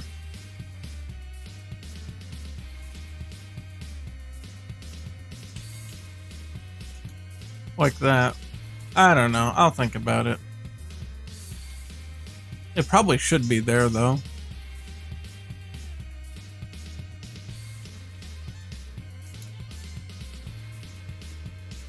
Kinda gives it a little more texture at least. I don't know how far they go, if they go all the way down. I guess they would, wouldn't they? I don't know. Anyway, whatever. I don't really intend to make this an entire costume, but just kind of thinking out loud. Let's see. Let's put it in Ken's folder. Why don't we? Ken Street Fighter 5 samples. Street Fighter 5 outfit samples. There. I don't know. It kind of looks cool though, doesn't it? I don't know. Think about it. Here's Akuma. I think we saved these. Yeah. Those will look pretty good. I've tried putting the sandals on him before too, by the way, but I don't know if that would work in this style. The problem that I have is, like, what do you do with these? Is that how it looks? Do you just do it like this? Or do you have to actually make it taller?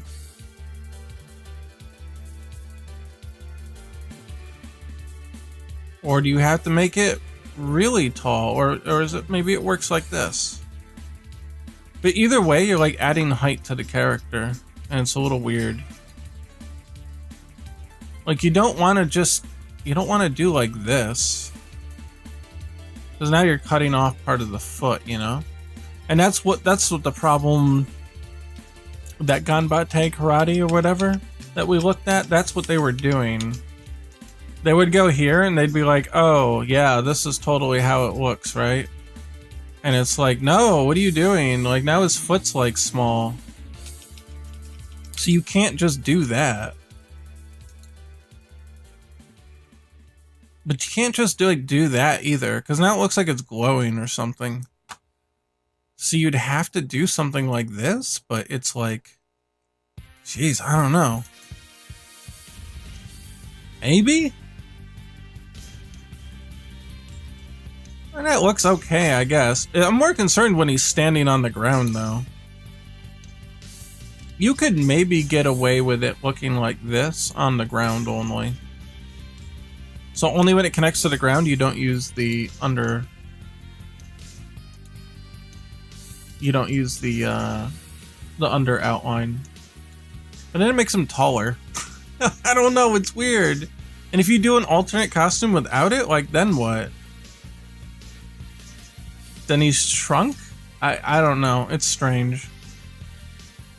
Looks like he's, like, too tall. I don't know. Like, is this how it's supposed to look? Like this?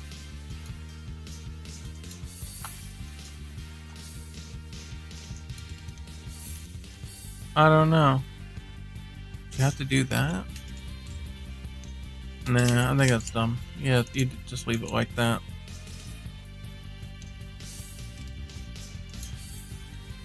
I don't know, guys.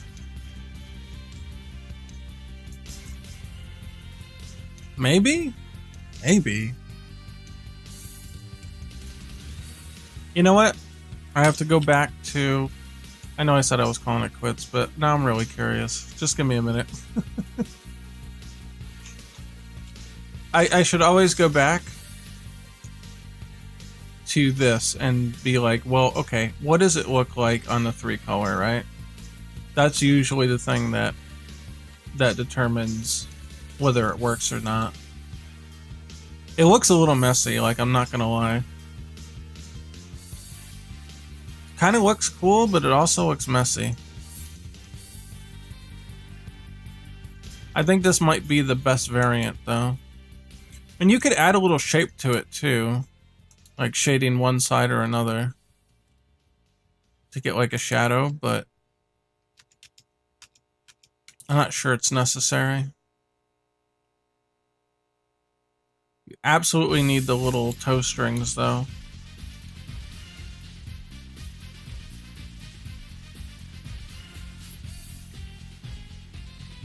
So yeah, here's where we determined we could leave the outline off the bottom, but we can't off the side, right? So let's see what this looks like.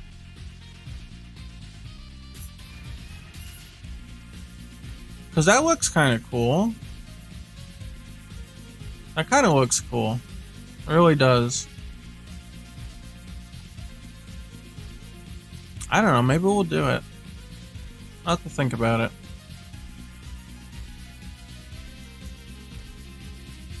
They really wing the shape of these toes, though. You gotta be careful when you start defining more on the toes.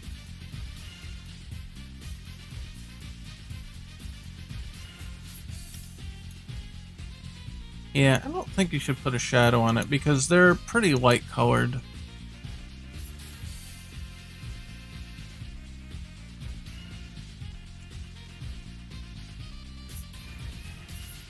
Kind of looks cool, I'm not gonna lie. Kind of does look cool. Maybe a little complicated, but I don't know. Hard with the sandals actually might be lighter color than his skin, but I'm not sure about that. Is that how I did them up here? Yeah. It looks cool though, doesn't it?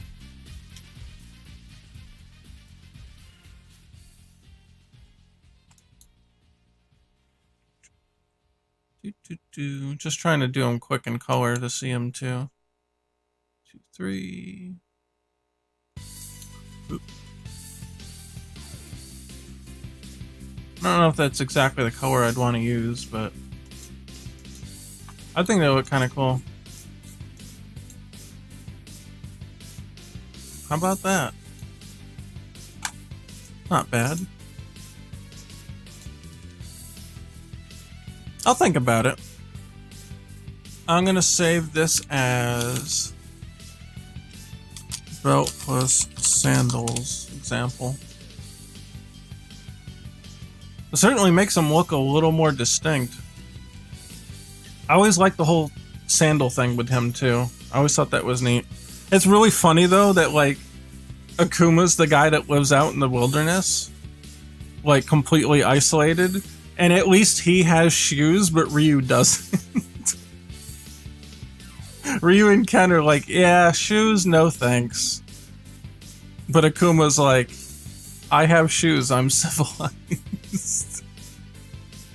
That's so fucked up. It really is. Oh, we don't need this one in the corner. Isn't that weird? Kuma has shoes and Ryu doesn't. I think this looks cool though. I think this looks neat.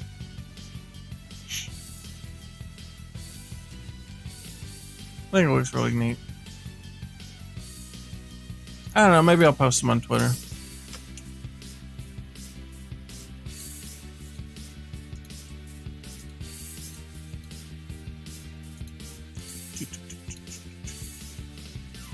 Yeah, looks neat.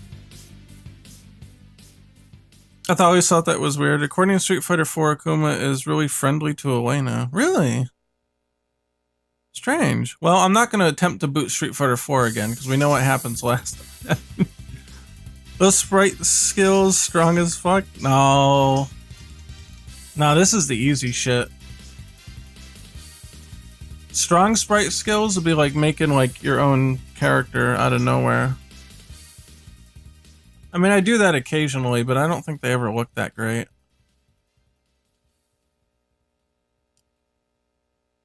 I think this does look good, though.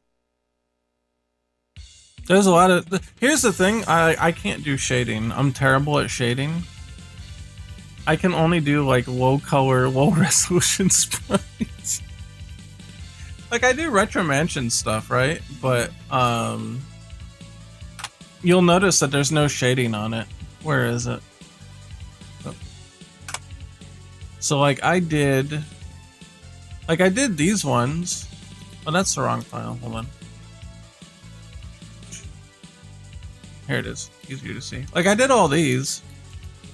But you notice they don't have any shading.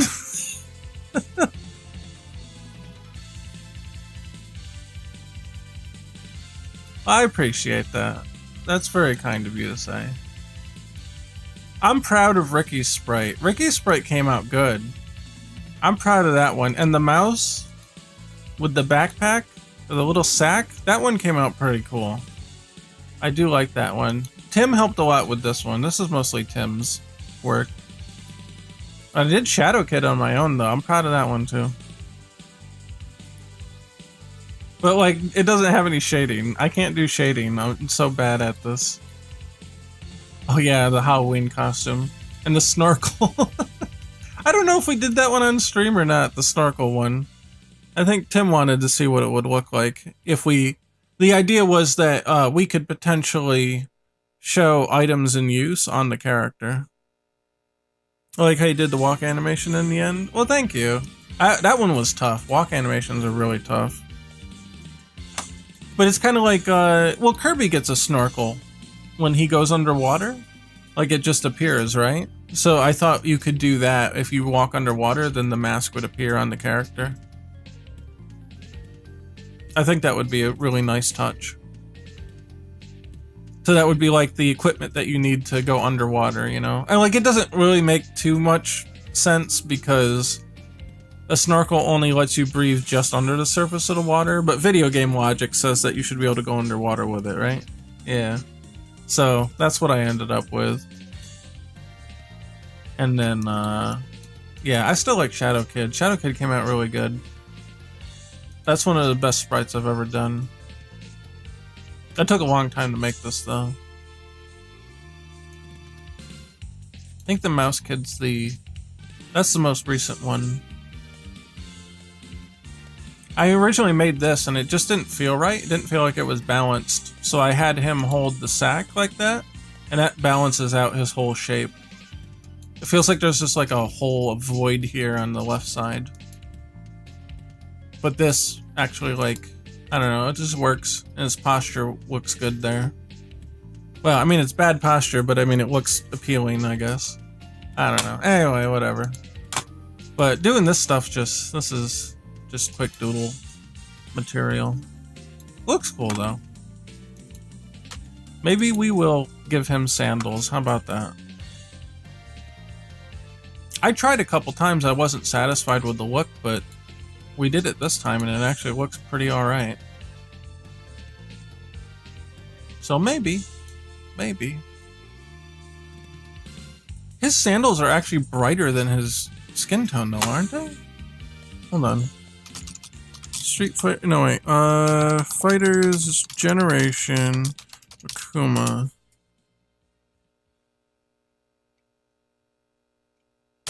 I know I said I was leaving, but I guess I'm not leaving.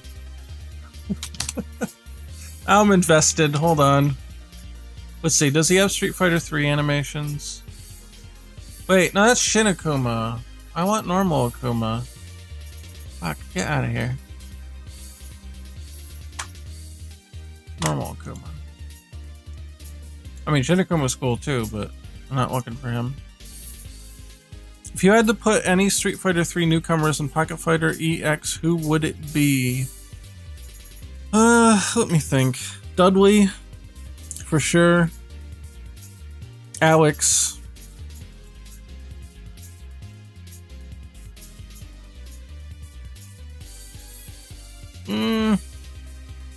Those would be the two big ones.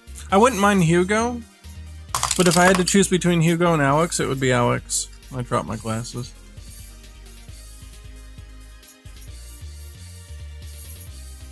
Yeah, those would be my picks.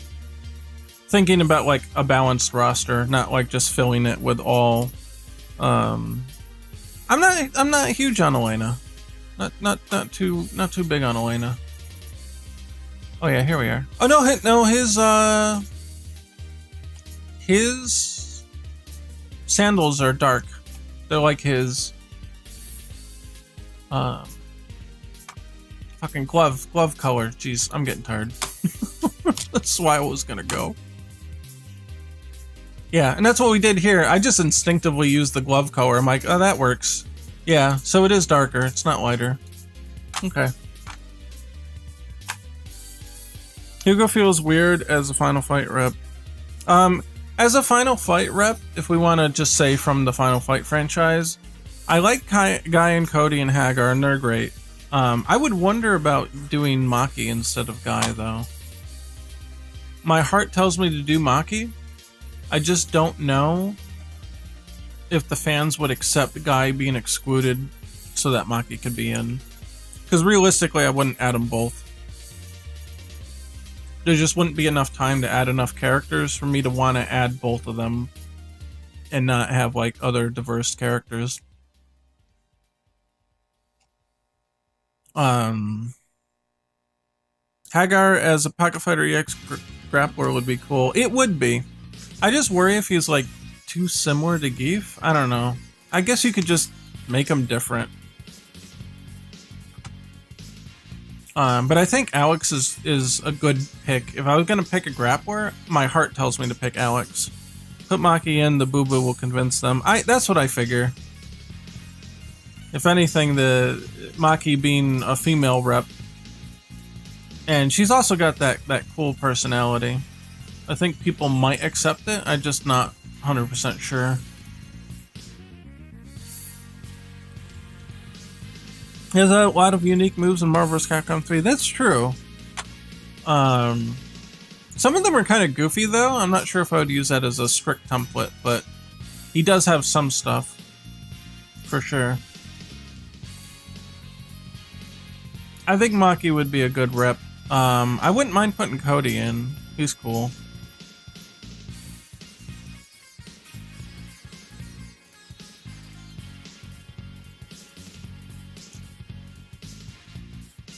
Oh, here's the one that I wanted to,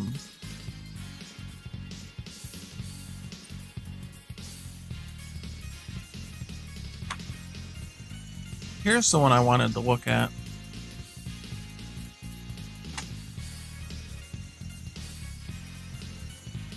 When Akuma kicks. Oh, like, wait, what? Kirby's Adventure, what the hell? Oh no, that's the other project. If we go to here, up, potential Kuma reps. Where's the kick? Here. This is the one I want to know. Like, how do they, what's the bottom of the sandal look like? They actually don't detail it. I'm super surprised. I really expected to see like this, but we don't. It's just flat. Weird. That's strange. Is it meant to mean that it's worn down?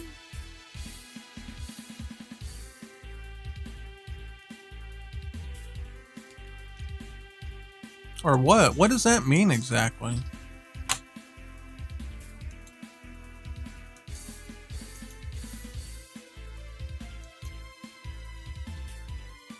Think the detailed clouded design? Well, it depends on what color they used, right? Like, if they did it like this, it wouldn't be too bad. And Street Fighter 3 does do detail on this kind of micro level sometimes. You know, if they did something like this, it'd be alright. It had to be, like, really thin, though. Because, see, like, from a distance, you don't see it that much. Because the color is not too contrasted. I think it's because he's using a Japanese sandal. Yeah, but don't Japanese sandals have those grooves in them? Right? Alright, to Google. We are definitely Googling this off screen. I don't know what I'm gonna get putting Japanese sandal in here.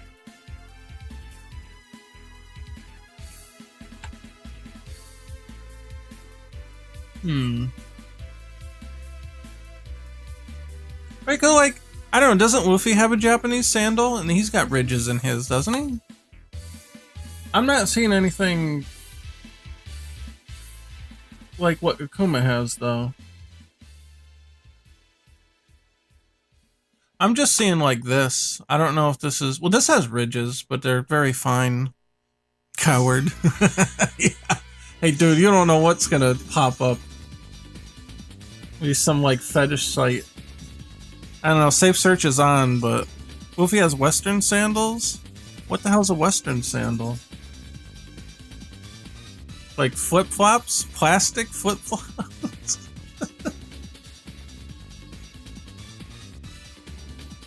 I don't know. I keep just seeing these clogs. I keep seeing these ones with the high-rise on them. I don't know. I guess this is a modern design? This one's got the ridges in it. But is that because it's like a sneaker? Like a modern sandal? I don't know. Jesus. Old Japanese sandal? I don't know. Nah, they just keep coming up with the block ones. They just keep coming up with these ones. Hey, this one's kind of like Akuma's, but it's like made of rope.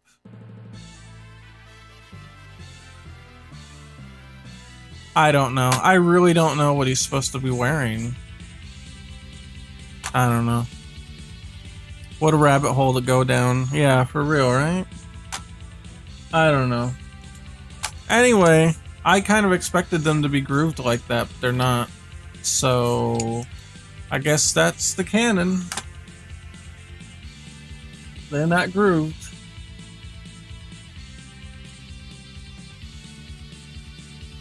Here's another one.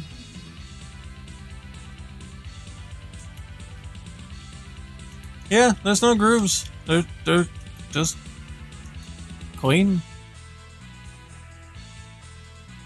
Yeah, maybe it's just worn out. I don't know, cause like his gi's all tattered and shit. Maybe it's just smooth from walking around. I don't know. Well, that's the canon though. That's it. It's smooth sandaling from here.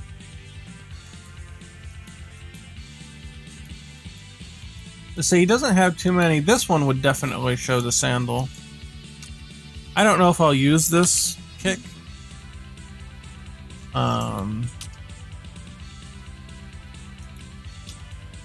Maybe. It's kind of cool. I guess all these gotta bump up one to be on level.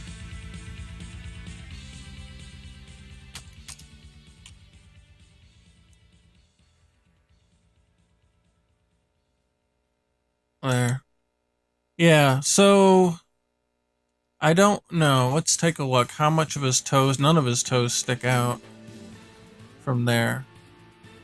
But the angle is such that I would expect it to only be like this.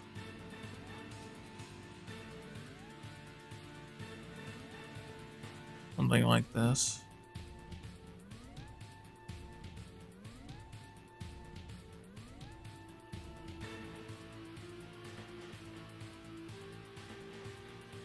I guess I would pull it down here, right? So it'd be like this.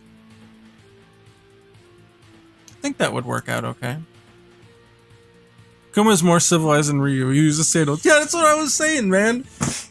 Ryu's like, nah, I don't need shoes. And Akuma of all people is like, yes, I have shoes. What the fuck?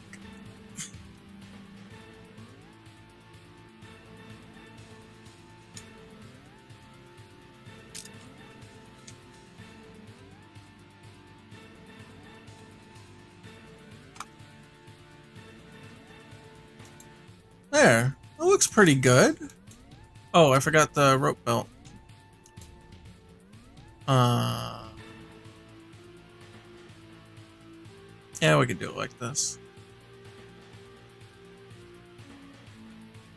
There. That looks pretty cool. I like that. Maybe I'll keep that as his light kick. Who knows? Tip of his toes would appear. Kuma's... yeah. Well, unlike Ryu, Akuma has a job so he can buy them. We're really coming down on Ryu here. Ryu sounded pretty bad right now. Yeah, that was the thing. They showed him as a street vendor in the Street Fighter 2 animated movie. That was his cameo in the movie. And yeah, that kind of like, yeah, this is the fruit seller, right? Yeah. And that kind of they just went with it, I guess. You see those shoes? You see the money?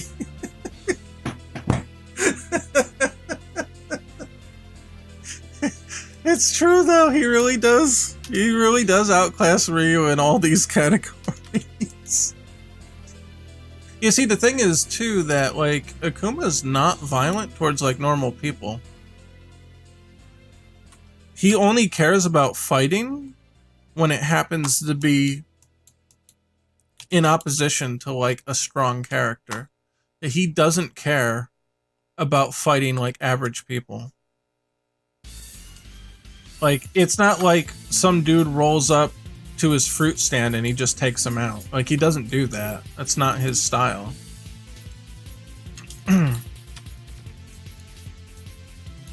Like, he won't just, like, go and, like, kill someone for no reason. It has to be a combatant.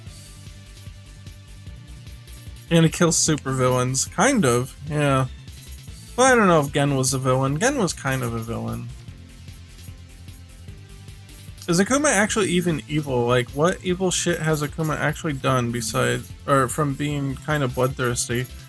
He's killed Goken, and he's killed Gotetsu. But it was in battle. Well, I don't know. I forget exactly why he killed Gotetsu. If it's because... Oh, and hello, Chicho-ful? Chicho-ful. What's up? Just buy the fruit. Pretty much don't fight him if you think you're strong and think you are the best. Yeah. I don't know if, like, if a kid earnestly went up to fight him, if he would actually, like, go all out. Or if he'd just be like, I know you're not worthy, so I'm not gonna bother. But it seems like he'll fight like Dan. And he'll put Dan in his place. Would he kill Dan? I don't know. Like, the games kind of tend to lean in that direction. That if he fought Dan, that he would kill Dan. But I don't think he'd, like... If a kid got rowdy with him, I don't think he'd kill him.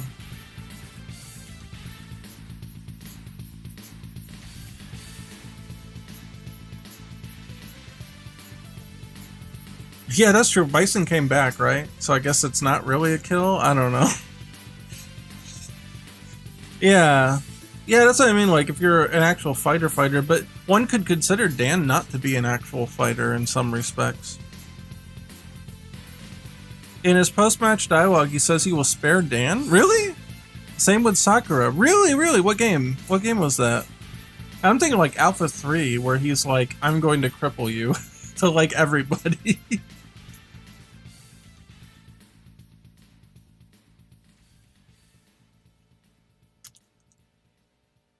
But Dan could beat an average dude on the street for sure. Oh yeah, see, that's the thing that people underestimate Dan. It's not like he has no skill. It's just compared to the world's best, he got low skill. I think it's Street Fighter V? Okay, that would make sense.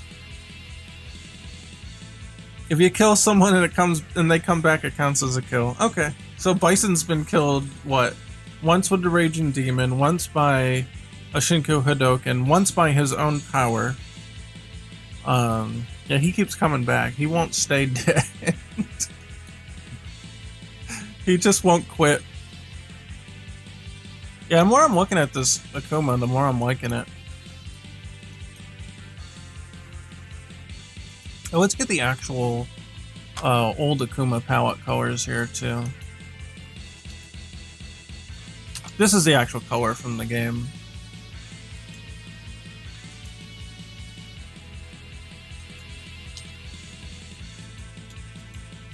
Or at least a close approximation. Actually, we can get a new accurate sample off of this. Because I bought Match in a Millennium on Steam. They actually put it out on Steam. Let's get a color sample. A brand new accurate one from the official emulation.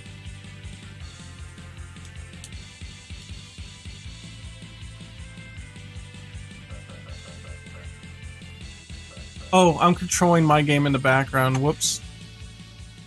Pause. I'm like, I hear the sound effects. What happened?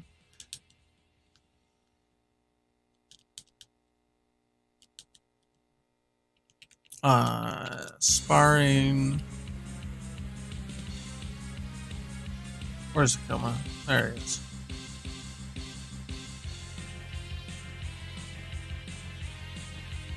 There we go. This is the game that inspired it all.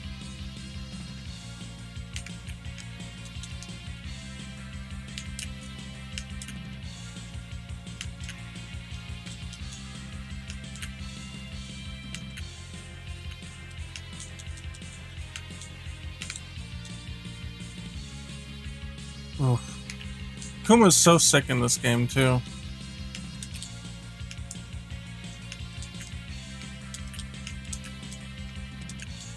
Ah. His teleport's weird though.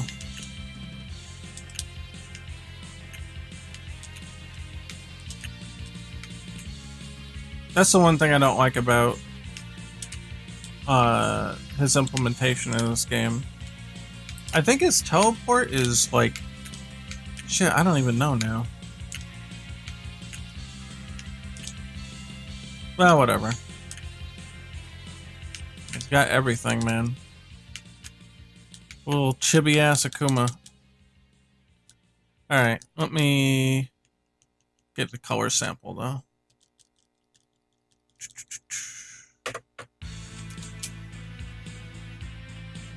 Right there.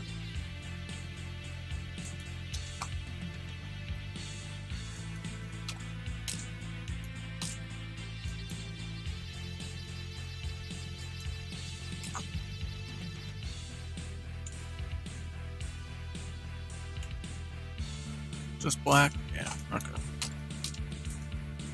Okay. There you go. Official classic palette. And Pocket Fighter EX Enhanced Color Edition. I think it works.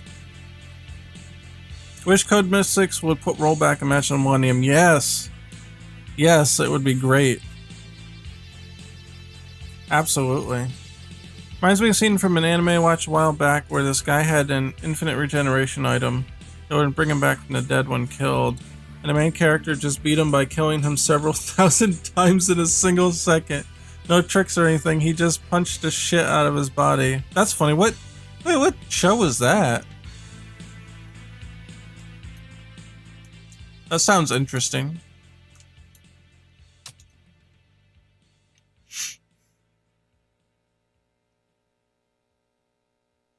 Yeah, I think with the higher contrast here, with the brighter colors, the hair looks better. I was a little concerned because the hair was kind of muddy, it felt like, in the original darker colors I was using. But I think this works. It stands out just enough. I think that's a good contrast. Katana Gatari. Huh, I'll take a look at that after stream. I'm watching a lot right now. I'm watching Lupin, I'm watching Sakugan. What the hell else am I watching? Let me pull it up.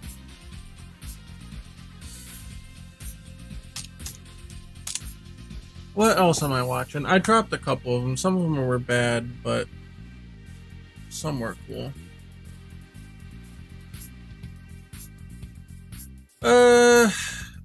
I am watching, but I'm not in love with Kyokai Senki. It's kind of like a Gundam show. I don't know. It's okay. It's not really great. Platinum End is really fucked up. I'm watching that right now. That one's weird. It's kind of like Death Note meets like Shaman King. I don't know. I can't stop watching it. It's really fucked up though. It's dumb, but it's all right. I've watched Black Lagoon. Yeah. I've seen that one. I'm watching Sakugan. I really want to like Tact Op Destiny, but it's so dumb. I can't. I don't know. Like, it's good. Like, the animation's good, and like it's written well. I just can't get into the premise of the music monsters versus the composer weapons. I just can't do it. Like, or conductor, I guess. Conductor weapons. I just can't do it. It's so weird. I don't know. I'm on the edge of not watching that one. I might drop that one. I don't know. Let's see, what else did I check out? I said Lupin already, I think. Lupin the Third. That's good. That's like the best show of the season right now. Like, it's already kicking ass. And Sakugan's good. that's like Sakugan kind of reminds me of like a Gurren Lagann kind of show. We'll see how that one goes, but I like it so far. I think it's good.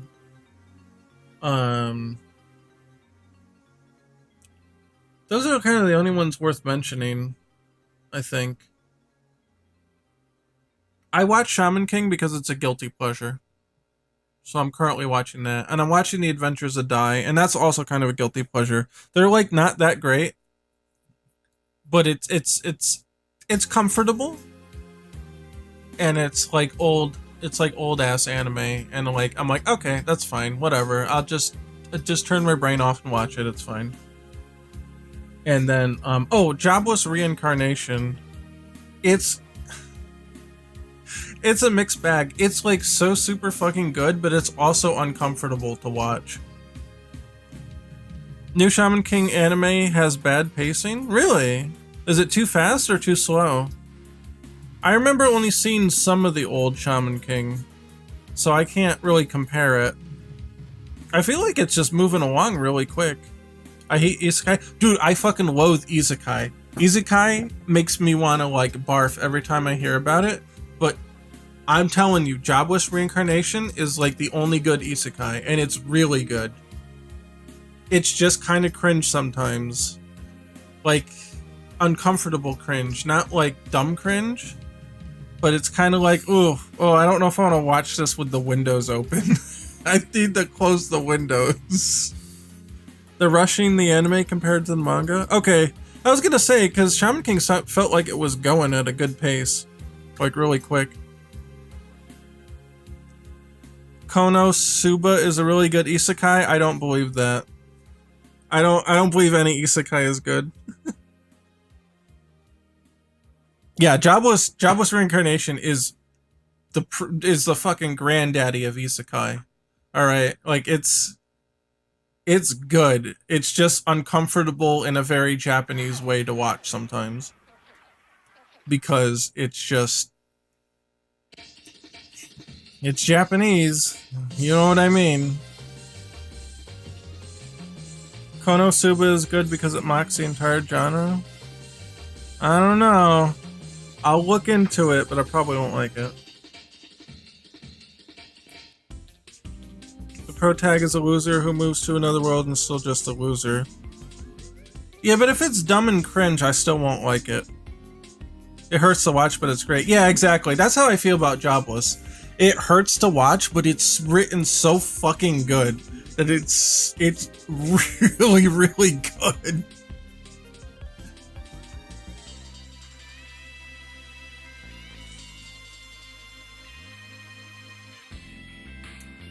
Konosuba is very funny, but the fan service is the same as the isekai you just talked about. Yeah, I don't know if I'd like it then.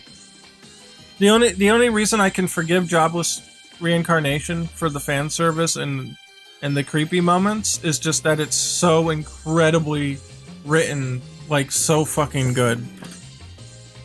It's like just off the charts, like great writing.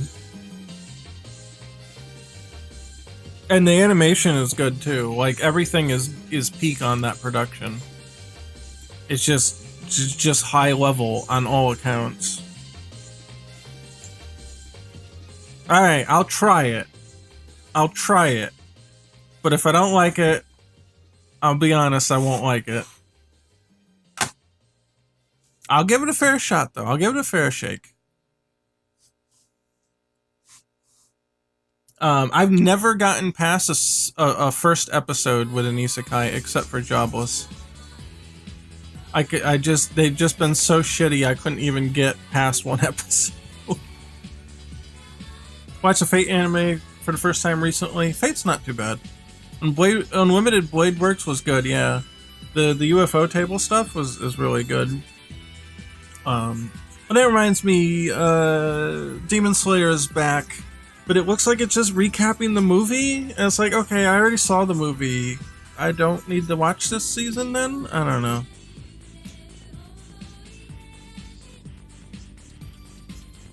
But yeah, anything UFO Table puts out is amazing animation.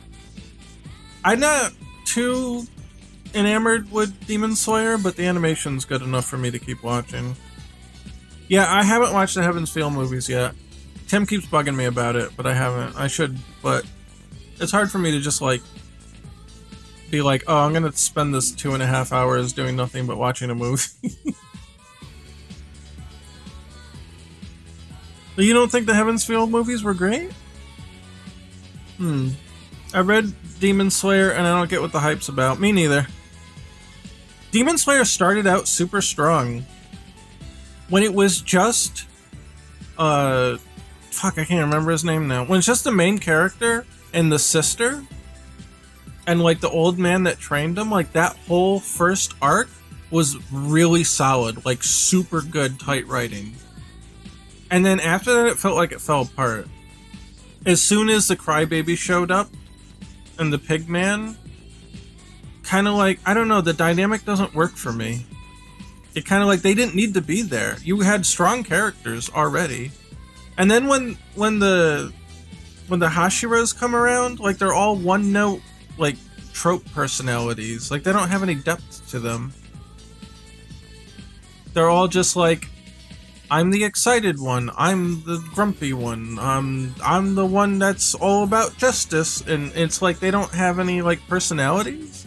They're all just like tropes as people, and I hate that in stories. And I don't like that part of it. Like that really annoys me about Demon Slayer.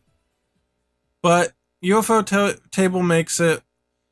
The animation's nice, and I got sunk cost fallacy on it now, so I'm still in it.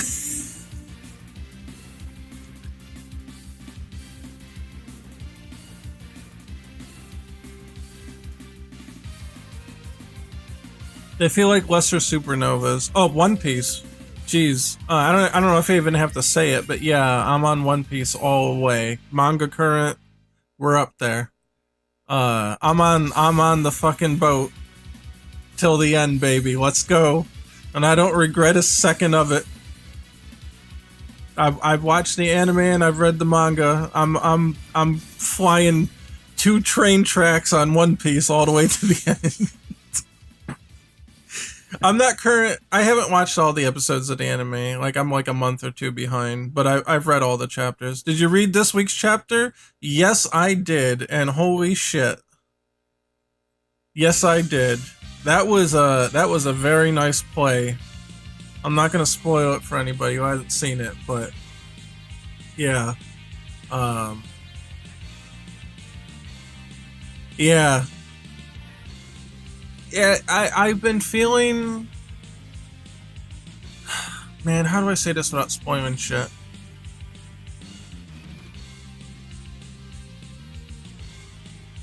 If you're in the One Piece community, and you know about the theory that the raid might fail, I'm in that camp. I feel like the characters haven't gotten enough work in this arc. I feel like everything's gone too smoothly. Nobody's been really pressured. You know, all the way to the limit, all the way to the breaking point. There hasn't been very many, outside of the Scabbards, there haven't been very many emotional storylines going on. And that's unusual for One Piece. We haven't had a moment yet like Whole Cake, where Sanji breaks down and cries, and Luffy gives his, you know, speech of like, stop fucking pretending like you don't want to be on our ship. There hasn't been that moment yet in Wano. And so for me, it's kind of like, I'm waiting to see if that's going to happen, or if there's going to be more character work put in. But it almost kind of feels like everything's about to wrap up. It hasn't hit that yet. And so that's why the raid failing theory is appealing to me. Because I feel like it feels like we're only just getting started in Wano. Even though it sounds like it's ending, it feels like it's only getting started. I'm not going to spoil stuff that hasn't happened in the anime yet, But if you've been reading the manga, the stuff that's happening with Zoro right now, like, that sounds like the start of a story, not the end of a story. You know what I mean? There's something else feels like it's gonna have to happen here. It just doesn't feel like it can end right now. Like, relatively. Obviously, we've got another year in this arc, you know, for all the chapters to play out, all the fights, all the scenes and stuff. So I don't mean like it's gonna end like next week, right? But it definitely feels like we're at the point where everything just needs to wrap up and move on, right? Yeah, I mean, Sanji's getting a little bit of leftover stuff from Whole Cake, it looks like. But it doesn't feel like there has been any, like, really big moments. Like, where's Usopp's fight? Usopp hasn't even fought anybody. And Usopp always gets a fight. Like, Nami really didn't... I mean, Nami got a skirmish, but she didn't really get, like, a fight. You know what I mean? Like, it's really weird. It's like everything's been so fastly paced that they're just kind of brushing over things that we would usually get. Is Wano actually the biggest arc? Feels like Dressrosa was longer than this.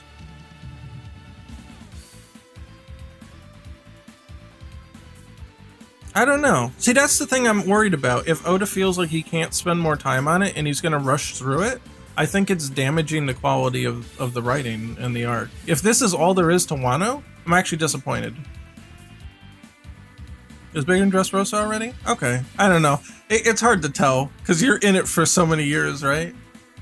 But he's also been taking more breaks too, so you can't just count like the weeks or the years. But I don't know, if this is it, if this is all Wano has to offer, I'm actually a little disappointed. I feel like there hasn't been like big emotional stakes for the main characters. Like the Scabbard's cool, great, whatever. But like, you need Straw Hats in there too. Getting emotional about shit, you know what I mean? I feel like there's just something. I feel like it just can't end here. There's something missing. So I do find the raid failing theory appealing, or maybe even stalled. Wano will pay off in the next arc, but this should be the culmination of everything, because the Wano storyline started in Punk Hazard. Like, this is the Alabasta of the New World. We're way off track here, but that's all right. I'll jump in on this One Piece shit. I could talk about this all night long. I know this stream's gone all different fucking ways, but whatever. I don't give a shit. But think about it. So, like, Alabasta started in Whiskey Peak, and then it went to Little Garden, and then it went to Drum Island, and then it went to Alabasta proper. All of that was part of the story with Vivi and Alabasta and all that stuff, and everything culminated in Alabasta. That's the end point. And then after that, we got a big break, and we went to Skypiea, and nothing carried over. Like, Robin carried over, but you know what I mean. Nothing about, how many characters do you have in the game so far? We've got 3. And thanks for trying to turn it around, but we're too deep. But everything wrapped up in Alabasta. And it's kind of like Marineford had that kind of break too, where everything in the Marineford saga led up to Marineford, and then you had the break, like kind of a clean break there. Everything kind of wrapped up, and sure, there was a little fallout, but it's not like anything after Marineford. Marineford wasn't the build up to anything, it was the conclusion to everything. And so again, in the New World, we've got Punk Hazard, we've got Dressrosa, we've got Whole Cake Island, and now we have Wano, which is the culmination of all those storylines. All that was build up for Wano. Wano can't be the build up for something else. Everything, you know, we met Kinemon in Punk Hazard, like we met Vivi at Whiskey Peak. Or actually at Laboon. We met Vivi at Laboon, at Reverse Mountain. So just like those 5 stories came together as one big thing, right?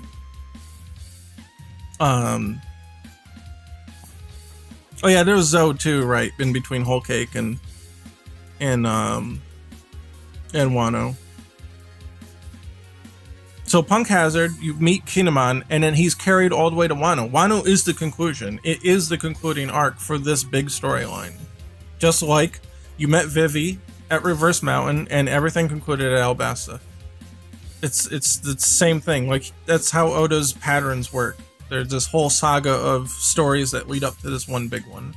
Wano cannot be the build-up for something else. It's not set up to be the build-up, it's set up to be the climax. With everything building up to Wano. It's been talked about since Thriller Bark. Like, this thing has been built up for like 10 years. Wano's supposed to be the big deal. And that's how I feel too. When I read the chapters, I'm like, we're too far in for the raid to fail. Maybe? But the revelation a couple chapters ago, I don't know. Maybe we'll get a stall. Maybe we'll hit the pause button and resume it later. I don't know. Trying not to spoil anything, so I'm not saying details, but there could be a complication. There could be a distraction, we'll put it that way. Well, that's the other thing, and I can't talk about that without going into spoilers, but there's a lot of hints to suggest that that may happen.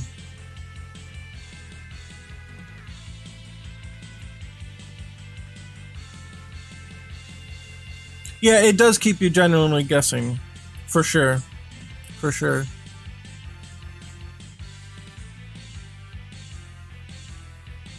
Yeah, One Piece has so much lore behind it. There's so much planning in there that it's actually really easy to get in there and to think of possibilities of what might happen. I think that's what's very enjoyable about it. It's got such a solid foundation, and the world is, and sort of the rules of the writing are very consistent in a way that you can pick out things, and they pay off way later. Like the current arc of Wano was, wait, when did Thriller Bark get written? Let's see. One Piece Thriller Bark arc. This is how far ahead this author plans. So let's see. Anime or manga chapters 422 to 489. Did it say what year? 442? One Piece manga 442.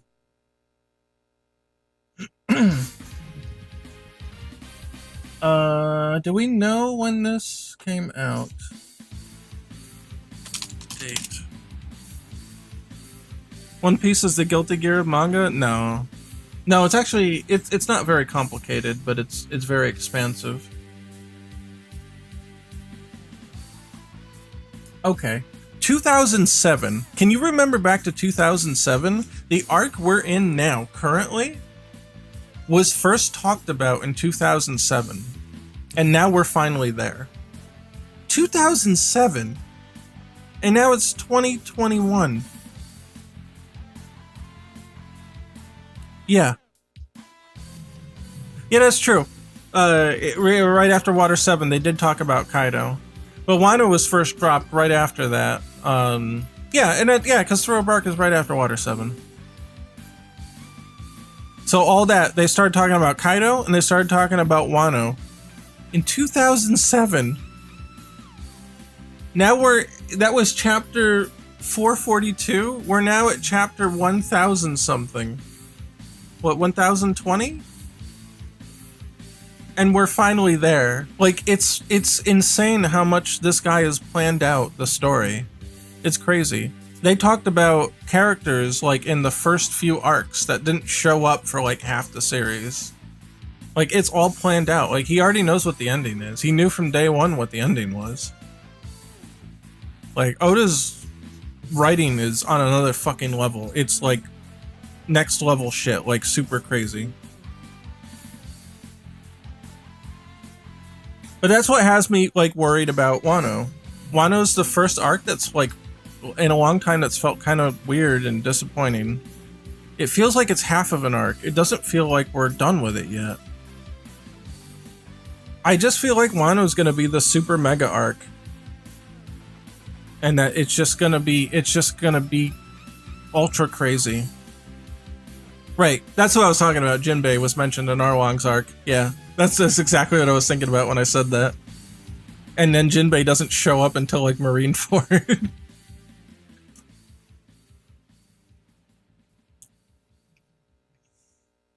Knowing that Daisuke planned the Ino twist from over 22 years ago is fucking wild.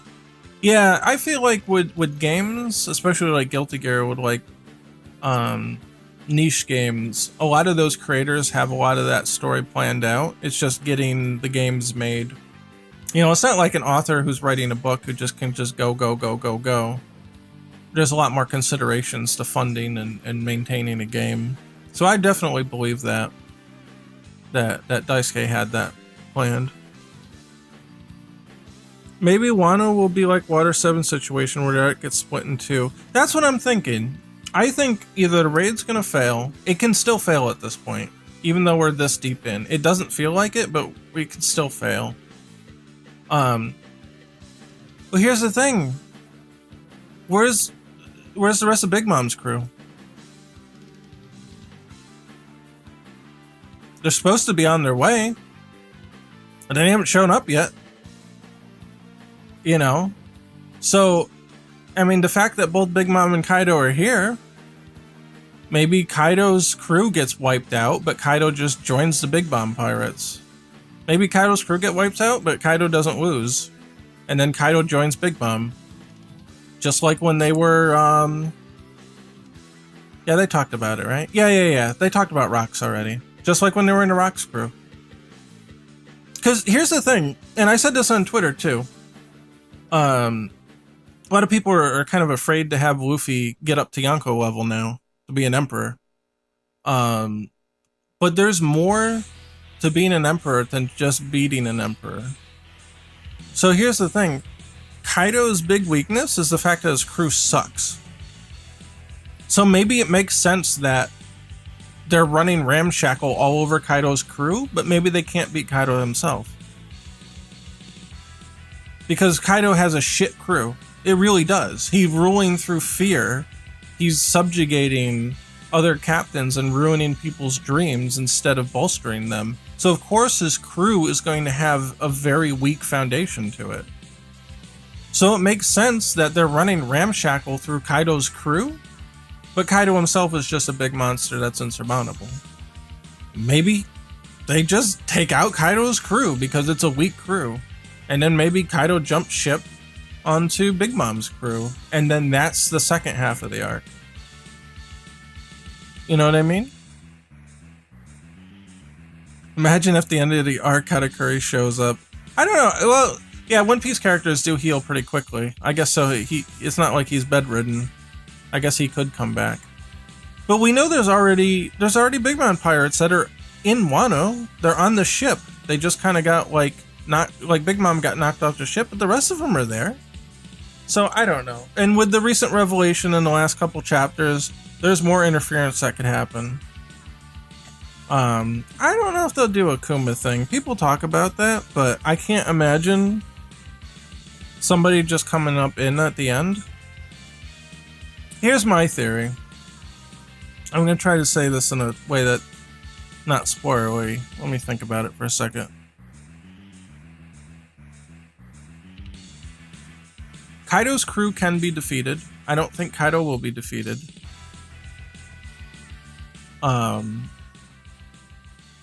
The raid may also succeed and fail at the same time, if that makes sense. Kaido's crew could be obliterated.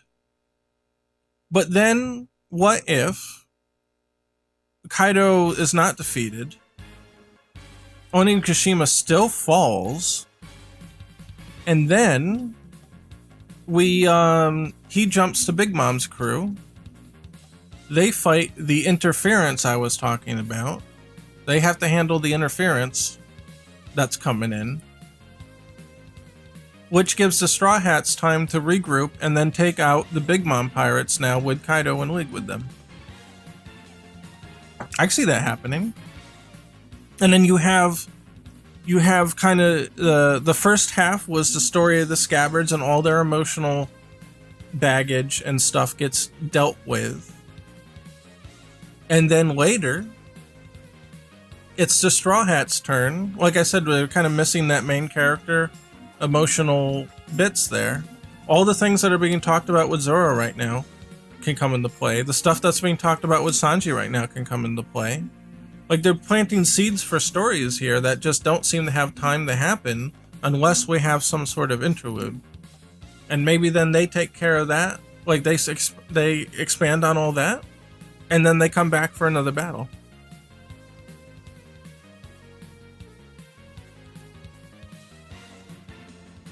The goal of the raid is for Kaido to leave Wano. What if the last battle doesn't happen in Wano, but it is in the sea? Very possible. I like that, actually. I don't know about Blackbeard showing up. I think he's got a different goal.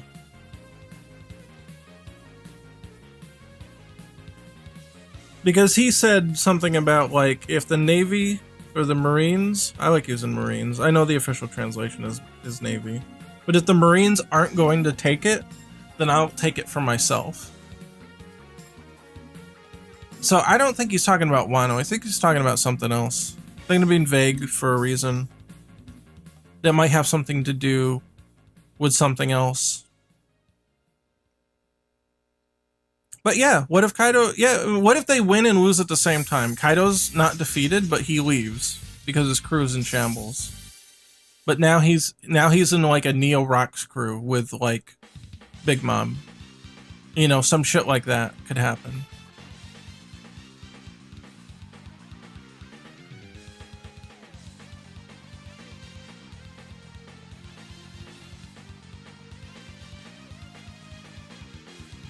Maybe Blackbeard sends someone to steal their Akuma no Mi? Wait, Akuma no Mi?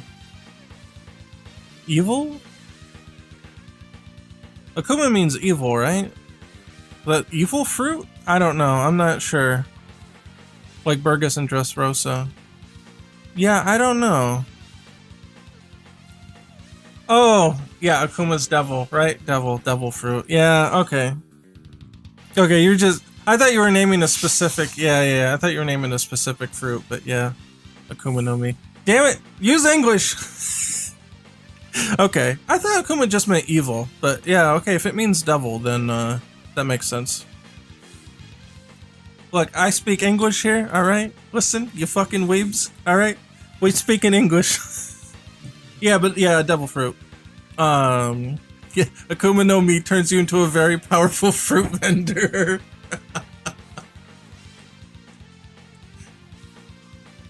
I don't know. It's possible. I think Blackbeard is going to take another fruit.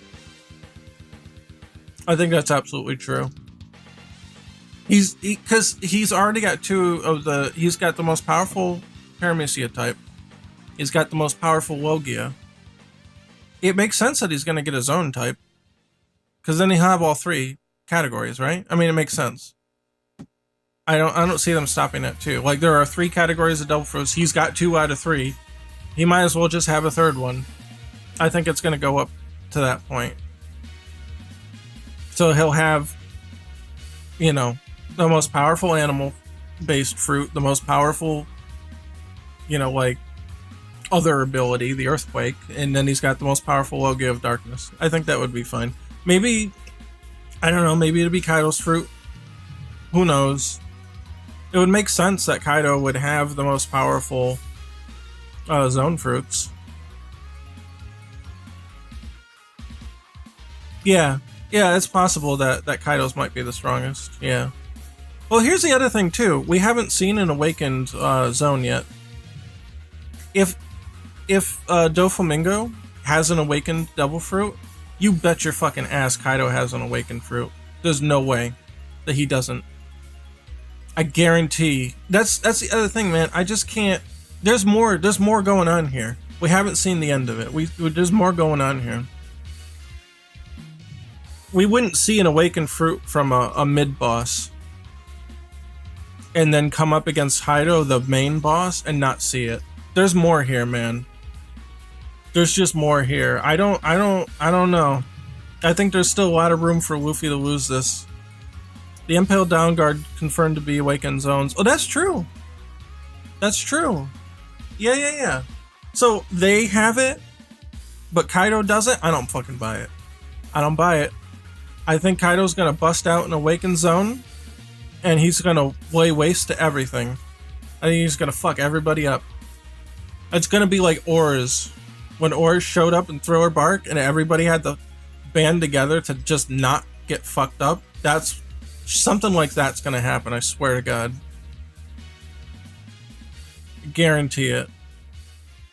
Maybe he'll cause the other parts of the crew to like awaken too. Who knows? I don't know. There's 100 different ways you could go about this. Now got this fucking discussion got me all hyped up now. I was tired. I was ready to go to sleep. And I ain't now. You sons of bitches. Who fucking brought up One Piece? Who was it? I'm scrolling back. I'm looking. Who was it? No, that's cool. I love One Piece. Maybe Blackbeard will go after Vegapunk, considering the recent development with Momo's Devil Fruit? Maybe. I think there's not enough to speculate on what exactly Blackbeard's going after. I disagree. Luffy plot armor will save him like always. Yeah, but I mean, Luffy always does take a few L's before he comes back for the W. So even if he does take an L, he'll come back, you know?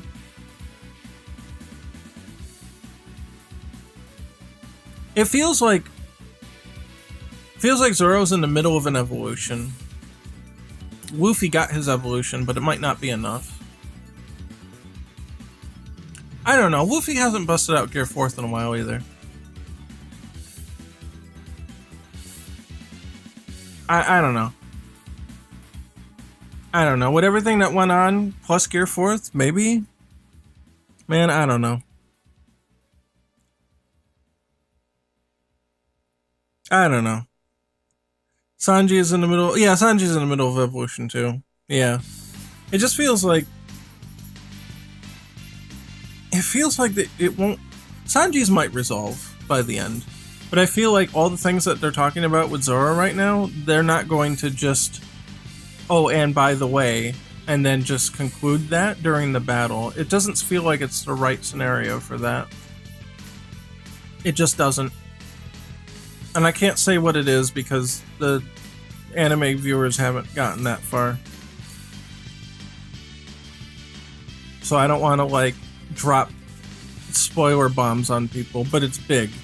Like, you can't just mention something like that in passing and it not be, like, a huge thing.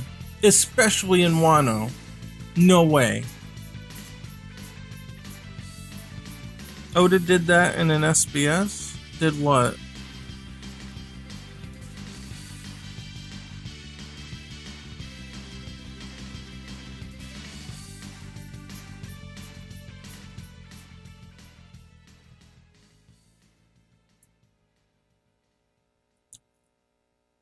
The things that they've been talking about with Zoro lately. That's what I'm talking about. Yeah.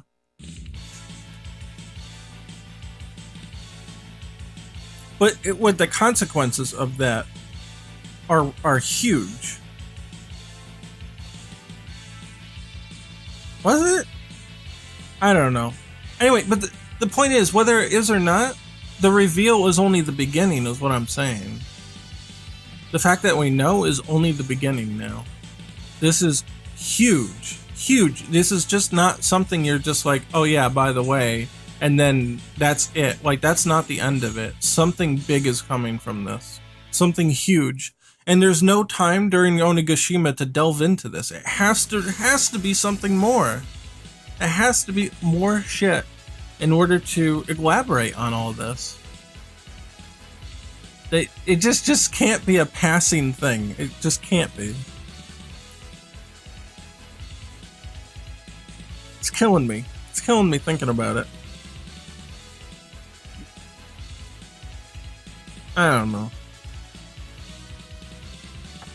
I mean, beyond what we've already discussed, it gets very speculative at that point. You have to take some wild guesses to figure out what's coming next. But I think the immediate, I expect there to be something in the immediate that derails this whole raid shit. Either it's put on pause, or it transitions into a different phase of some sort. Something's gonna happen. This is not the end of Wano. I guarantee it's not the end of Wano. That would be cool. That would be cool. I would like that. But that character is not here. So, I don't know.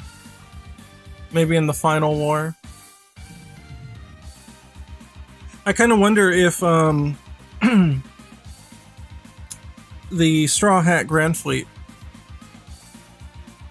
like say Onigashima does end in failure and everybody gets like totaled, maybe the Grand Fleet will have to come to be the reinforcements. Yeah, the revolutionaries are they're busy right now. I don't think that they're gonna show up. They're busy.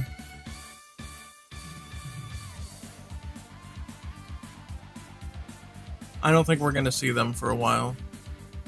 That's gonna be like super endgame stuff. I don't know. After this, I expect there to be a part 2 to this. Kind of like you said, Water 7 and Enies Lobby were like two halves of that arc. That's what I'm expecting to happen. There's gonna be some kind of shift in the middle. Problem with the Grand Fleet coming is that there's no news goes out of Wano. But with everything going on right now, with the complication just showing up, and the big news about Kaido and Big Mom being in the same place, news will get out between the two halves. You know what I mean? I think news will get out. If we're going to have a split between a part 1 and part 2 of Wano, I think news is going to get out in the middle of it. Somebody's going to find out. It's too big to cover up. It's way too big. Everything that's going on. Word's going to get out about it. If there's a transition like that.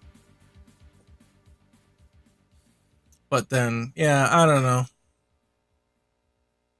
They can try to suppress it, but look what happened with Morgan's. He was like, yeah, fuck that. We're just gonna run from the government and print the news anyway. And that's what he did. They're like, hey, can you like not print that article? And he's like, no, fuck off. He didn't let it get suppressed. So there's ways to leak info out, you know? I don't think there's a monumentous event, even just the fact that Kaido and Big Mom made even a temporary alliance. We don't even know if it's permanent. Yeah, I don't know. Well, yeah, there's that thing. Some people say that, you know, maybe it's just following a 3x structure and sometimes it's a 5x. And other people saying it's a 5x structure. That's what I was saying. I don't think we're at the end here.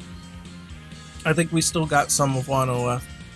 And exactly, it's part of the reason, too. The 5-act kabuki play thing that they keep talking about. We're in Act 3. We're not at Act 5. There's still stuff here, man. There's 2 more to go. I'm telling you, there's more. And I think Act 4 is going to be the recuperation, and Act 5 is going to be the conclusion. Something's going to go down to interrupt, stall, delay, pause, or the raid's just going to simply fail in Act 3.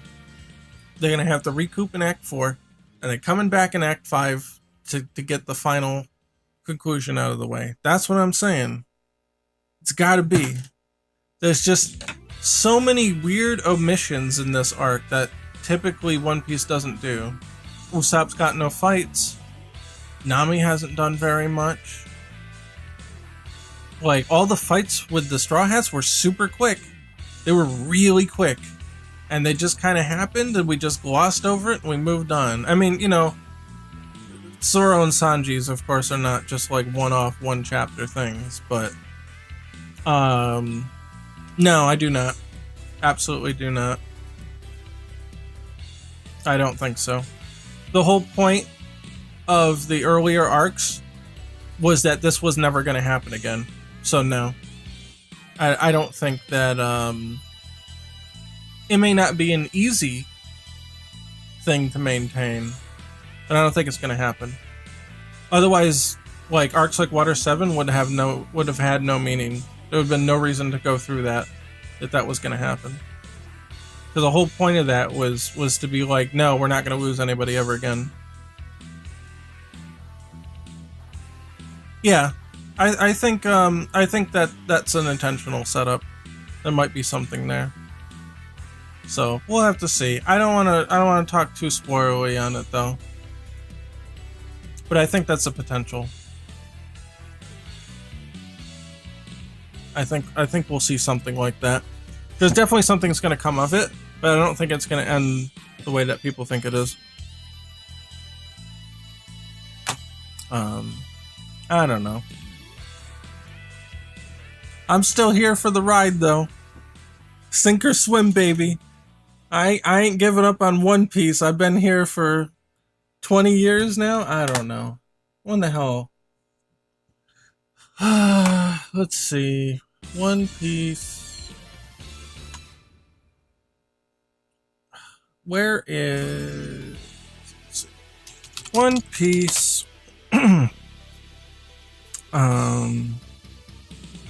Skypiea arc.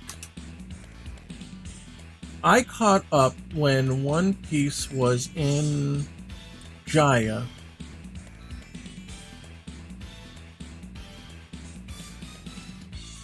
I don't know if they consider manga chapter 237. One Piece 237 date.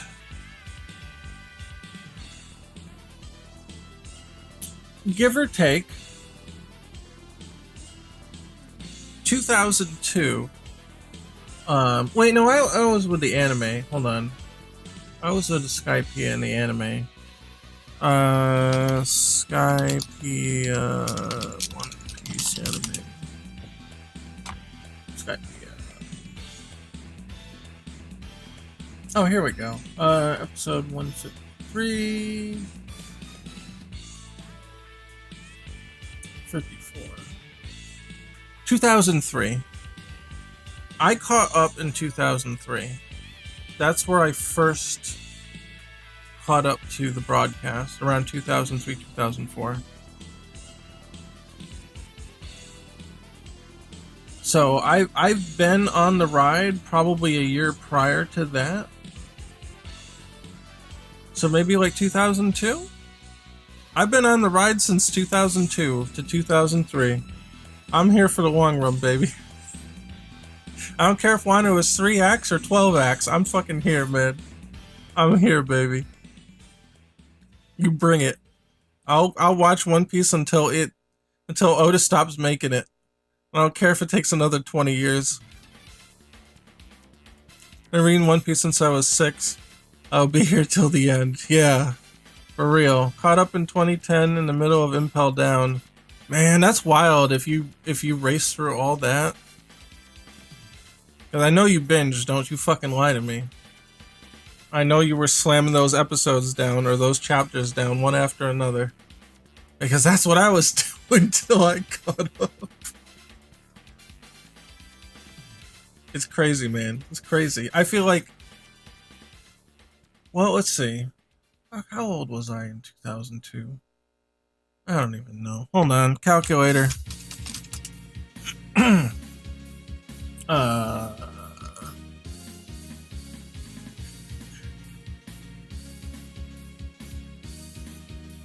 Oh, 17? Oh, 17. God.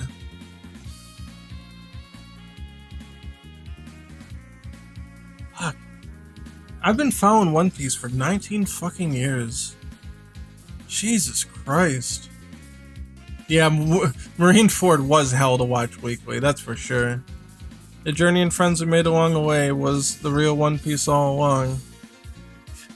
Yeah, it sticks with you. Like, you really start to feel like,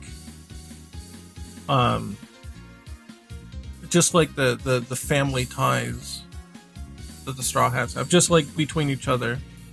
Like it really starts. It feels like you're literally chronicling like a family's adventure. Like you get that attached to them. You've been following One Piece longer than I've been alive. Yeah, One Piece is that long. It's that long, man. Fucking crazy, too. It's definitely the best story I've ever read. And it ain't even done yet. Oda did say, by the way, that the One Piece is actually a thing. It's not the friends we made along the way. He's actually come out and said that. He's like, nah, it's not lame like that. It's an actual thing. I'm like, okay. It's crazy that in universe the journey is only 1.5 years. Is it only 1 year? I thought it was 2 years at this point. But yeah, there's mega time dilation for sure. You can only get so many minutes in. It's probably the hat. Nah, I don't think the One Piece is the hat. I think the Red Line destruction and the creation of a new ocean is the most sensible theory. Either One Piece facilitates that, or the One Piece is the creation, is the new ocean that gets created. I like that theory. Mr. Morge on YouTube, he's got really great videos. That dude knows about writing, so he's had some like really spot on shit that he's been able to figure out. And I really like his ocean creation theory. I really like that one. I think that one makes a lot of sense. The One Piece is something funny, apparently. Yeah, right? I don't know. When Roger found it, he said that we were too early. There was nothing they could do with it because they were too early. And the man Roger is waiting for is supposed to do something with the One Piece. And I think it's the humor of Roger thinking that he was too early. I knew you were a Morge viewer the moment you mentioned the raid failing. I know it's such a huge fucking meme. It is. But even before he was talking about that, before I fell upon his channel, I was thinking that it was something that was a little too convenient. Because rarely do the Straw Hats ever make a plan and it goes according to plan. And that was my first thought, that the raid might not pull through, that there's going to be something happening during it that's not going to go. But it's gone on longer than I thought it would have. But yeah, once I hit Morge's channel, man, I like his videos. They're really good. And I definitely agree with him on a lot of the points. That something just doesn't feel quite right yet. It doesn't feel like the stakes for the Straw Hats are really that high. Like, the physical stakes are high, but we always get like a big emotional stakes. Like, we don't have that like Luffy versus Bellamy moment. We don't have that Sanji breaking down moment. We don't have that yet for the main cast. Yeah, the Scabbards have had their stuff. But the side characters always get their stuff. But the Straw Hats always get them too. You know what I mean? There's always something there. Like right now, like Luffy's not mad at Kaido, Luffy just wants to beat Kaido. But he really doesn't want to like, he's really not super mad about it. He's still enjoying himself, and he's not coming to Kaido out of like anger. He's coming to Kaido because it's just a check. It's just a thing on his checklist right now. Yeah, he's mad that Kaido is making people starve or whatever. Like, he got mad about that for like 2 seconds. But he's not expressing that right now. It's not a core motivation for him. Physical stakes? Well, what I mean by physical stakes is that, like, if Luffy loses, he could die. Okay. If Zoro loses, he could die. or get captured or something. That's like the physical stakes, but like the emotional stakes aren't there. There's, you know, we picked a fight with Kaido, we could get fucked up. Those are physical stakes. But like losing Sanji to another crew forever, that's an emotional stake. Those are emotional stakes. The devastation of losing a crew member that you've had all this time, like that's it, like, right? Yeah, Hawkins. Yeah.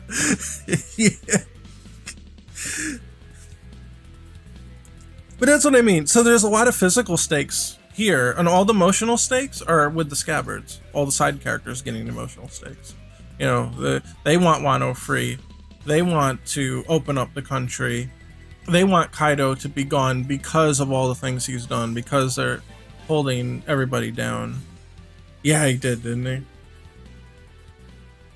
But the Straw Hats don't have that in this arc, and that's the weird thing about it. For the most part, the Straw Hats have been sidelined. Frankie's off-screen building ships. Usopp's off-screen getting intel. Yeah, Sanji and Zoro had a couple skirmishes here or there. But we didn't see much of them. Robin was off getting intel. You know, Brook was... I don't know, Brook was just hanging around, I guess. But we didn't see much of them. Everything was all about... Yeah, only Luffy and Tama, right. Luffy was, of course, main character, so he's always around. What the hell, Zoro wasn't doing anything half the time. He was off lost and wandering. He got into a couple fights. But, like, where's the stakes there? You know what I mean? Most of what we've seen so far is just the scabbards. And their story, and their emotional stakes. And the Straw Hats have almost not even really been in the story. And all of Act 2 was just nothing. It was all about the scabbards. It was all about Wano.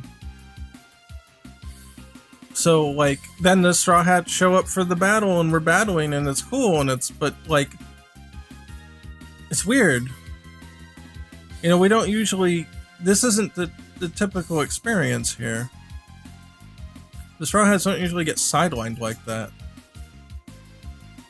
And there's no emotional stake for Luffy. Nobody's captured to save. Nobody's getting taken away. Like, it's just weird. Just a little weird. You know, like in Dressrosa, they brought Bellamy back. And Luffy got mad because Bellamy was being forced against his will. And the one doing that was Doflamingo. So there you go. There's the connection, the emotional connection there. I feel like Wano isn't about the Straw Hats. That in itself is weird. Only Luffy? Yeah, we kind of got that. But if that's the case, then why are they even here? Because when we want to focus on Luffy, we make the crew go away anyway. That's what Marineford was all about. But the crew's here. So if the crew's here, we should have focus on the crew. We should have some stakes going on here. Even Luffy doesn't really have many stakes right now. So, like, it's weird. It feels like this is only half of it. Like with Water 7, we really didn't have big stakes until the halfway point of Water 7. Then Robin gets taken away. Now the stakes are here. All that was build up to the midpoint. They had their skirmish with CP9. They had their fight, but they lost. Now the Robin's gone. Their emotional stakes are in, and then we can head into Endless Lobby. That's the typical thing we usually have going on here. That's why I think we're still in the Water 7 part of the Water 7 Endless Lobby Wano Part 2 structure here. It's just it feels really crazy right now because everything is really crazy. But I think it might just get even crazier. It's just weird. Every arc we have some sort of emotional attachment for the main characters. If the main characters don't matter, if the Straw Hats aren't centric to the art, why are we even having this arc? There's no reason to have it. They're the main characters. There's the main crew. They have to have some emotional involvement in what's going on. And right now it's just not very strong at all. So I don't know. If Wano just ends, I'm gonna be left confused. I'd be like, what was the point of all that build up from Punk Hazard all the way up till now? and then we get here and then there's like no stakes and then Luffy wins and we move on. That's weird. I don't know. I think I'd be disappointed about that. It's been long, but it hasn't been right yet. If that makes sense. I think that's the best way I can put it. If it ends here, it'll be strange, for sure. It'll be more than strange, and I'll be disappointed by it. It was cool, but it definitely won't live up to the rest of the arcs if it just ends here. I'm still a Water 7 stan, by the way. There's theory that the last battle will happen either at sea or in Elbaf. And that's fine. Yeah, that's what I say. If there's 2 parts to it, that's cool. That's fine. Like, if they have to leave Wano to conclude it, I'm okay with that. I mean, they left Water 7 to conclude in Enies Lobby. Like, that's fine. I don't care if they stay in Wano or not.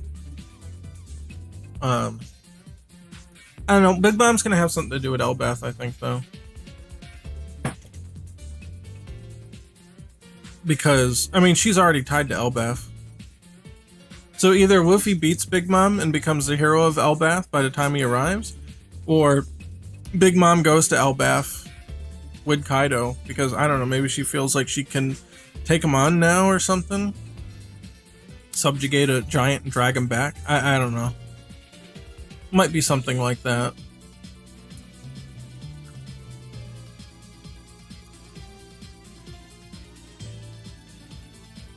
It feels weird for BM to fall here. BM? I'm one of the few that thinks Water 7 is peak One Piece. You are not alone. You are not alone. I am also on that. I'm dying on that hill too. I think there's a lot of people that think that, though.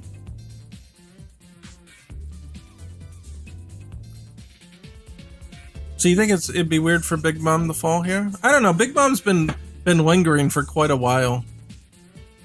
I don't think Kid has what it takes, though. I really don't. Because remember what Luffy said. Yeah, I do like Skypiea. Skypiea is really cool. Skypiea was really good. There was a lot of mystery in that arc.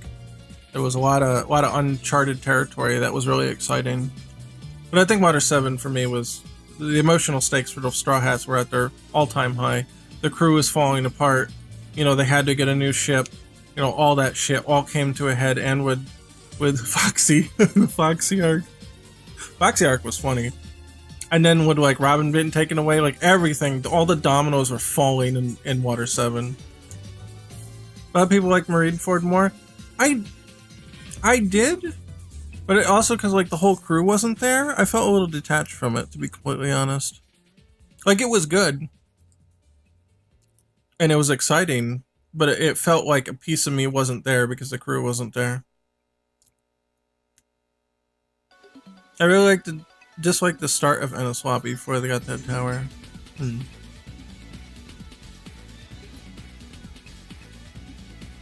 Yeah, you know, when they first arrived at Enies Lobby, it was a little strange. I think because they had been building it up as this big super terrifying place.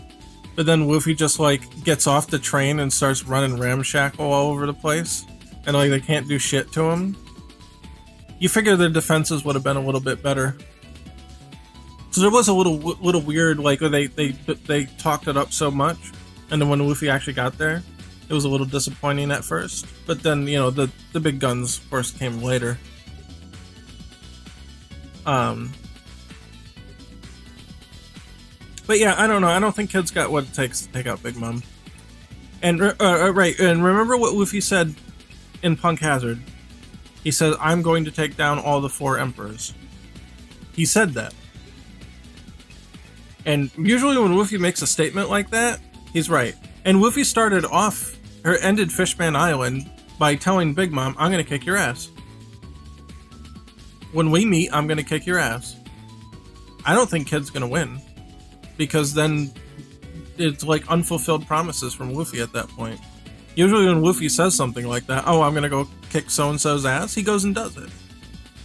He did it to Arlong. He did it to Lucci. He did it to Crocodile. Like, Big Mom's on the target list, and I don't think that kid's gonna take her out. He might get a little bit of shine, but I think, I think Kid's gonna get knocked out. I don't think he's gonna take Big Mom out. I think Luffy's gonna take both Big Mom and Kaido out, but not at the same time.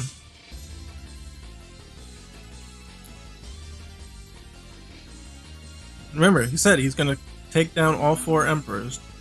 That includes Shanks. That includes Blackbeard. And maybe Blackbeard will be saved for later. I expect him to be. You know, something might interrupt this goal of his. Yeah, no, I guarantee Oda introduced the Davy Back fight. He had to have introduced the Davy Back fight to set a precedent of pirates fighting without being enemies. I guarantee that he's going to have a Davy Back fight with Shanks. It makes too much sense. It's perfect. It's perfect. There's no reason for them to be antagonistic. And if they were to write the story to make Shanks an antagonist, I think that would be the wrong decision. I think that would be just stupid.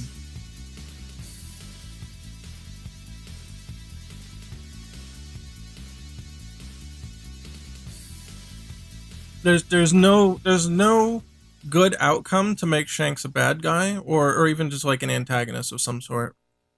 So Davy Back fight is the only thing that makes sense. And I guarantee that that's why he put the Foxy arc in. To put a precedent of, oh yeah, here's this thing that pirates do that they're not really enemies, but they'll still fight. I think Shanks is a great figure. Yeah, he's got something going on. But I don't think he would be an antagonist to Luffy. I think he was on the Pirate King ship. Come on. You can't be sailing with Roger and then stand in the way of someone like Luffy. It just doesn't make sense. There's no story foundation for that. Theory that Blackbeard will kill Shanks? Possible. Possible. He's already hurt him. He gave him the scar. Buggy did. Yeah, but Buggy's kind of an asshole, but Shanks is a stand-up guy. You think of like Shanks in the first chapter when he gives Luffy the hat and how Shanks is and his personality and how he's kind of the model pirate. There's no story foundation for him to just make a heel turn and become an antagonist. And by antagonist, I don't mean like a bad guy. He doesn't just, turn into like an evil asshole. But just someone who stands in the way of the protagonist. I don't think there's any foundation there for it. Shanks did vibe check Kid's arm though.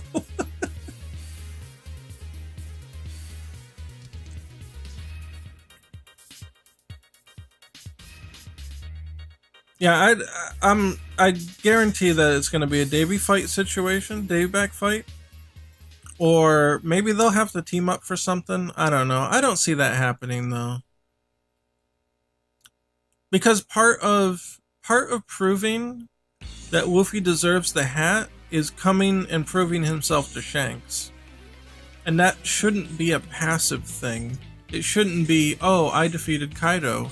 Therefore, that means that like I earned the hat. That'd be like a passive win for keeping the hat. I think when they meet again, there has to be some sort of personal test. Now he's on Shanks' level, and they just have to fight somehow. It can be a friendly fight, but they just have to fight somehow. It's important for the reader to see that too, because there needs to be a rite of passage for Luffy. Something for the reader to latch onto to definitively prove, to witness, the reader to witness that Luffy has indeed earned the title of a great pirate, as Shanks put it. Luffy needs to prove personally to Shanks not necessarily for Shanks, but for the reader to know that that time has come and that event is here now. That's what I mean, if that makes any sense. The fact that the last match of the Davy Back fight was a 1v1 was way too sus. Exactly. It's all set up. There's the if Oda wants to do it that way, it's perfectly set up for that. He can just lay it out and it's there. And there may be a complication, like maybe something happens that interrupts the Davy Back fight at the end, or something. But you know, there can be more at play there. But I think that the structure there is a foundation for a friendly confrontation, and I don't think that a non-friendly confrontation would even work. I think that would be very strange to see, for sure.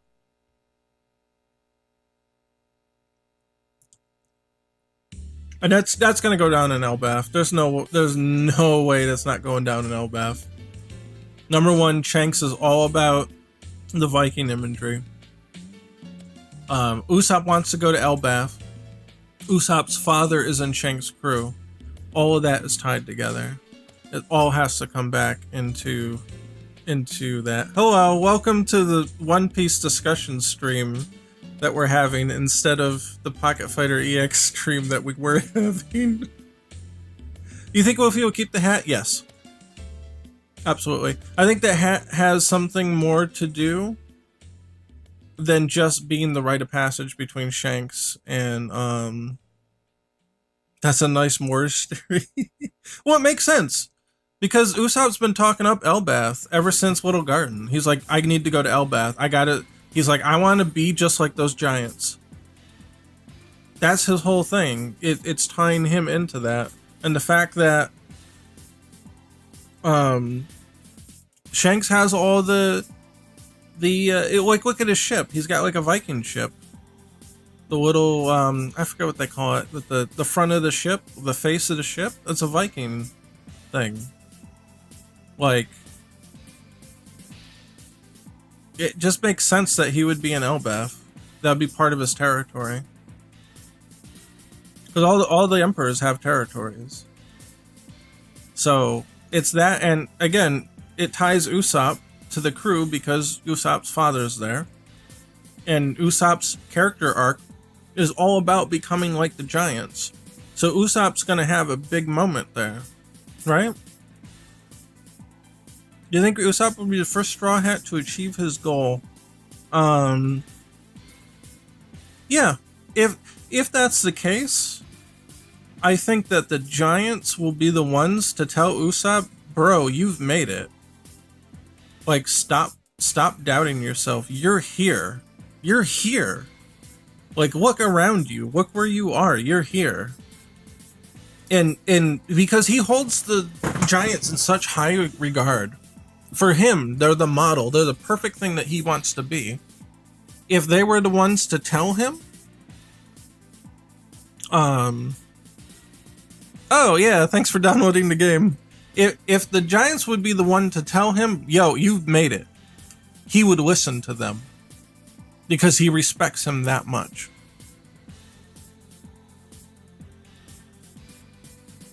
Don't forget the cover story where Bellamy declared war on Shanks in the name of Luffy? What? I haven't seen that. Oh, Bartholomew. Wait, what? I didn't see that. I didn't see that. I don't remember that. That's funny. That's hilarious. Bartholomew is a great character, and I eagerly await his reintroduction to the story. He's amazing. I love him.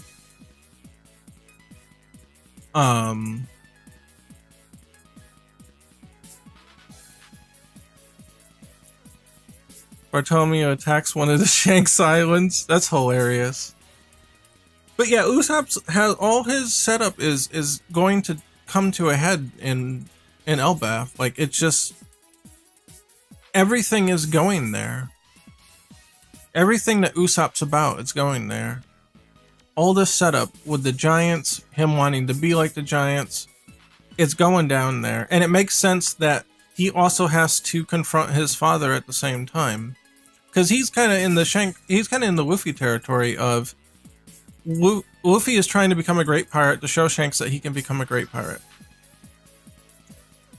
But Usopp's father is also in that crew, so Usopp has to also step up and be a great pirate by the time he meets his father. And guess what? That's going to happen at the same time. Because those two are in the same crew. And if Usopp's storyline is going to come to a head, it has to be in Elbaf. Because that's his goal. Is to go and see Elbaf. Like, it's so tied together, there's like no fucking way it's not going to happen in Elbaf. If that really happens, Elbaf will be the beginning of the end. Yes, I think it will. Absolutely, 100%. As soon as Shanks recognizes Luffy as a great pirate, his next step is Pirate King. That's it. We're off. We are setting off for Raftail. Or Laugh-Tail, whatever you want to call it. I've been calling it Raftail for Raftail. I've been calling it Raftail for so many years. I still say that. But yeah. Yeah, once Luffy passes the hat back, and I think the hat will go right back to him, he's going to Laugh-Tail. That's it. Like, he's setting off. There might be like an arc to get there, but like that's when they're like, okay, time to go. Let's go. Let's hit it up. Do you think Shanks has the last road poneglyph? Probably. Can't wait for you to put more characters out. Me too, man. Me too. If we could just get this rollback done. It's the only thing missing for Laugh-Tail. Yeah. I would be surprised if Blackbeard didn't have one, but I think he would go the route of just copying them. I don't think he would bother actually taking an entire one. So I think the last one is in Elbaf. Whether or not Shanks claims possession of it, it's going to be in Elbaf, I think. There's going to be something too with Whitebeard's kid. Whether he's actually Whitebeard's kid or not, I don't know what's going to go on there. His name was Weeble or something? There's going to be something with that too. I think all that's going to go down in there. I think everything's going to go down at Elbaf. They wouldn't have introduced Weeble. Weevil.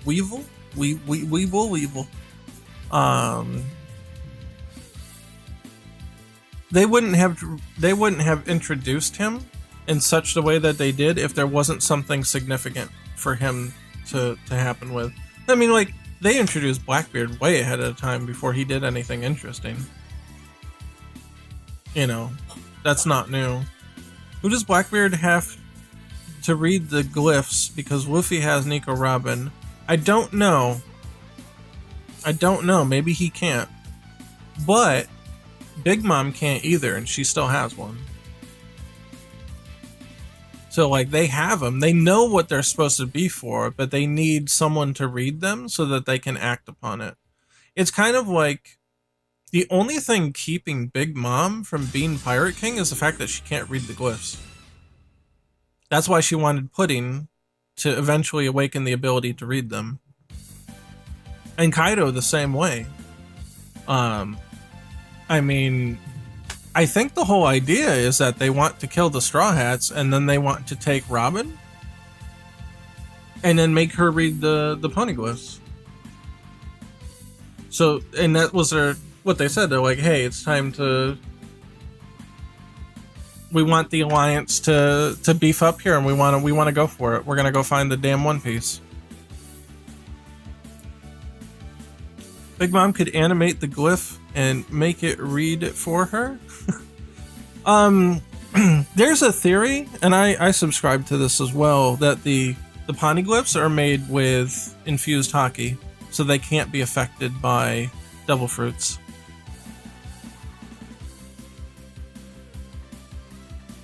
Kaido invaded Wano too because Odin would read them. Maybe? Or could read them, rather. Maybe?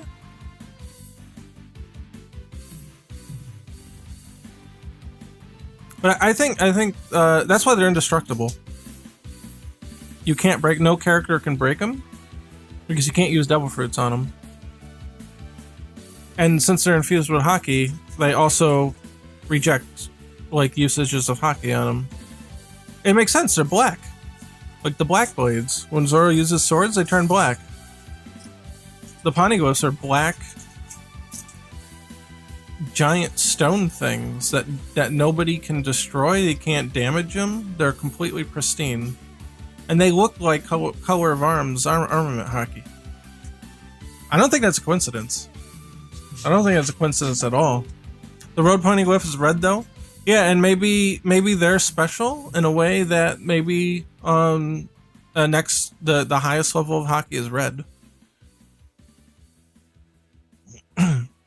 That's what I think about that. I think that because there's only 4 of them, they're the most special. They might be the highest level of hockey. Maybe they use Rio. Well, Rio is just like a next level armament hockey. It's not that special, so I don't think it would be that necessarily. But like all the samurai know how to use that. If it was that common, does that mean all the samurai can just make red poneglyphs? I don't know. That seems weird. It would have to be more special than that, I think. Just like from a story structure perspective, not like a logical one necessarily.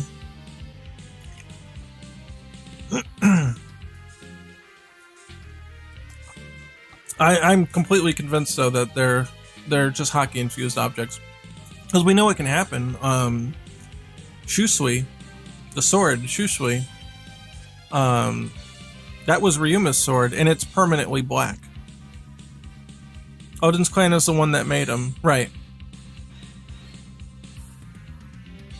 The swords that have been infused with hockey are permanently black, just like the poneglyphs are permanently black.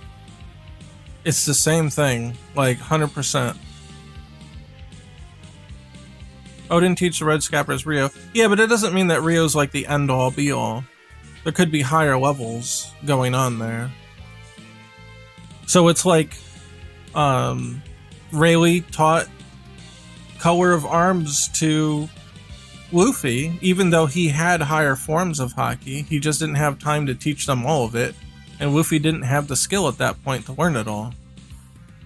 It's the same thing. So maybe Odin had higher forms of hockey, or maybe he didn't learn it because he was such a slacker. Maybe his father knew it, but he didn't.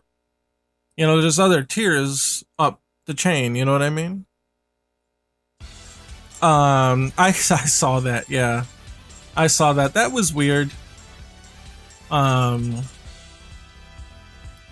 don't know. The anime does weird things sometimes. It's sort of okay. I mean, everybody's been kind of suspecting it for a while, so I don't know if it was like such a huge deal.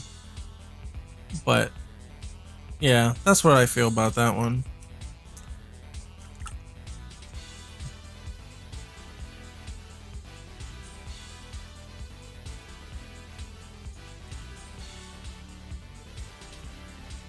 What was that?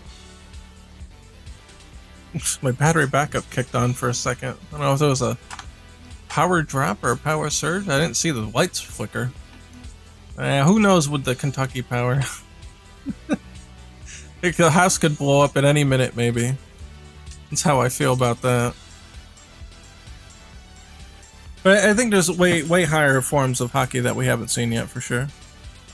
Whatever they use to make the poneglyphs has to be some really super high level shit. And the road poneglyphs may be even higher than that. I don't think we even seen anything. I don't think we've seen any display of hockey that would explain it yet. I think there's still a higher level that we haven't seen. Or a different route of hockey. Maybe it's not purely a color of arms thing. Maybe it's a conquerors and a color of arms thing? I don't know. I think whatever the case is, conquerors is involved in a poneglyph construction. It would make too much sense. Maybe a form of hockey that combines all three. That's what I was trying to get at, yeah. something that, because like the voice of all things is typically considered potentially an observation hockey thing. And the fact that like the stones can be read, or they can hear the stone, like Roger could hear the stones. He knew where it was because he could hear it. Like it spoke to him. That's an observation thing. So maybe that's part of it. You infuse the observation, the armament, and the conquerors into it all at once. And that's the strongest thing, you know? I think that makes a lot of sense. Especially because, you know, Roger was able to like sonar locate the one in Skypea.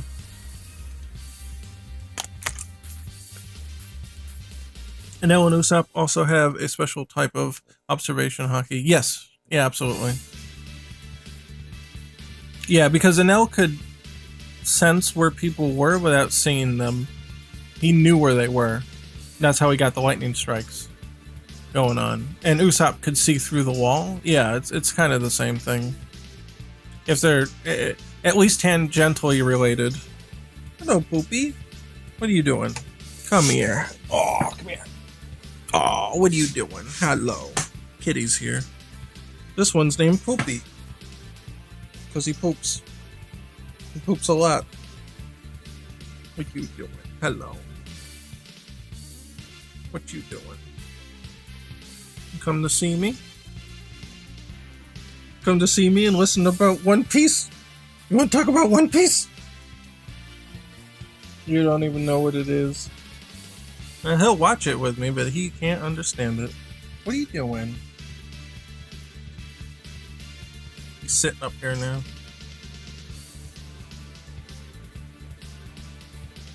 I can't believe this turned into the fucking One Piece stream for the last 2 hours. That's fun though. I like tangents. Tangents are fun. One Piece is so cool too. Talk about that shit for hours. Maybe when he grows up, he'll be like Nekomamushi. Yeah. Yeah, he's not serious enough. He's too playful. Too chill. Nekomamushi is not chill. He's all neurotic. Oh, Poopy's super chill. What are you doing? Come here. Oh, come here. He likes being held, which is weird. Especially for boy cats. Yeah, you like that. There you go. Good boy. I could pick him up at almost any situation and he'll just kind of curl up and let me carry him around. What you doing? We found you in a Walmart parking lot. That's the best thing we ever got from Walmart. Yeah. He's closing his eyes. He's like falling asleep. What are you doing? Poopy is super chill is definitely a quote. Chill cat, yeah. What you doing? Yeah, you like sitting with me, don't you? He'll crawl up here when I'm working. And just kind of like try to find a place to sleep in my lap. It's not always successful, but he tries. He's getting bigger now too. He's growing fast. So it's a little harder for him to sit up here with me. What you doing, huh? You got a cold too. You were sneezing, I heard you. Cats are like really bad with respiratory illness. Like they can catch it and like they can keep it for a long time. It's really weird. You keep getting sick. His eyes are closed now. You gonna fall asleep? Oh, he's gonna fall asleep? No? Oh, something peeked his interest. You getting down?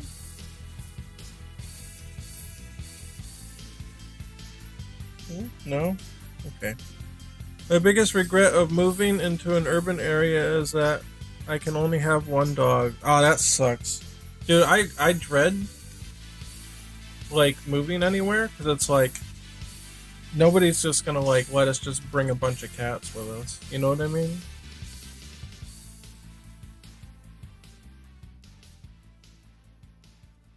I don't know. I guess unless you buy a house and you can do whatever the hell you want with it. But like if you're renting, they'll be like, one cat only, and it'd be like, no, we have more than one.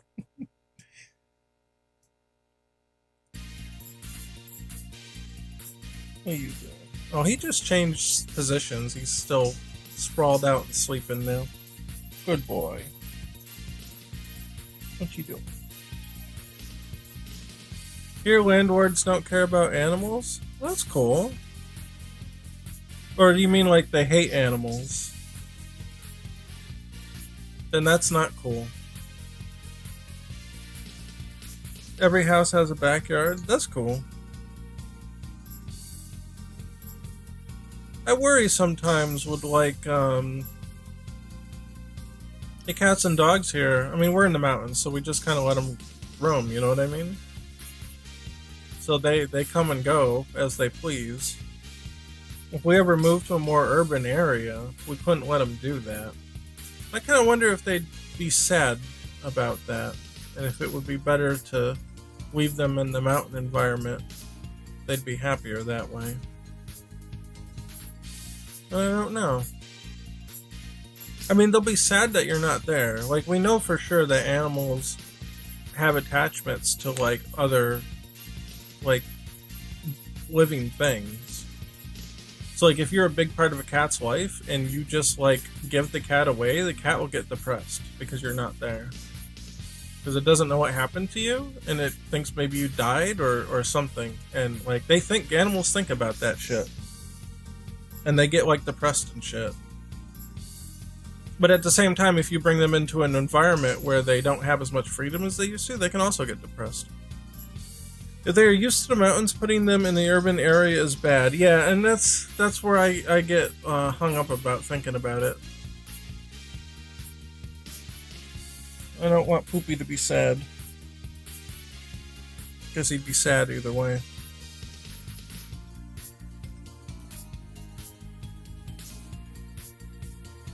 Wow. You getting up? You getting up? No? Just moving spots? What are you doing? Here, sit in my lap. There you go. Good boy. I don't know. I like animals. I like kitties. Kitties are really easy to take care of. They kind of take care of themselves for the most part. It's like having a roommate. Like a friend almost. And it's almost not like they're a pet, they're like a friend. Where like a dog is like intrinsically tied to you and very needy. The cat's not like that. If the cat's around you, it's because the cat wants to be around you. Where the dog kind of feels like it has to be around you because you're the pack. So if a cat chooses to spend time with you, it's because they actually choose to spend time with you. That's how you know if they really like you. And if they hide from you, they don't like you. Or if they're aloof. Yeah. He's gonna go to sleep? He's closing his eyes. What are you doing? And you know they're happy when they're purring. So they're very easy to figure out.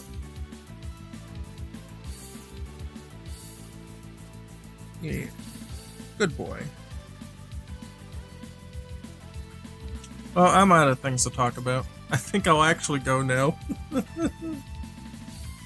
can't believe... Yeah, I was like, yeah, I'm gonna go, and then it's like 2 hours later. Someone brought up One Piece tangentially, and now here we are 2 hours later. Well, for everybody still sitting here with me, here's our schedule. We're adding Wednesday this week for a special, because it's Halloween, so we're doing extra streams. We're doing one Wednesday. We're playing Castlevania. Might be Castlevania 64. Sorry for bringing... No, don't apologize for bringing up One Piece. God, I enjoyed... That was an awesome discussion. I enjoy talking about One Piece. That, I got the cut loose on stream finally about One Piece. Got to show off and flex. Oh, are you gonna get down? Where are you going? Are you going? Go on. Good boy. So yeah, what we're doing Wednesday this week, which is special out of the schedule. Spooky Games, Castlevania. Amber's gonna be there, and then Sunday more Castlevania, Monday more Pocket Fighter EX and or One Piece discussion, and then Thursday, I don't think Tim's gonna be here this week, but we'll figure out something to program. The thing that I said I was gonna work on, I've already finished, so I'll show that off. But yeah, that's pretty much it. So thanks everybody for hanging out with me. I really appreciate it. Sorry the stream froze. Oh, on YouTube? Really? I wonder why. Let's see. Are we still live?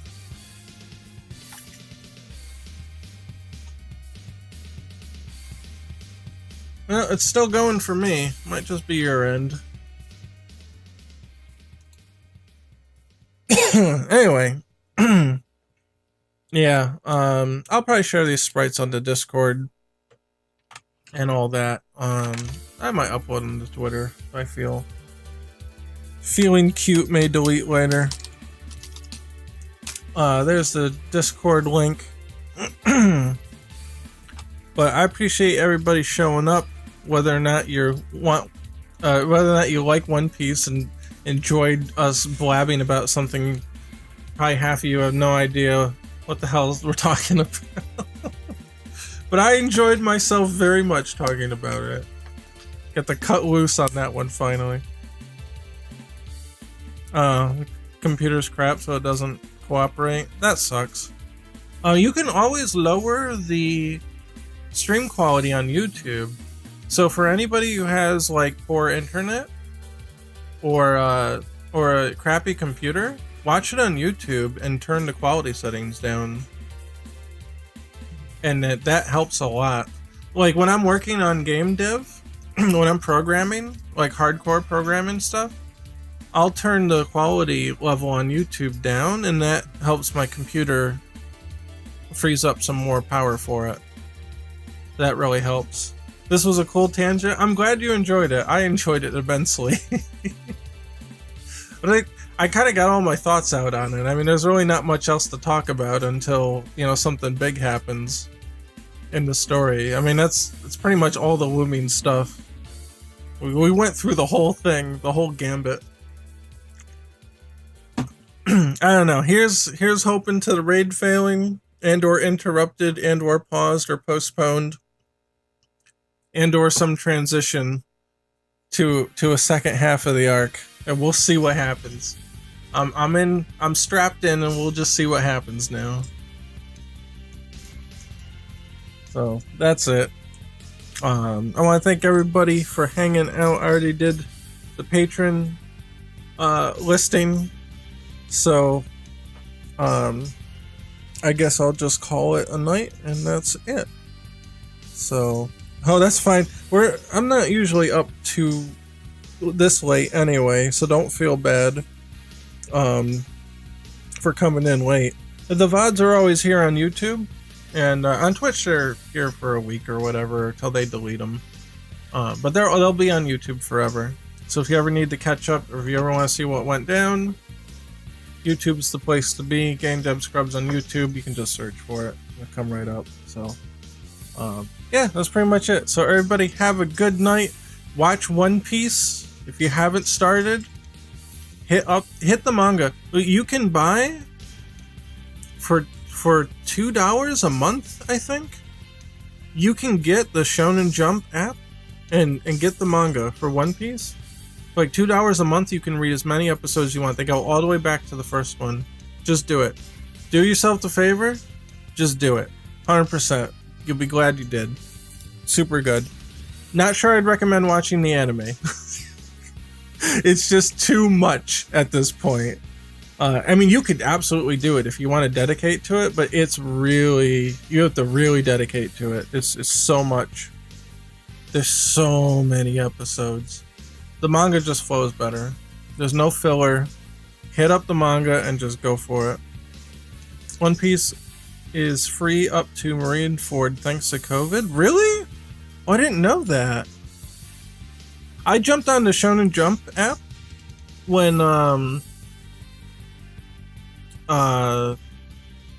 I caught up with the anime.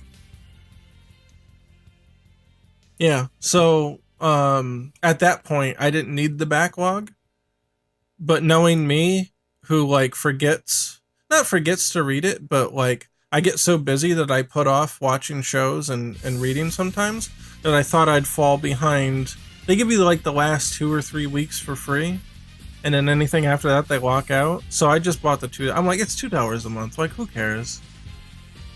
I'm not gonna miss $2 a month. And if I ever want to like read back or read a new series, then I'll have it there. So I just signed up for it. I said screw it, whatever. I didn't know that it was free up to Marineford though. That's crazy. Whatever. Shonen Jump can have my $2 a month. That's fine. It's worth it. I'll pay the One Piece tax. It's fine. Keep Oda's pockets full so he keeps drawing. I'm good with that. Anyway, with that, I'm gonna head on out. Thanks everybody for hanging out. It was a great discussion, great night, and we'll see you next time. So have yourselves a good one and scrub out.